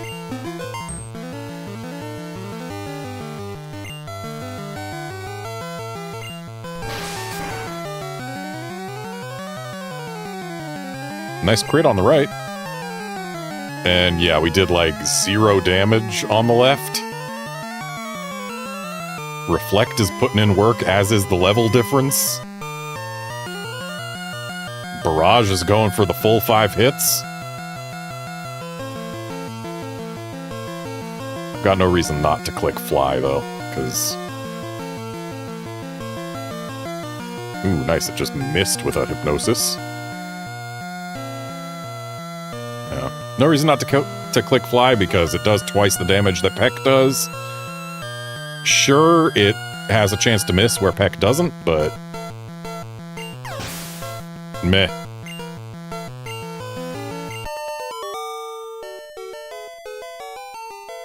We only take 1 hit instead of 2 when we use Fly.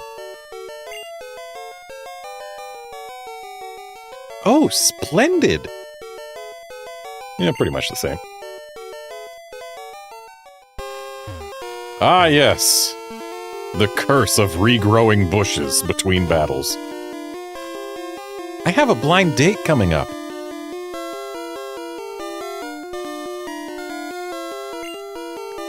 I have to learn to be polite. So... in Japanese, she's got it coming up specifically next week.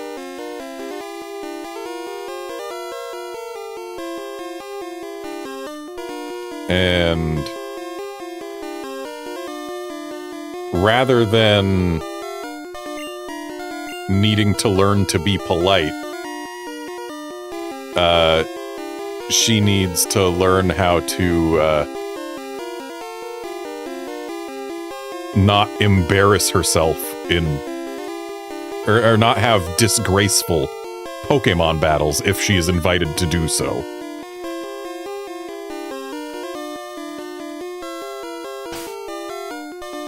I don't have any awakenings, do I? Which means I guess right Flareon is going to stay asleep. Yeah, I don't have any awakenings. Can I get out from the bottom without being accosted? No, I cannot. Welcome to Celadon Gym. Or welcome to Tamamushi Gym. You better not underestimate girl power.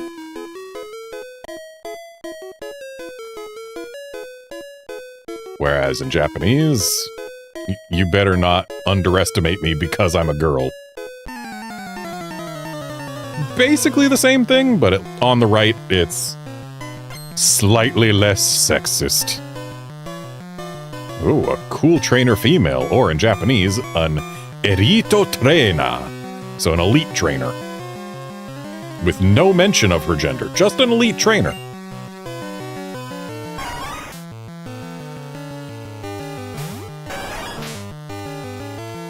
Alright, let's swap to our birds.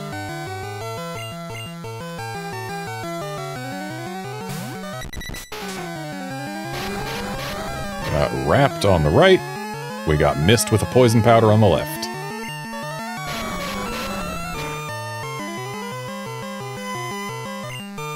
And on the left, they tried poison powder again. And now they have wrapped us on the left. Meanwhile, Wrap continues on the right, but now it has ended. And Wrap has ended on the left. Looks like a Peck should get rid of that Weeping Bell. And it sure did. And we've landed that fly on the right. As long as we don't get... Oh.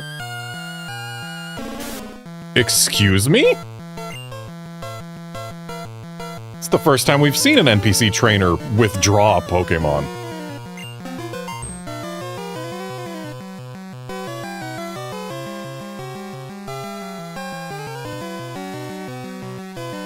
I did not pay attention to what they were going to send out on the left. But we'll send out Flareon first anyway. Ah, they sent out Gloom. So, Gloom's Japanese name, Kusaihana, literally just means smelly flower. And sprite-wise, the flower part is way too small for the body. And, like, it looks sleepy.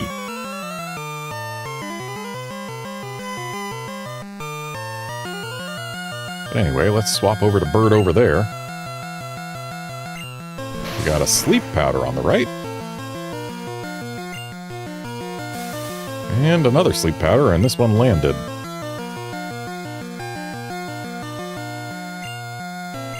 Nice instant wake up. Got a Mist sleep powder on the left, because fly. And then we got a Stun Spore, which did not miss because it's Stun Spore. Thankfully, the Gloom doesn't have too much it can use to take advantage of that, but it still managed to get us with that Absorb, okay. Well, Doduo's down on the left, but we've still got Booster in it.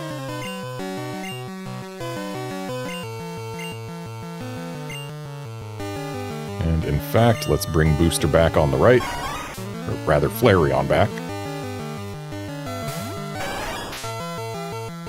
Which I know Flareon's asleep, but still. I want Flareon to get some XP here. Ooh, she just used a Hyper Potion. I don't like that. She does not want to leave her Weeping Bell in front of our Doduo. But the left one left hers in front of our Doduo. I guess our Doduo is a higher level on the right, so maybe she's more scared.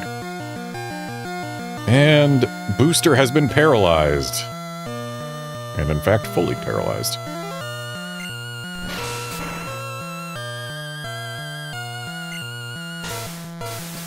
And there's a Leech Seed, but that's not going to matter because this Peck will get rid of the Ivysaur. Okay, I think I'm going to have to swap to Yungera to get rid of this Kusaihana. But not through that sleep powder, I'm not going to. Need Yungera to wake up. And I'm not going to press A again because on the right the battle is over, and I don't want the battle music to stop until we're out of battle.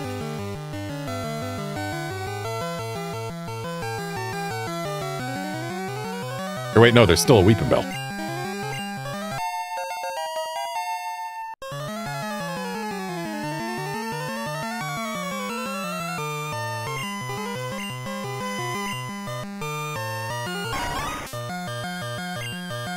Yeah, I don't know why that Weepin' Bell got withdrawn so often when left Weepin' Bell stuck around.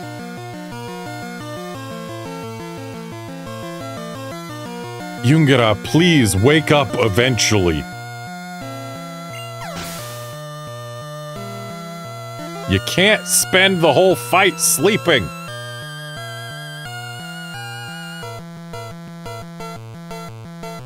There, woke up. And since the gloom did not decide to put us back to sleep immediately, we get to use a move which should one-shot it.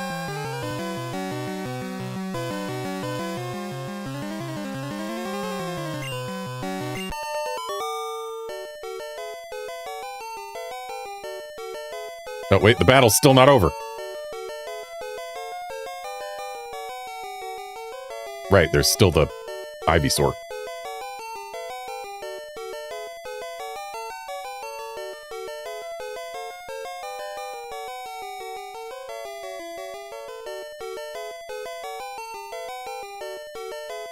I would say that Ivysaur tried to use poison powder on a paralyzed Flareon, except I know for a fact that it didn't choose its move until after I sent my Kadabra out, because the AI cheats in these games. It only chooses its move when it's time to use a move, rather than when it's the start of the turn. So in English we've got, oh, beaten! And in Japanese it's more like, you're good!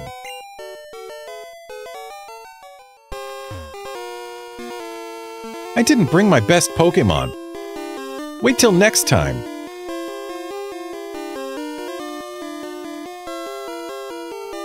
In Japanese, it's I didn't bring my strong Pokemon today. Next time we battle, I'm not gonna lose.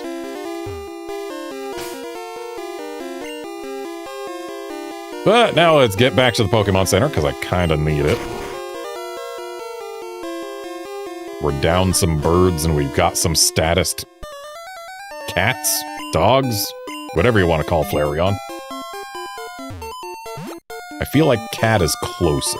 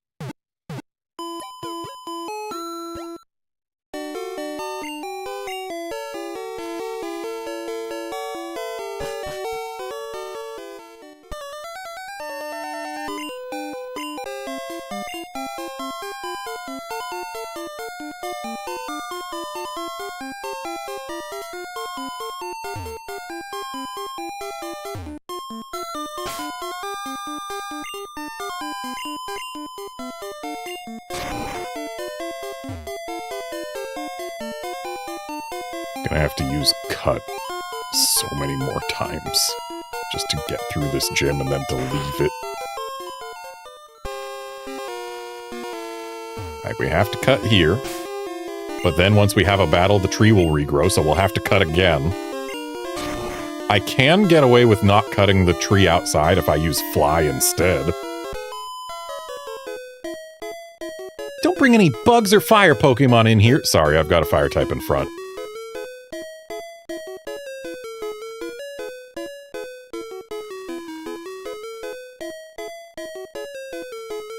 In Japanese, it's, hey, I hate bug and fire type Pokemon. Don't bring them in here. In English, she doesn't say that she hates them, but in Japanese, she does.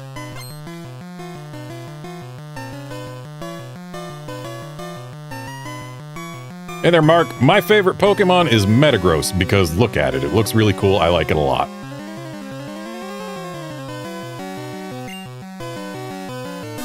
Doesn't hurt that it's also a pretty darn good Pokemon. Though, admittedly, it's not as good as it once was. I still love me some Metagross.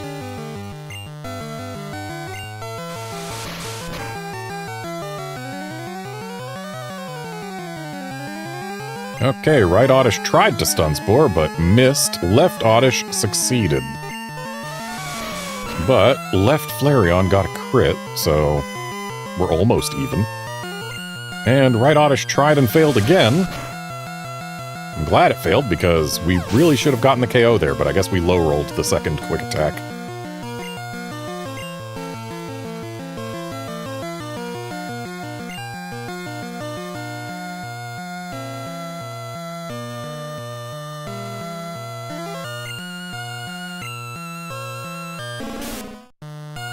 Alright, let's swap to our Kadabras.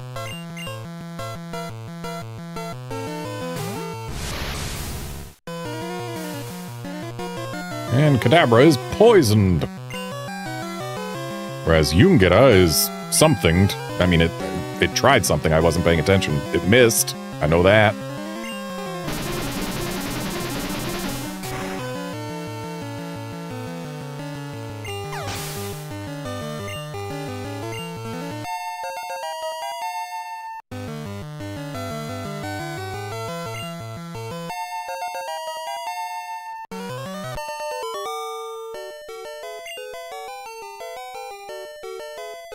Oh, you! And in Japanese, pretty much the same thing.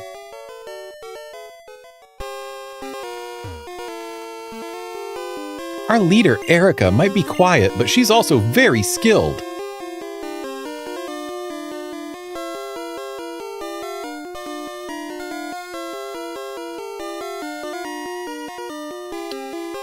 In Japanese, it doesn't say, but she's also very skilled. It says, but she's a famous trainer in these parts. And now let's go to the Pokemon Center one more time because I am not walking around with things that cure statuses. When at this point, I really should be.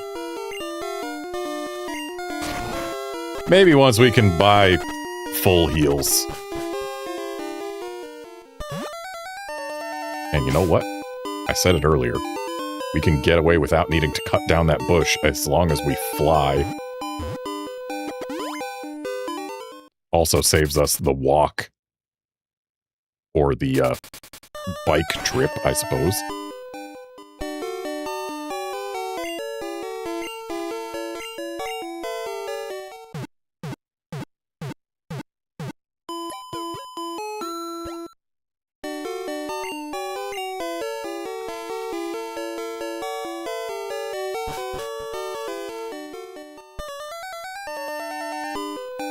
Yeah, had you asked me about my favorite Pokemon in different generations, my answer would have changed a lot.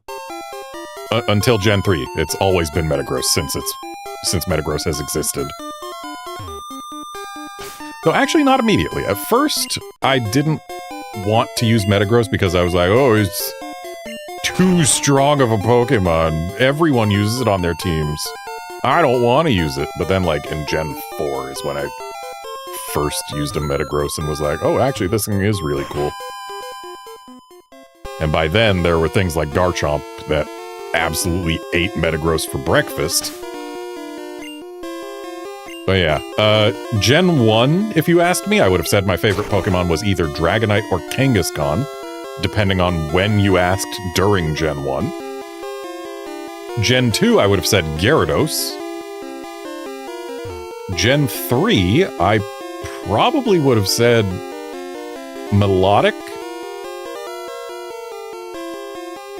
Yeah, probably. And then Gen 4 and onward, if you asked me, I probably would have said Metagross. And now I will say Metagross, because it's Metagross.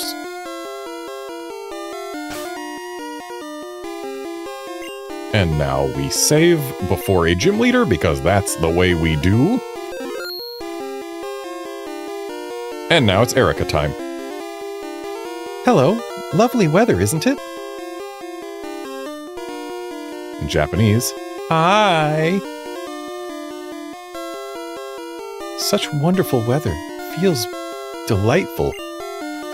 Or it's so pleasant. And then in Japanese, we've got some little sleepy sounds. So in English, we're missing out on the ZZZs that we should be having. we just go straight to the...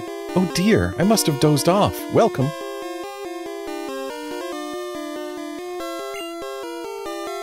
My name is Erica. I am the leader of Celadon Gym. I teach the art of flower arranging.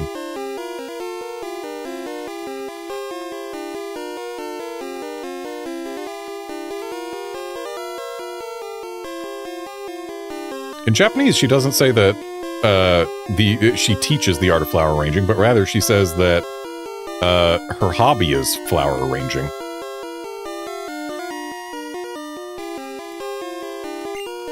My Pokémon are of the grass type. And in Japanese, my Pokémon are all grass type. Oh, I'm sorry, I had no idea that you wished to challenge me.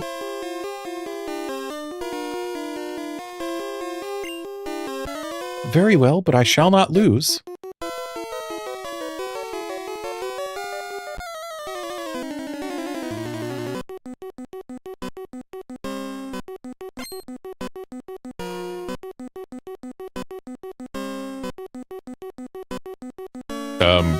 Did the sprite artist not get the memo that she is not the psychic gym leader? That ball should not be levitating. And opening with a victory bell. So I think what I'm going to do here is I'm going to go through the birds to Kadabras.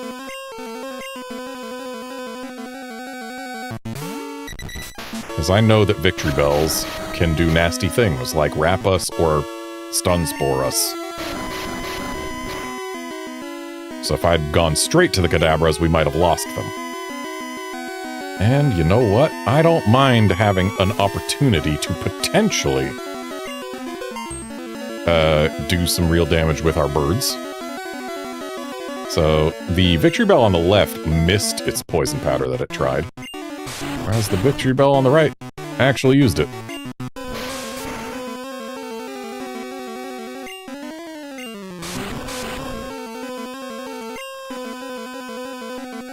A peck might do it from this range, but then again it might not. Doesn't matter, we don't get the chance to even choose what to do on the right, because we have been wrapped. And right bird might never get the chance to do anything else again.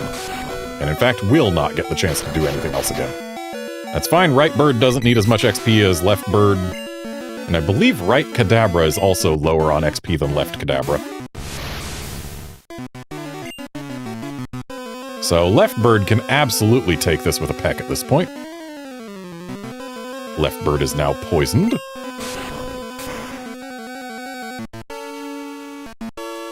Okay, left bird could not take it with a peck at that point. And left bird is now wrapped. And is not going to survive this wrap and poison combo. Not gonna happen. Zero chance. Okay, left bird doesn't get the XP either. That is the wrong Pokemon with that shape. That is not the first time I've done that. I should not have my Kadabra and my Nidoking right next to each other in the party. I really shouldn't. But whatever, we'll put some XP on Nidoking, even though Nidoking doesn't need it. It's going to be kicked out of the party before too long. Okay, so now let's swap over to Booster. Ah, Monjara.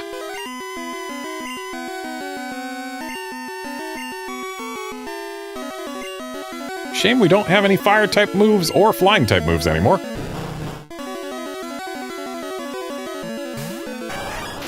So left Tangela is looking at his opponent, right Tangela is looking at the player. I do like how right Tangela looks like he's going somewhere. And like, he looks like he's got more vines to him. Left Tangela looks like he doesn't really have as many. And like, they're less tamed. But anyway, for this Tangela, let's send in the turtles. I know Wartortle is weak to grass. That's kind of the point. This is just getting us a safer switch into Kadabra. Because I'm pretty sure Kadabra is still my best option for Tangalas. And in the meantime, we'll bite when we can, because, hey, why not? Right, Tangela, like, doesn't get grass moves until way too high of level. But then again, the level at which Pokemon learn moves clearly hasn't been an object. Considering that at level, like, 20-something, or maybe 30-something, I think it was level 32, our rival's Gyarados already knew Hydro Pump, which it doesn't learn until, like, the 50s. It knew it way too early, I'll tell you that much. So clearly the level at which a Pokemon learns moves is not something they care about in this game, and I guess our Wartortles handled the Tangalas. And we got Vileplumes. We are going to once again swap to our Flareons for the XP. So, Vileplume and Rafflesia, so just Vileplume's Japanese name is just the English word Rafflesia, which is the type of flower it's based on. The body looks a lot more square, and also it looks like the head has to be way taller for things to be at the angle they're at, and for the flower to start that high up. It just, perspective-wise, Japanese, or green Vileplume, it's really, really tall and square. Anyway, we're swapping to the Wartortles again.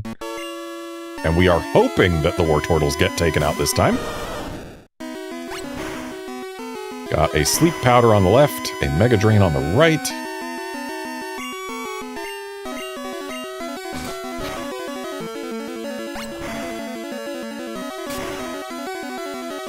Mega Drain's base power is 40, by the way. Only reason it's doing so much is because Vileplume's got pretty decent stats. Also, it's using Petal Dance on the left, which is a bit dangerous to our Kadabra. Oh, nice. We got a Flinch on the right. And there's Petal Dance on the right. So that is absolutely going to take out our Wartortle. But it will let us bring in Kadabra, who should outspeed these flowers and instantly destroy them with Psybeam.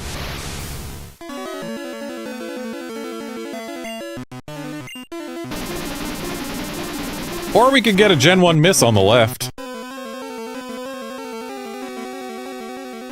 It's a 100% accuracy move, but just whiffed it. And then we got crit with Petal Dance for the audacity of missing. But anyway, we've now beaten Erica.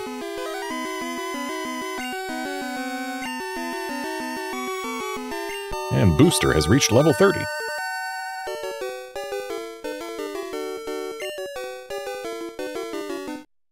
Oh, I concede defeat. You are remarkably strong.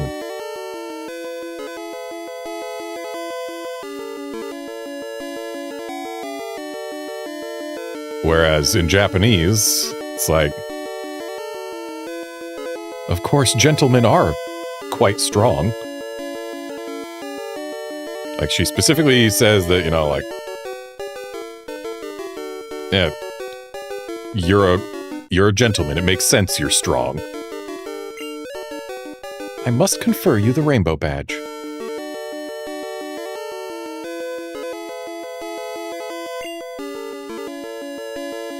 And the Rainbow Badge is the one badge that keeps its name between languages.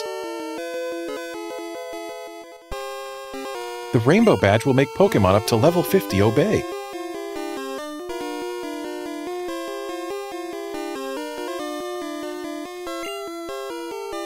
It also allows Pokémon to use strength in and out of battle.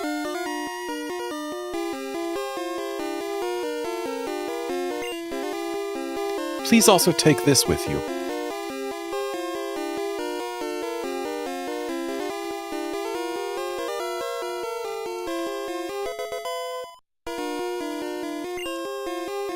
TM21 contains Mega Drain, which is a move that keeps its name between languages. Mega Drain. Half the damage it inflicts is drained to heal your Pokémon. Shame it only inflicts base 40 power worth of damage.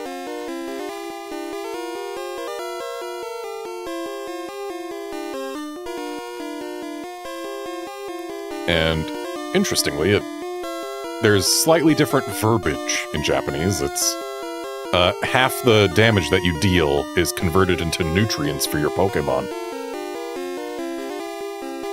And then she adds that it's a wonderful move. You are cataloging Pokémon? I must say I'm impressed.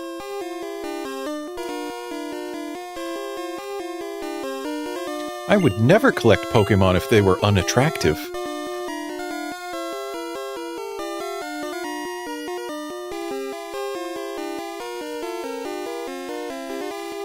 In Japanese, she says that she would only want beautiful Pokémon.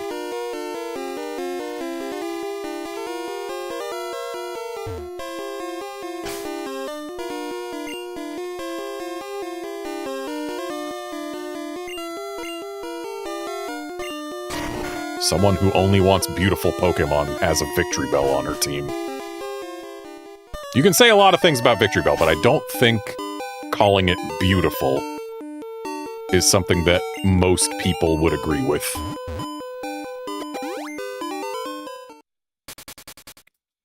Flying out to avoid using Cut one more time. And then we are going to heal up at this Pokemon Center and call it a stream.